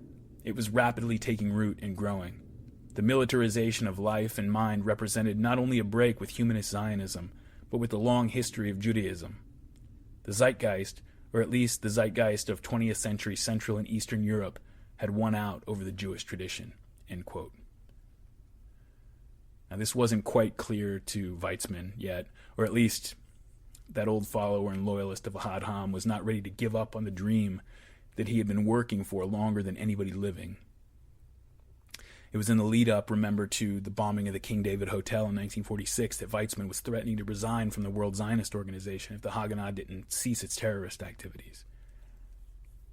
And so at the 22nd Zionist Congress, 72 years old, the aging, slowing down Chaim Weizmann gets ready to do battle with David Ben-Gurion one last time for the soul of the Zionist movement. And he feels in his bones at this point what is at stake.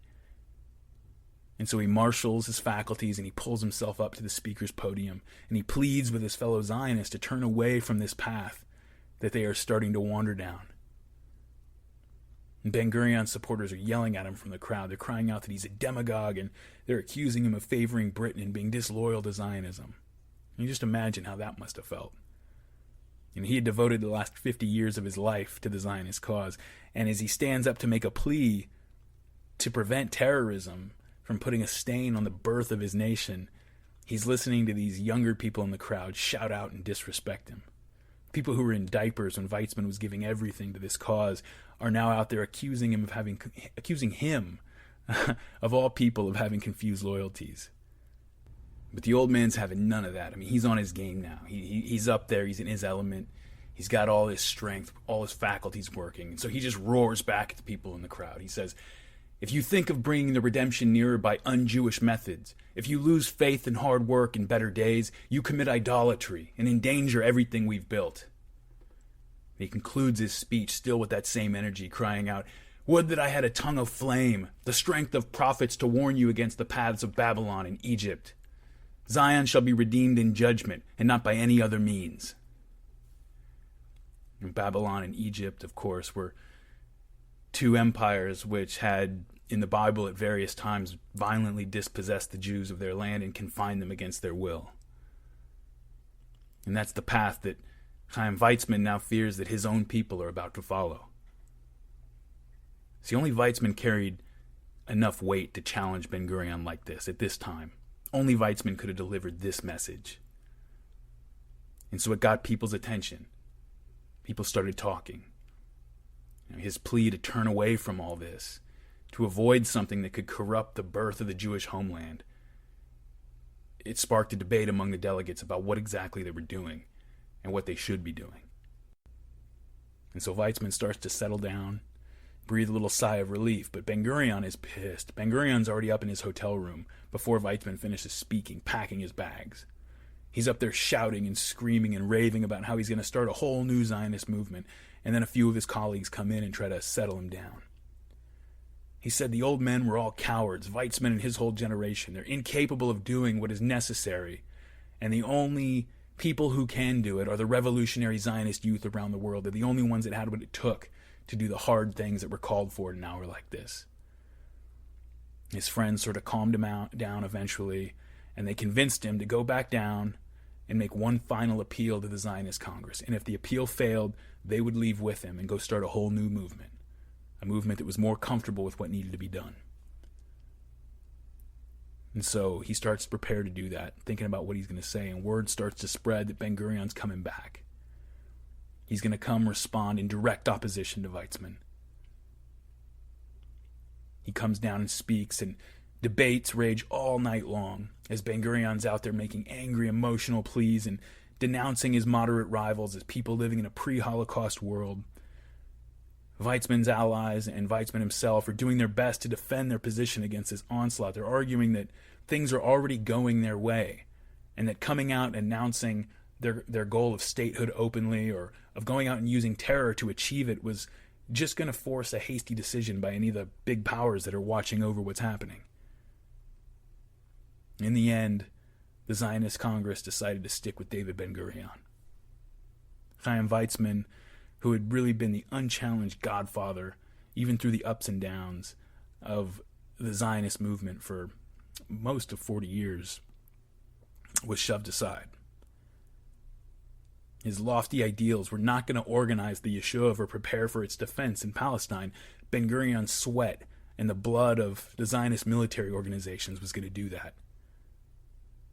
And Weizmann had put all of his credibility on the line, put himself out there, and his fellow Zionists had voted against him. Finally, publicly, and never again would he challenge Ben-Gurion's power. Now, the plans of the Zionists for dealing with the Arab question, now that they had a partition plan in place, had gone through various iterations since the war had ended, shaped in every instance by external events and their own changing expectations. The Haganah High Command had first devised Plan A. That's what they called it. That's not me giving it a name. They called it Plan A in February 1945, when the Zionists still hoped that the British were going to respond to the Holocaust by throwing out all their promises to the Arabs and just opening Palestine to unlimited Jewish immigration. Plan A included operations that were designed to suppress any Palestinian Arab resistance, but since it assumed total British cooperation and support, Plan A didn't mention anything about the surrounding countries. Plans B and Plan C eventually replaced Plan A as circumstances changed, and then in March 1948, 2 months before the British Union Jack was to be folded up and sent back to Britain with the last British official, the Haganah prepared Plan D. The British evacuation had been proceeding slowly up to this point, but it was about to pick up speed. They were going to leave very quickly. And Plan D was to come into force once the Zionists determined that there were too few British forces left in the country to stop them from carrying it out. Under Plan D, the Haganah would act quickly and decisively and independently to secure not only the territory that had been designated as the Jewish partition by the UN, but that they would strike out into Arab territory anywhere that a few Jews lived, or to seize any land that they determined was necessary to secure and defend what they already held. Now, Ben-Gurion had been talking about since at least the mid-1930s in letters to his son and other insiders. He'd been talking about his plans to use whatever partition the Zionists could get out of the UN or the British when they were in charge, and just use that as only a jumping off point. That was just a beginning, something they would use to marshal their resources and their forces, and then to acquire any other land they could get their hands on.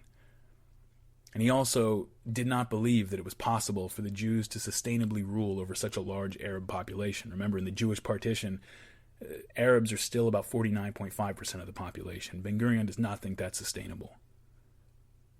And today, thanks to this new breed of Israeli historians, they call themselves, and others call them, the new historians, people who, these are Israelis who have gone into the Israeli archives, declassified Israeli archives, and pulled out information that we never had access to before. We've got a lot more insight now than any time in the past into what happened during what would be called by the Zionists the War of Independence, and by the Arabs the catastrophe. One of the most prominent of these new historians has been Benny Morris of Ben-Gurion University in Israel. So Benny Morris, he's got several thick books, details countless examples from this period of Arabs being expelled from their homes by force, of Zionists using the opportunity then to destroy the houses and burn down the villages to make sure they don't come back. In January 1948, the Haganah launches an attack on the village of Mansurat al-Kheit under orders to kill anybody who offers resistance. They burn the village, kill the farm animals, burn the crops and trees after they're gone, the olive trees that take 20 to 30 years to mature and bear fruit. Arab resistance, meanwhile, remains disorganized and ineffective, mostly limited to, snipers taking pot shots with old rifles and raids on traffic convoys and street violence, things like that. After one Arab attack on a supply train in northern Palestine, the village of Al-Husseiniya was completely devastated by a reprisal attack by the Zionists. Several dozen Arab men, women, and children are killed. There are stories of Zionist death squads clearing out villages and then blowing up homes and then leaving landmines in the rubble of the homes to catch people who came back to pick through the remains of their belongings. In at least one place, an attack on the water supply seems to have been confirmed in at least one place, but the Israeli historian Yuri Milstein tells us that in many conquered Arab villages, the water supply was poisoned to prevent the inhabitants from coming back. I almost didn't bring that up. I cringe bringing that up. But, these are confirmed incidents, and you got to talk about them. Yuri Milstein, the historian, also tells us that the preceding typhoid epidemic in that same village was caused by a Zionist biological attack.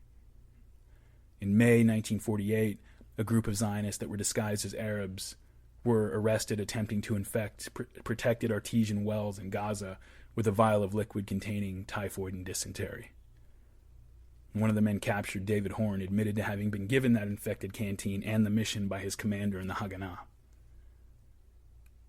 I don't know about you, but I have to wonder what's going on in the minds of the people involved in something like that. It's hard for me to believe that it was nothing more than just a simple military tactic or an act of political terrorism. Many of you probably heard some of the accusations that had been levied against the Jews over the years in Europe, known as blood libels. There were times when talking in the Middle Ages and so forth. There'd be times when a Christian child would go missing and someone would accuse the local Jewish community of having kidnapped and murdered the child in some anti-Christian ritual, and then that would lead to a big pogrom and violence and death and so forth against the Jews. Well, one of the more popular of these blood libels that would pop up again and again, and certainly one of the ones that's best known today, it would pop up during plague years, when nervous Christians who didn't have the benefit of germ theory back then, didn't know what was happening to them, often accused the Jews of poisoning wells to spread the disease. This blood libel has come down through the centuries and is very well known. It's often used as the very first example of what a blood libel is. And it's impossible for me to believe that a Jew, especially a committed Zionist in the 1940s, had never heard of that. And so you have to wonder if that's going through his head as he's pouring a vial of typhoid and dysentery down a well used by an Arab peasant village as its main water supply. Did he just shut out the cognitive dissonance, or was there no inner conflict? Maybe there wasn't. Maybe the Zionists are just tired of being slandered and harassed and chased around. Maybe they're tired of being afraid of monsters. Maybe it's time to become the monsters. And maybe it's time for other people to be afraid of them. And so from here on, terror and depraved violence become general, everyday occurrences. Young Arab men begin attacking Jews wherever they can find them, while Jewish groups continue their focused and strategic reign of terror. There are confirmed accounts of Zionists throwing grenades into crowds, of a sniper taking out a pregnant Arab woman, of packed theaters being set on fire while Jewish gunmen wait at the exits for people trying to escape. Zionist militias firing indiscriminately into crowds and launching mortars into residential neighborhoods. The Irgun was known for killing British soldiers or Arab civilians and then booby-trapping their bodies to kill anybody who tried to recover or bury them, like they did to the 2 British sergeants that they had strung up. Arab and Jewish snipers, both of them, were firing at anybody who was not on their team, including the few remaining British if they were caught out. You could just walk around in the street and that could be it. People are just looking at you. If you're an Arab shooter, you're looking to check if somebody's an Arab, and if they're not, you're shooting at them. The Jews are doing the same thing. A sad irony of all this is that the vast majority of the evil tactics that we hear about today being used by groups like Hamas and Islamic Jihad, with the exception of suicide bombing, were pioneered by the Irgun and the Stern Gang in Palestine in the 1940s. Attacks were launched against infrastructure and water supplies in Arab towns and villages with the goal of trying to make that land unlivable, because they knew that it would force the Arabs to leave since they didn't have the material or the capital or the expertise to rebuild anything. Whereas the Zionists could always rebuild that stuff later on with money from rich Zionists and supportive nations like the United States. The Middle East correspondent for the London Daily Herald, someone who was a future citizen and diplomat of Israel, Harry Levin, was in Palestine reporting on Zionist activities during this period, and after a while of asking to do it, he was finally allowed to go along on a typical operation carried out by the Palmach. The Palmach is the Haganah's kind of shock troops. And so he accompanies this squad of Jewish fighters that he surprised are much younger than he thought they were going to be. They claimed they were 17, 18 years old, but he said a lot of them were more like 15, 16 years old. And he follows them through the hills toward the village of Colonia. Around midnight, they get in range of the village, and without warning, they begin launching mortars into it. The village starts returning ineffectual fire, mostly shooting over the heads and just missing everything, as Arabs tend to do when they fire at people. I don't know why. And more Zionists crawl closer to the village, get within range, and start opening up on it with their machine guns. The Arab resistance begins to wane and then melt away, and so the Zionists moved into the village, and when they found Arabs still occupying a house or a structure, they'd surround it and start lighting it up with machine gun fire and then throwing grenades into the windows until everything stopped. The Arabs who hadn't been able to escape were killed. Harry Levin said that he counted 14 himself, but that there were a bunch more. And then his escort was taking him away from the scene back to town in a car.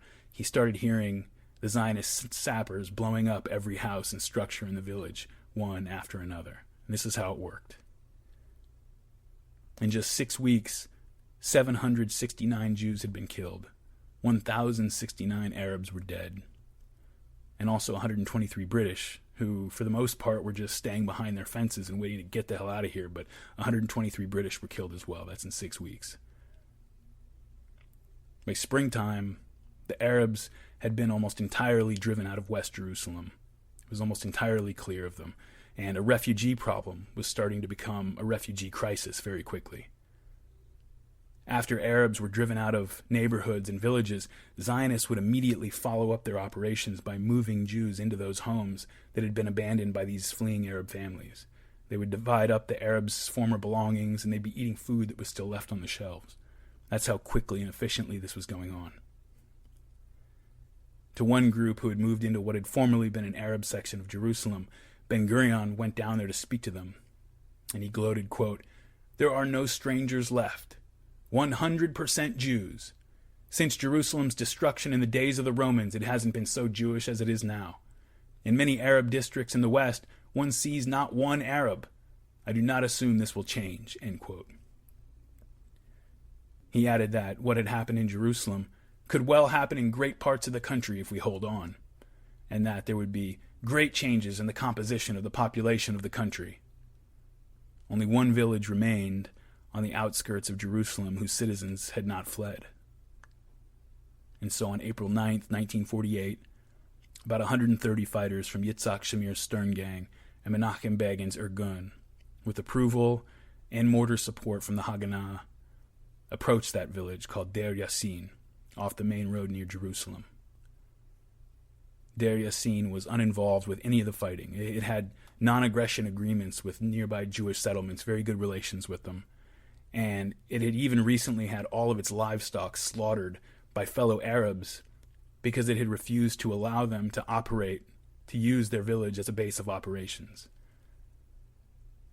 The Zionist fighters entered Deir Yassin as the village leaders were trying to explain to them that they were not partisans in the fighting, but the Irgun and the Stern Gang had not come to Deir Yassin because Deir Yassin was a threat. They had come to compose a message in blood. The Zionists launched a wild attack, indiscriminately killing everybody that they could find. Muhammad, and that's probably the only Arab name I'm going to get right as I go through this part. I've been butchering Hebrew names the entire time, so now I'm about to pay back the Arabs for that. Muhammad was 15 years old. He's a 15-year-old boy that day at Deir Yassin, and he remembered it. Quote, "I saw how Hilwe Zaidan was killed, along with her husband, her son, her brothers, and Kumayes. Hilwe Zaidan went out to collect the body of her husband. They shot her, and she fell over his body. I also saw Hayat Bilbesi, a nurse from Jerusalem who was serving in the village, as she was shot before the door to Musa Hassan's house. The daughter of Abu El Abed was shot dead as she held her baby niece. The baby was shot too. Whoever tried to run away was shot dead," end quote. As one Jewish observer later wrote, "The conquest of the village was carried out with great cruelty. Whole families, women, old people, children were killed. Lehi members," Lehi's the Stern Gang, "Lehi members tell of the barbaric behavior of the Irgun toward the prisoners and the dead. They also relate that the Irgun men raped a number of Arab girls and then murdered them afterwards." Mahmoud Qassem al-Yassini was also 15 years old in 1948, and he was there. He reported what he witnessed, quote, "Everything seemed strange. There was blood everywhere. A dead woman holding her baby reminded me of my mother, so I dashed to our house. I found my mother hiding in fear in the basement, and when she saw me, she cried and started screaming. She told me to go to my uncle's house next door through a hole in the wall to make sure that the rest of his family was still alive. When I peered through the hole, I saw horror. I could see traces of blood all over the place. All that I could see was blood. I knew that they had all been massacred. I had lost my uncles Yusuf and Muhammad Hamida," end quote. Fahimi Zaidan was 12 years old that day, and she remembered, quote, "The Jews ordered all our family to line up against the wall, and they started shooting us. I was hit in the side, but most of us children were saved because we hid behind our parents. The bullets hit my sister Kadri, 4, in the head, and my sister Sameh, 8, in the cheek, and my brother Muhammad, 7, in the chest. But all the others with us against the wall were killed. My father, my mother, my grandfather and my grandmother, my uncles and aunts, and some of their children." End quote. Abu Yusuf was 21 years old at the time of the massacre, and he said, quote, "The Jews took elderly men and women and youths, including 4 of my cousins and a nephew. They took them all. Women who had on them gold and money were stripped of their gold. They took the men to the quarry and sprayed them all with bullets. One woman saw her son taken some 40 to 60 meters away from where she and the rest of the women stood and shot dead. Then they brought Jewish kids to throw stones at his body. Then they poured kerosene over his body and set it ablaze while the women watched from a distance." End quote. Another female who was there, Ms. Halim Aid, who was 30 at the time, she remembered, quote, "A man shot a bullet into the neck of my sister Salih, who was 9 months pregnant. Then he cut her stomach open with a butcher's knife." And then Mrs. Safiye Atiye reported that she was being raped at gunpoint, and "I screamed, but other women around me were being raped too. Some of the men were so anxious to get our earrings that they ripped our ears to pull them off faster." After a sustained period of house-to-house murder and rape and torture and mutilation, several of the military-aged Arab men were put in chains and brought back to the Jewish quarter of Jerusalem to be paraded through the streets as trophies in front of a jeering crowd, and then they were brought back to Deir Yassin, executed and thrown into the quarry pit. The villagers of Deir Yassin, some 245 men, women, and children, were murdered that day. There are reports that many women were raped, and that the meager belongings of the villagers were looted after they were dead, and the bodies were mutilated and placed in humiliating positions, castrated, things like that. One Haganah intelligence officer who was there reported, "In the quarry, I saw the 5 Arabs they had paraded in the streets of the city. They had been murdered and were lying one on top of the other. I saw with my own eyes several families that had been murdered with their women, children, and old people. Their corpses were lying on top of each other. The dissidents were going about the village robbing and stealing everything: chickens, radio sets, sugar, money, gold, and more. Each dissident walked about the village dirty with blood and proud of the number of persons he had killed." One Jewish eyewitness who was there, I guess that's what an eyewitness is, one Jewish eyewitness remembered hearing one of the Zionist fighters walking through the town counting bodies and relaying back through a radio to headquarters, -15 Arabs, -60 Arabs, and after a while his message on the radio to headquarters became, "It's too difficult to count." Word of what had happened at Deir Yassin spread very quickly all over the country. And one of the reasons that it got around so fast was that the killers themselves, the actual ones who had carried this out, they were the ones spreading these stories around. They wanted people to know. One of the men who was there, who actually drew pictures of the incident that were intended for publication, he wrote, quote, "I drew a Jewish soldier pointing a bayoneted rifle at an Arab woman. I sent the drawing to the newspapers through the Arab headquarters in Jerusalem with the additional information that 600 women, 500 men, and 400 children were slaughtered at Deir Yassin. I exaggerated on purpose to frighten the Arabs," end quote. See, there's a very common misconception that a lot of people have about how this kind of thing works, whether it's a genocide or an ethnic cleansing operation or something like you have here. When you hear that a couple million people have been killed or driven into refugee status in Darfur or some other African war, for example, don't imagine to yourself that the enemy is going village to village shooting millions of people in the head. That's not what happens. Okay, what happens is you go out and you choose a few examples to make. You roll into a village one day. You start shooting until it surrenders, and then you rape the women. And when you get bored, you mutilate their faces or you cut off their breasts. You make sons murder their fathers and their older brothers. You take the old women and cut off their lips, and then you rape them, and then you murder them. And then you let a few people go to spread the word, and you sit back, and families and villages and towns all around you flee into the bush to avoid having any of this happen to them and their children. And then you just enjoy the view, because out in the bush, young children die immediately. Old folks die immediately. Pregnant women die immediately. Almost everybody dies right away. And those who don't, at least flee the land that you're after across some border or into some UN refugee center that's been set up. That's how these things work. And so the Zionists were playing up. They weren't denying. They weren't trying to get away from or avoid responsibility for what had happened at Deir Yassin. They're playing it up. And so now when they're preparing to attack other villages and towns, they're actually threatening the civilians there. They would set up trucks with big speaker systems, and they would go around these villages and towns, threatening the civilians with another Deir Yassin to get them to run away. Menachem Begin, commander of the attack, publicized his group's role in the slaughter. He began circulating reports that the Irgun now had 20,000 soldiers in Palestine, which shocked everybody, and especially the Arabs. What did it mean for them if, in addition to the normal Zionist forces, the Haganah, which were tough enough, there were 20,000 of the people who had just done this out there running around?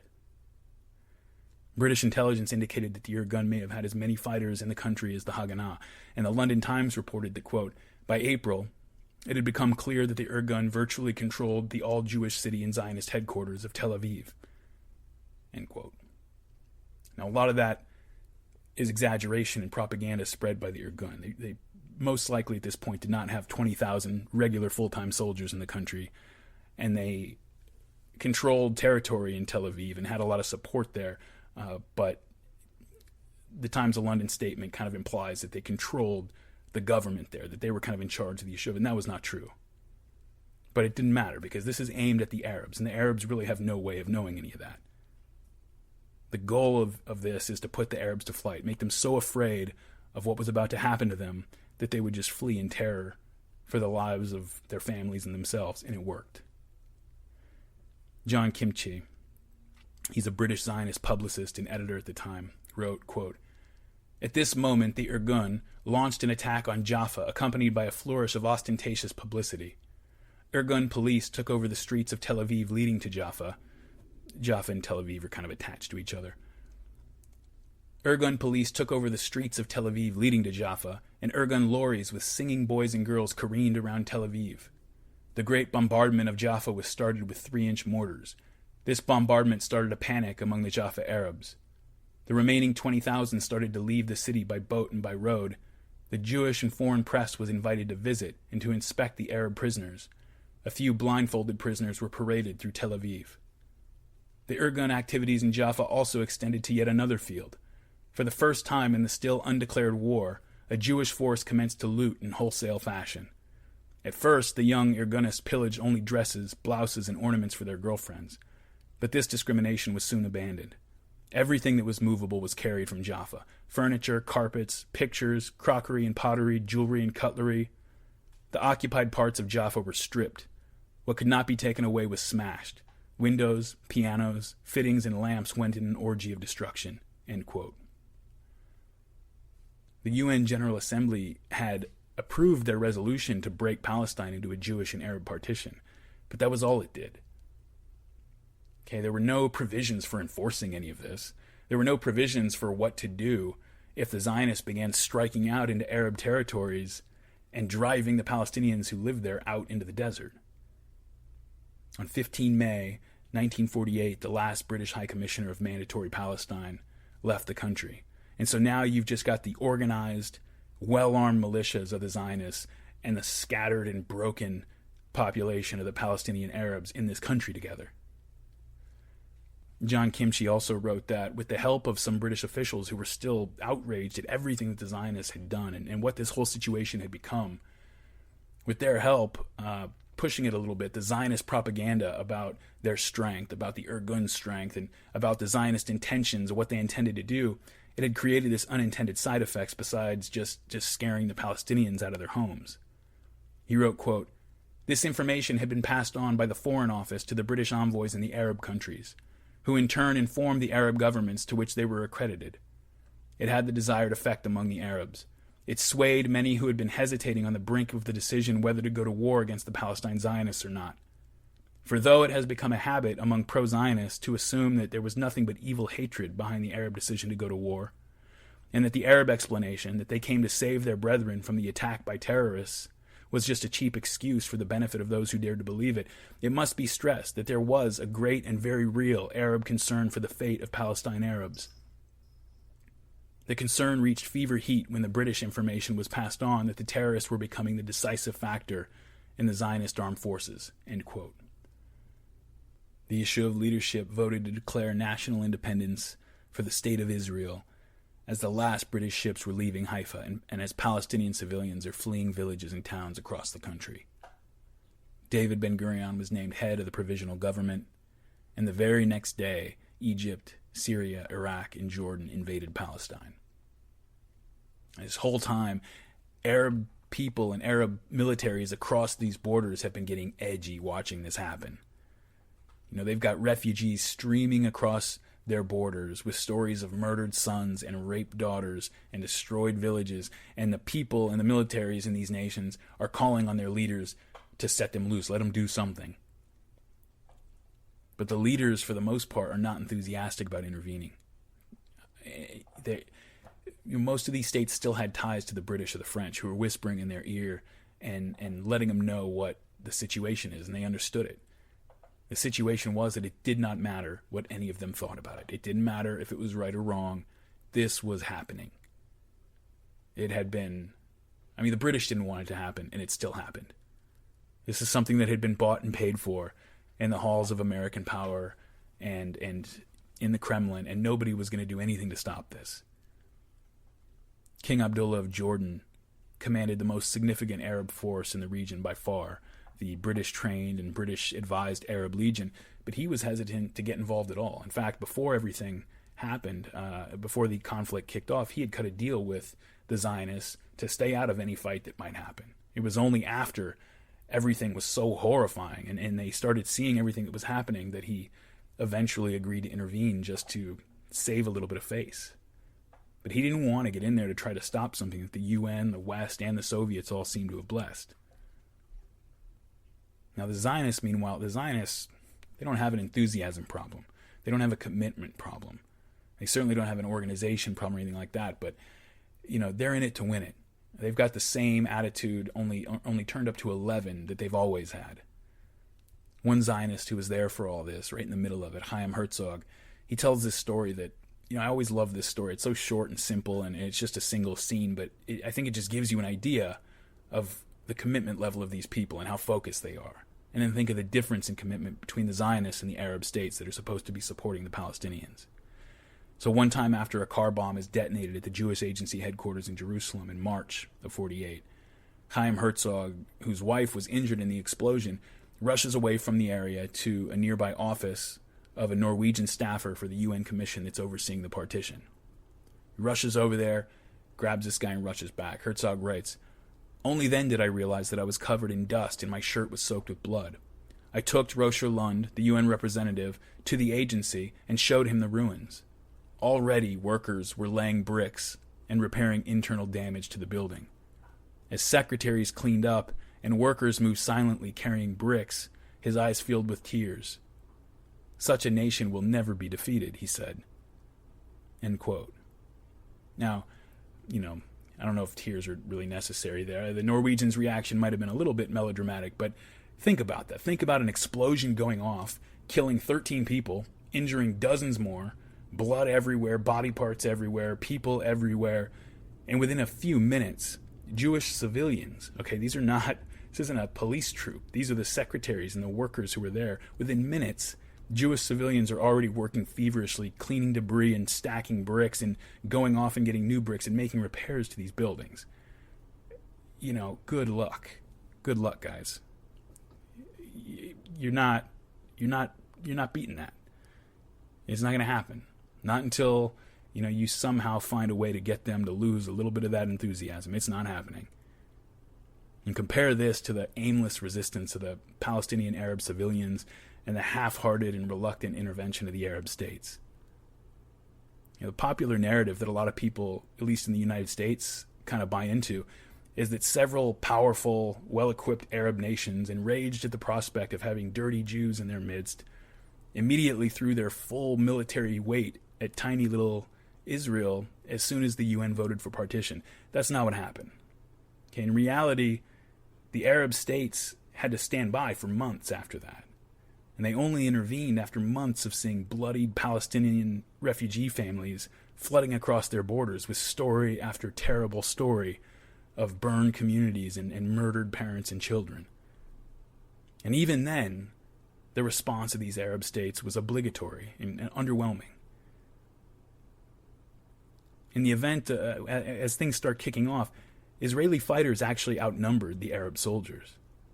And the operations of the Arab militaries were almost completely restricted to operations within the portion of Palestine that had been partitioned by the UN to the Arab population. They avoided mounting operations within the Jewish zones almost completely. And so the Israeli War of Independence, in other words, was not really a defensive war fought on Israeli soil against an invading enemy. It was fought, the actual combat was fought almost entirely on territory allotted by the UN to the Palestinian Arabs. So as the Arab forces move into the Palestinian territories, the Arab state forces, they begin to engage with the Israeli defense forces. I'll call them the Israelis now because that's what they are. On June 1st, the Irgun had signed an agreement with the government, the Israeli provisional government, to have its whole organization, all its men, absorbed into the command structure of the new Israeli Defense Forces. On May 29th, the UN had ordered a ceasefire, which was put into effect on June 11th, and so the Israelis were using that time to try to get through that absorption, work in the Irgun, but also to bring in more reinforcements. Immigrants are streaming into the city, into the country at this point, and also to fortify their positions and consolidate the control that they had over territories that they had taken away from the Arabs. Fighters and weapons were brought up to the new front, and Israeli fighting strength was increased to about 65,000 men from about 35,000 when they started. The agreement between the Irgun and the IDF, the absorption agreement, stipulated that as part of the IDF, the Irgun was going to have to stop any independent procurement of weapons and supplies, and that it was going to have to work through, the standard IDF chain of command if it needed anything, just like any other military unit. But prior to the agreement, a ship called the Altalena had already been chartered by the Irgun, with 940 more fighters and a very large cache of weapons and ammunition coming from France. It was on its way to Palestine and set to arrive during the ceasefire. So Menachem Begin goes to David Ben-Gurion, to the provisional government, and demands that some of those weapons, at least, go to his men out in the field, because the unification of the Irgun with the new IDF has not all been worked out yet. It's only been a short period of time, and so it's not like it's all complete. And he's still got fighters and units out there operating independently who need supplies. Initially, Ben-Gurion agreed that 20% of the weapons and ammunition would go to the Irgun units out there, but then Begin requested that since the Irgun had actually worked out the procurement and the delivery of all these weapons, they had done all of it, that these weapons should go to equip the IDF units that were made up of Irgun men, because people who were in the guys who were in the Irgun, once they moved into the IDF, they didn't just get worked into other units, they had their own units, and Begin wanted the rest of the weapons to go to them. Now Ben-Gurion, his spidey sense went off here. He was afraid that Begin was still thinking of the Irgun, even the ones that had been rolled into the IDF, as his own private army, rather than as just a part of the military bureaucracy of their new state. And he was afraid that Menachem Begin planned to use these loyalists at some point to challenge Ben-Gurion's power, so the government refused that request. In fact, he demanded that Begin surrender the ship and all of its cargo immediately when it got there. He said at a government meeting, "We must decide whether to hand over power to Begin or to order him to cease his separate activities. If he does not do so, we will open fire. Otherwise, we must decide to disperse our own army." And so a letter was delivered to Begin, informing him that the area in which the ship intended to land was going to be covered by troops and artillery and armored cars, and he was ordered to give up and report to Israeli headquarters. Begin ignored that summons, and he was conferring with his officers on a beach near the place where the Altalena was waiting at the time.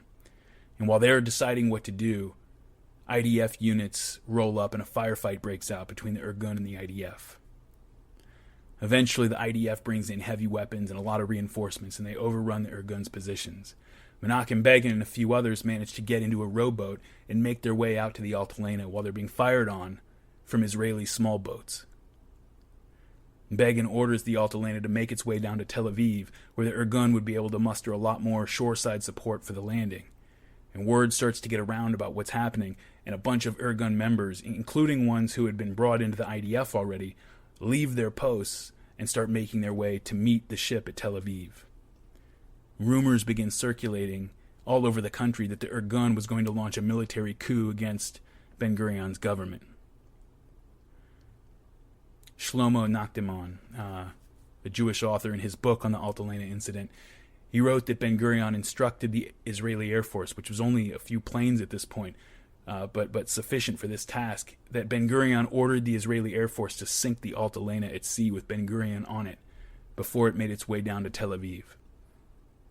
Gordon Levitt was a pilot who was flying for Israel during the 1948 war.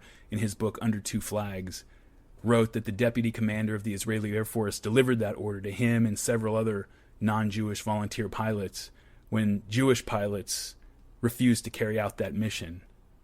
But none of them were willing to sink the Altalena. They were all of the opinion that they had not come to Israel to kill Jews. That's not why they were there, and they weren't going to start now. So the Altalena, with Begin and his 1,000 or so people on board, is being chased by Israeli corvettes during its voyage down to Tel Aviv, and it eventually runs aground on the busiest stretch of Tel Aviv beach, in full view of beachgoers and hotel guests, and including all the reporters and UN observers who are about to watch everything that's going to happen from their hotel balconies. Now, Begin claimed that he had not directed the ship to Tel Aviv for a coup. Remember, that's where the seat of the Israeli government is at this point. He claimed that that's not why he was there. He had gone there because he hoped, quote, that we could extricate ourselves from these siege conditions, and then I would be able to communicate directly with the government and put an end to what I still hoped was a perilous misunderstanding, end quote. Well, Ben-Gurion was waiting with large concentrated forces on the beach. Heavy guns were brought in and assembled, and Begin was urging the men ashore not to fight. He's calling out to them, saying, don't do this. He starts unloading the weapons, calling out to these IDF soldiers that the weapons were for ourselves and you. We've come to fight together. And he shouted at them, we shall not fire. We shall not fight our brothers. And so all this is kind of going on, and people are kind of hesitating as Begin's doing this. And the IDF commanders are worried that their men, some of whom literally had relatives on the ship, at least one I'm sure had a brother there on the Altalena, that they were going to lose their nerve and refuse to fire on other Jews. And so to get out in front of that, they order the government forces to start shelling the Altalena. The first gunner that they gave the order to refused. He said he would be executed for insubordination before he opened up with artillery on other Jews. The second gunner, was a recent arrival from South Africa, and he refused at first, but then they threatened him with a court-martial, and so he complied. The heavy guns opened up on the ship that was laden with explosives and ammunition, and Israeli troops on the shore started opening up with heavy machine gun fire. Soon the ship began to burn after a direct hit, and that fire spread to the ammunition holds and got out of control very quickly, and very soon the Altalena was ordered abandoned. Irgun men were jumping into the water to avoid being burned, while their comrades ashore were going out to try to meet them with rafts, and all the while these swimming men and their rescuers are being fired on with automatic weapons by Israeli forces. Begin refused to leave the ship until the last of his wounded men had been evacuated. Eventually he too jumped into the water, and he managed to make it ashore to escape. And just as during the hunting season back in 1944 and 45, Begin was not prepared to be the cause of a Jewish civil war, whatever the other side had done. And so he negotiated with the Israeli provisional government and secured a deal that freed the 200 or so Irgun men, a couple weeks later after they had been captured, and eventually worked most of those men back into the IDF. The Altalena incident made a huge impression on everyone. I mean, you can imagine you're sitting on a beach and a ship runs aground, and then a bunch of soldiers show up and a battle breaks out. And this is in front of UN representatives during a ceasefire when they have the official mediator there, in front of reporters from all over the world. This is happening. Many Jews watching this from Tel Aviv were disgusted with the savagery with which Ben-Gurion had ordered his men to attack Begin's men. After all, they were Jews and they were Zionists. And they were popular, too. They were playing, Begin was playing Zionist anthems from the loudspeakers of the ship while the fighting was going on. Think about how that looks. People are watching, and you've got a bunch of Ben-Gurion's forces arrayed out, firing artillery and automatic weapons at a ship that is blasting Zionist anthems the entire time. The UN mediator who had been sent to observe and manage the Arab-Israeli ceasefire, Count Folke Bernadotte, he was particularly disturbed by the demonstration that the Zionists still seem to have rogue independent militias out there running around the country and procuring weapons through unofficial channels. He didn't like that at all. Count Bernadotte was this widely admired humanitarian and a hero of the Second World War. Not a combat hero. He was a citizen of neutral Sweden during the war. But he had negotiated the release of some 31,000 Jewish and other prisoners from Nazi concentration camps. As vice president of the Swedish Red Cross, he'd actually gone in and led several rescue missions behind enemy lines in Germany. So he's a revered figure in Sweden and a hero to many Jews. Miriam Makavia, she was a Polish-born Israeli writer and diplomat. She had been a prisoner at Bergen-Belsen, the concentration camp, and she expresses a pretty common perspective about Bernadotte. Toward the end of the war, the Nazis are in full retreat, and Bernadotte's Swedish Red Cross is sending in its iconic white buses into the continent to rescue concentration camp survivors. And when Akavia was found, she was nearly dead. She weighed less than 60 pounds. Reduced by misery and deprivation, she describes the day of her sad liberation. This is from a later article on Bernadotte in the UK Independent. Quote, "I myself was lying on a heap of dead bodies, and beside me was my sister Lucia. Our mother was there with us, but she was no longer alive. For her, the war ended too late. Sweden chose the weakest and sickest. Nothing was demanded of us. They sanitized us, dressed us, checked us, fed us vitamins and cod liver oil, and sent us to pretty localities, most of us to hospitals." End quote. Hanan Akavia, her husband, he was also a Holocaust survivor. He describes Count Bernadotte as his savior and says that when he was found, he was so thin and ill that if he had not been saved by Sweden, I cannot imagine how I would have survived. It meant recovery and a new life. Well, Bernadotte is shocked by what he's seeing in Palestine, and he opened up negotiations between the two parties by demanding that this swelling mass of Arab refugees, to start with, they've got to be allowed to go back to their homes. This is not how the laws of war work. And then he said that the lines of the UN partition are not going to work. They've got to be redrawn in a manner that's more equitable for the Arabs. And before he could make much headway on that, this was just a starting point. Before he could make much headway, the limited time ceasefire expired, and the Arab and Israeli forces started engaging each other again on July 8th, 1948. With the expiration of the ceasefire, Zionist commanders, they'd already been preparing. So they're already in place to advance now on the cities of Lydda and Ramleh. There was going to be another truce in 10 days. It was already scheduled. And so the Israeli Defense Force needed to act quickly. It amassed its largest force up until this time and moved very quickly into Palestinian territories. The IDF arrived at Lydda, and it began softening up the civilian population and the small militia that was there with artillery and mortar bombardment.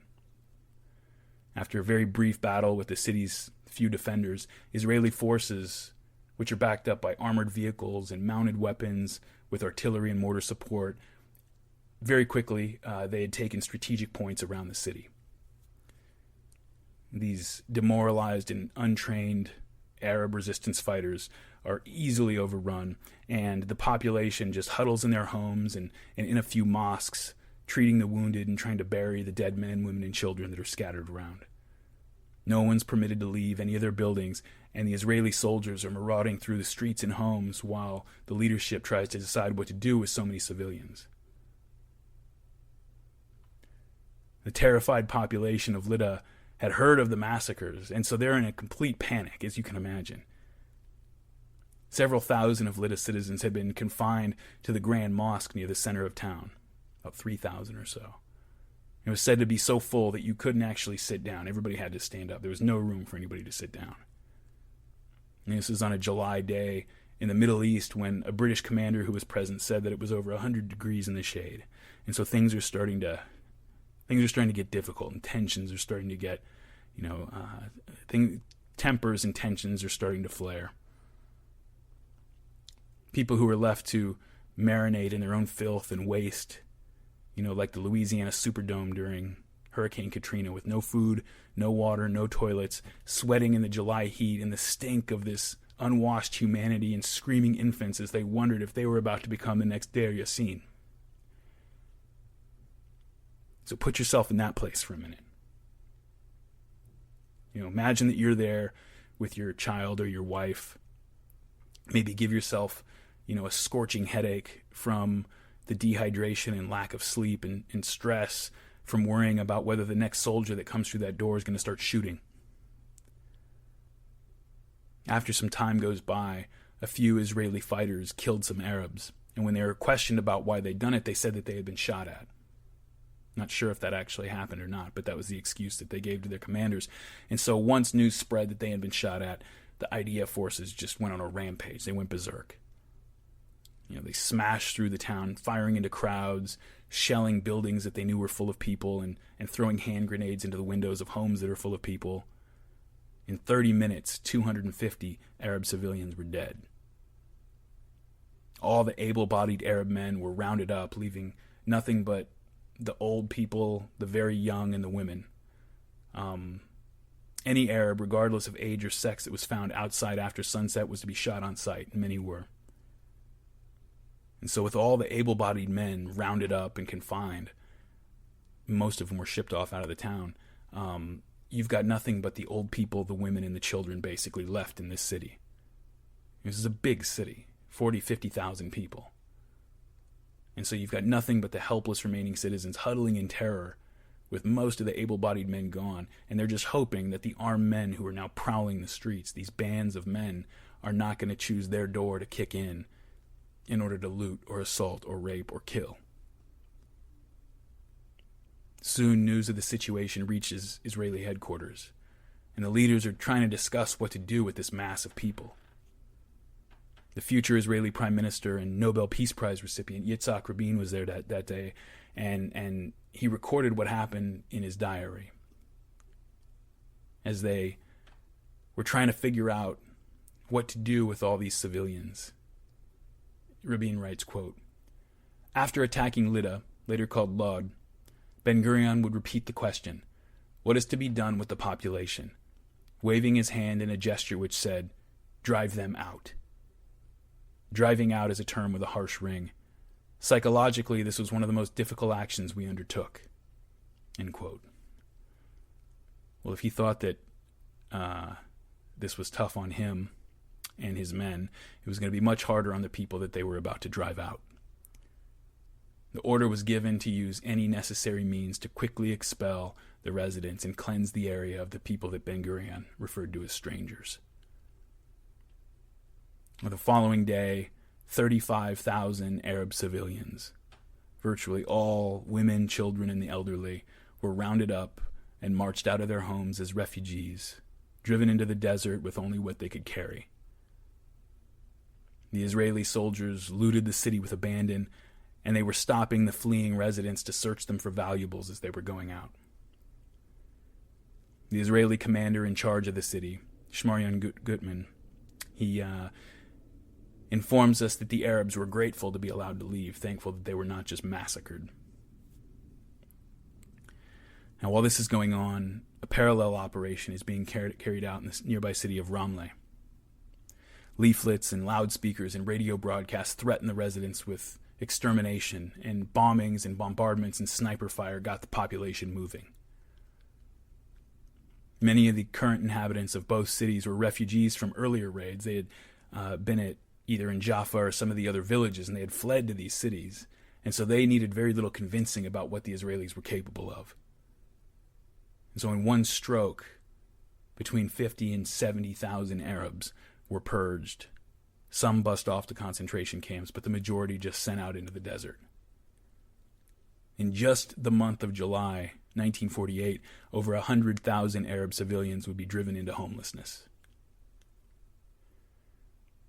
Thousands of women and children trod out into the July heat.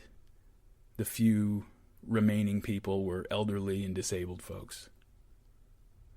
Having gathered what they could carry, trying to pull it on little makeshift sleds, they took doors off their hinges and tried to put their valuables and their belongings on that to carry with them wherever they were going. They didn't know where they were going. The road very quickly became littered with all their belongings because they were just forced to let go of them eventually. They couldn't carry them. It was the Muslim month of Ramadan, and so they were fasting during the day, and the vast majority of these fleeing Palestinian Muslims refused to break their fast, taking no food and no water even as they were collapsing under the burning sun. The heat began to take the old and the sick first, and the road became choked with bodies of dying men and women. Children began to fall from heat stroke, and women tried to carry them while Israeli soldiers fired shots over their heads and at their feet to frighten them and to keep them moving. Some Israeli soldiers followed the train of refugees into the desert, waiting to scoop up dropped valuables and taking interesting things that weren't dropped off of people. One Israeli soldier later said, "To begin with, they jettisoned utensils and furniture, and in the end, bodies of men, women, and children scattered along the way." Some of the Israeli soldiers were traumatized by what they witnessed hour after hour in the Lydda death march. Eyewitnesses reported seeing babies trying to nurse from mothers who had died already in the heat. The road was narrow and congested, and it was choked with dust and thirsty people. There were children screaming through dry throats, and adults were weeping, and occasional gunshots were fired into the crowd. Every so often, we're told, a family would pull out of the column to the side of the road to bury a baby who had succumbed to dehydration or heat stroke, or to say goodbye to a grandmother who could go no further and that nobody could carry. As the day dragged on and the stress piled up, things degenerated and people just began to go crazy. There were delirious mothers abandoning their screaming babies, unable to bear their screams for hunger and screams of thirst. A British commander who was outraged by the scene but who was under orders not to intervene reported that the side of the road was littered with the bodies of the young and the old, and that the number of dead children would never be known, many of them buried anonymously in shallow desert graves. Again, far from running away from incidents like this, from incidents like Deir Yassin and Lydda and Ramleh, the Israeli commanders considered them strategically valuable, and so they actually sent out agents to spread exaggerated versions of all this into Arab communities in order to make the cleansing of strangers called for in Plan D more easily accomplished.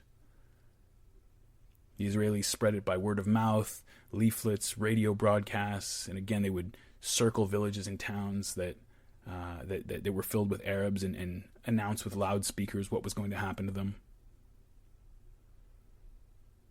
They tell them that they would be infected with typhus and cholera and other diseases, that they would be massacred. They were even going out and spreading rumors that the Israelis had possession of atomic bombs and were going to use it to eradicate cities. And once again, this campaign of terror had its intended effect. Arabs fled in fear of genocide by a group of fanatical terrorists and assassins who seemed to have the blessing of the entire international community behind them. Without knowing where they were going, the people who had lived in and worked the land of Palestine for 13 centuries, fled into the desert by the hundreds of thousands. By the time the next ceasefire had kicked in, the Israelis had driven the majority of the Arab population under their control out of their homes. In certain places, like in the city of Haifa up on the northern coast, the Arabs who didn't flee were caged in their neighborhoods with fences and barbed wire and kept under military supervision. In all, about somewhere between 700 and 800,000 Arabs were ethnically cleansed from Palestine, driven into the unoccupied West Bank or into Gaza or across the borders into quickly thrown together refugee camps in Lebanon and Syria and Jordan. Count Bernadotte's view of the Zionist case as he's watching all this go on is beginning to darken. He reported back to the UN that the Arab states were reluctant to restart the fighting. They were looking for a way out. And he said that what violence was being initiated by the Arab states were mere incidents, he called them, committed by overzealous commanders or freelancing troops, usually acting without orders, and the Arab states were just looking for a way to get out of this. And so as Bernadotte and his staff are beginning to understand what is going on, and as he tours the country and just sees hundreds of thousands of destitute and homeless Arab refugees all over the place, this renowned humanitarian, Count Bernadotte, who is chosen for his role specifically because his humanity and credibility could not be questioned by anybody, by either party. He insisted that his proposal, his demand that the displaced civilians, these refugees, be permitted to return to their homes when the fighting was done, as required by settled international law. He also recommended that Jerusalem be placed under an international protectorate, some kind of an international body set up by the UN that would look after Jerusalem to ensure that Jews and Muslims and Christians all had equal rights and that no conflicts erupted over, restrictions in Jerusalem. Now, the Arabs were actually, they expressed some amount of interest in this proposal, but the world was not going to have to wait very long to find out the Israeli response. When Count Bernadotte's Swedish Red Cross had been conducting rescue missions in Nazi Europe, Bernadotte would often insist on personally accompanying convoys of refugees. He would ride with them on the Red Cross buses. More than once, he was mistakenly strafed by Allied aircraft and almost killed. Now, in Jerusalem, he had been warned to stay away from exposing himself to the chaos, but same thing. Again, he refused to send out his observers to expose themselves to dangers that he wasn't going to face himself. On September 17th, 1948, as Bernadotte's car convoy is traveling through Jewish West Jerusalem, his set of cars is stopped by a Jewish army jeep. General A.G. Lundstrom, who was in the vehicle with Bernadotte, describes what happens. Quote, "In the Katamon quarter, we were held up by a Jewish army-type jeep placed in a roadblock and filled with men in Jewish army uniforms. At the same moment, I saw an armed man coming from the jeep. I took little notice of this because I merely thought it was just another checkpoint. However, he put a Tommy gun through the open window on my side of the car and fired point blank at Count Bernadotte and Colonel Sereau." Colonel Sereau was a French UN observer who was in the vehicle. "I also heard shots fired from other points, and there was considerable confusion. Colonel Sereau fell in the back seat in front of me, and I saw at once that he was dead. Count Bernadotte bent forward, and I thought at the time that he was trying to get cover. I asked him, 'Are you wounded?' He nodded and fell back. When we arrived at the Hadassah hospital, I carried the Count inside and laid him on the bed. I took off the Count's jacket and tore away his shirt and undervest. I saw that he was wounded around the heart, and that there was also a considerable quantity of blood on his clothes about it. When the doctor arrived, I asked if anything could be done, but he replied that it was too late." End quote. The other victim, Colonel André Sereau, was a UN observer, a French UN observer, and he wasn't supposed to be in the car with Bernadotte the day he got killed. He had actually swapped places from the first car in the convoy in order to personally thank Bernadotte for saving his wife from a Nazi concentration camp 3 years earlier. He was shot 18 times and died on the spot. And so the ceasefire expires, and the Arab states and the Zionists engage with each other again, and the fighting drags on for some months more after this, but with new reinforcements and more supplies being provided to the Zionists now, the rest of it is mostly a mop-up operation by the Israelis. When it's all over, they have control not only of the territory partitioned to them by the United Nations, but they had also seized and cleaned out 60% of the territory provided to the Palestinians. The UN and the neighboring Arab states are trying to manage this 750,000 refugees now living in squalor in these hastily built camps. Today there are millions of stateless Palestinians still living in these dilapidated refugee camps. I was thinking about tacking on a brief summary of the major events that have happened in the time since the founding of the State of Israel and today. But I think we're going to handle that another time. Maybe I'll do it in a blog post or a supplementary podcast. But in 1967, in a 1967 war against the Arab states, Israel seized the rest of the original Palestinian territory, controlling the entire thing. And they placed any Arabs who were still in that territory and not in one of the refugee camps across one of the borders under very severe military occupation, a condition in which those people remain to this very day, 50 years later. And everything that the British taught the Zionists during the Arab Revolt, from checkpoints to random searches to blowing up the homes of suspected rebels to punish their families, and random arrests and jailing people without trial or explanation, it's all there. All the old colonial native control methods are all there. Over the years, Israel has expanded even into the meager occupied reservations onto which the Arabs have been forced, and this has been probably the major obstacle to any peace process going forward. After the Altalena incident, David Ben-Gurion had secured control over the early state of Israel. He served as both the first. After the Altalena incident, David Ben-Gurion had secured control over the early state of Israel. He served as both the first and the third prime ministers of the country. But that spirit that had animated the Irgun and the Stern Gang, that spirit remained strong in the country.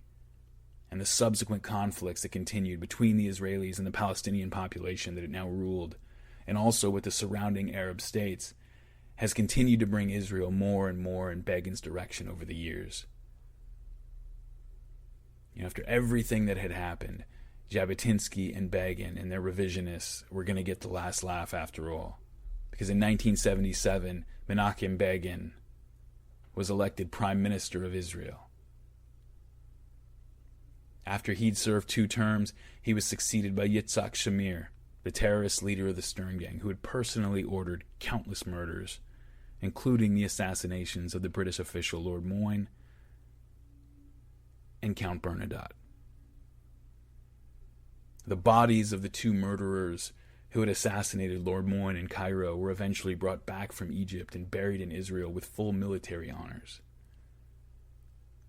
Since Menachem Begin took power as prime minister in 1977, his Likud party that he founded has held power consistently for 27 out of the last 39 years and for 15 of the last 20 years.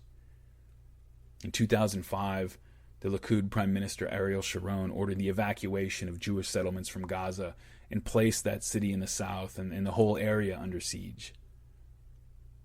Now, over 60% of Gaza City's population is 14 years old or younger.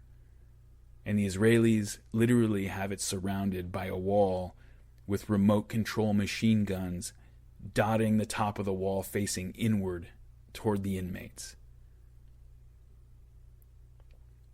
The Palestinians, for their part, have lived under siege and occupation now for so long that I find myself wondering if their individual and social psychology hasn't been twisted up so much that it makes this whole problem practically insoluble. Hamas, the terrorist resistance group based out of Gaza, is basically a death cult.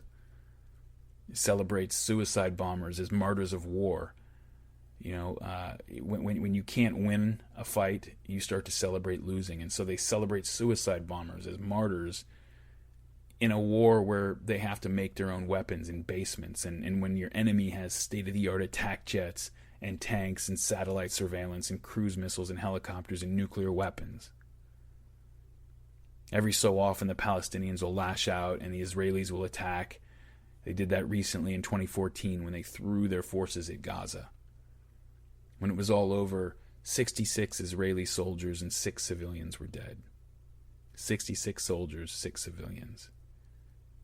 2,300 Palestinians were killed and almost 11,000 were wounded. At least 70% of those casualties were civilians. In a city that is 60% children 14 and under. The level of insane hatred on both sides of this conflict has gotten so bad that you'll find videos of Arabs celebrating suicide bombers every time they take out an Israeli school bus. And you'll find videos of Israelis outside southern towns like Sderot during the 2014 Gaza war, bringing food and drinks and having parties and picnics up on the hills overlooking Gaza City, cheering every time an Israeli jet fires a missile into an apartment building or a power plant or a water treatment facility. This is where we're at today. The long-serving current Prime Minister Benjamin Netanyahu, he said that Israel will never ever allow the Palestinians to have a real sovereign state of their own. That it's too dangerous and they will never let that happen. Meanwhile, after years of persecution and hopelessness and increasingly severe Islamist indoctrination, the Palestinians it's led to this mutated, monstrous culture among the Palestinian Arabs. Now, as I speak right now, we're still going through this period that has lasted over a year, where Palestinian Arabs, very often children and women, are just randomly pulling out kitchen knives or screwdrivers and other things and just stabbing random Jews on the street. Now, there have been cases where it doesn't even seem like it was planned at all. Like there was this one case where an Arab teenager seemed to be on her way to school. She had a packed school bag and everything to indicate that she was actually planning to go to school that day, but then who randomly pulled out a knife and began stabbing a random Israeli until she was shot and killed. In just the year between October 2015 and October 2016, there were hundreds of stabbings and attempted stabbings and shootings and vehicle attacks. And that one year, just from these, 38 Israelis have been killed, almost 600 wounded. During the same period, 235 Palestinians have been killed and almost 4,000 wounded. But neither the Palestinians nor their allies in the region seem any closer to giving up today than they've ever been. The longtime popular mayor of Jerusalem, Teddy Kollek, he was once asked what ought to be done about the Arab problem. And Kollek looked at the interviewer and he said, and I'm paraphrasing here, but he said, the Arab problem, we don't have a problem. Problems have solutions. We have a condition, and conditions you just learn to deal with. The Zionists are never going to give up Israel, and the Palestinians are never going to give up their fight to return. Rifat al-Arir in Gaza Writes Back wrote, quote, "Sometimes a homeland becomes a tale. We love the story because it is about our homeland, and we love our homeland because of the story. There are more stories in this country than anywhere else in the world. In the end, our stories are all any of us have. If this conflict is going to end with any result other than the total destruction of one of the two sides, it'll be when somebody figures out how to tell this story in a way that allows both sides to feel that their suffering has been acknowledged." I've brought this up to Jewish friends before, and they usually just think I'm being silly, but an apology might go a lot further than anybody imagines. I heard an interview a while back with some U.S. Army officers who had served in Iraq for a while. And these officers, their job was to go out into the country, go find the families of people who were killed by mistake by U.S. forces, and to try to work out some kind of compensation for their loss. When you hear about a drone taking out a wedding party or something like that, these are the people who go out and find the victims' families and go talk to them on behalf of the U.S. government. This was something we started doing all the way back in World War II, and one of our Jeeps would run over some French farmer's kid or something as we made our way toward Germany. And so I'm listening to this, and it's interesting, and then they start talking about the compensation that they would provide to these people. And sometimes, we had killed a goat or we had destroyed a piece of farm equipment or something, and the value of those things is pretty easy to work out. But other times, they were talking to somebody who had lost a wife or a child because of a mistake we made, because of something we did.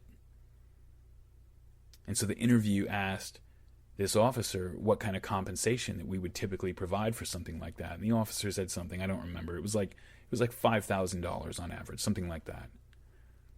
And so the interviewer said the same thing that everybody listening was probably thinking, which is what I was thinking, which is that offering somebody $5,000 to make up for killing their family member is not compensation. That's an insult.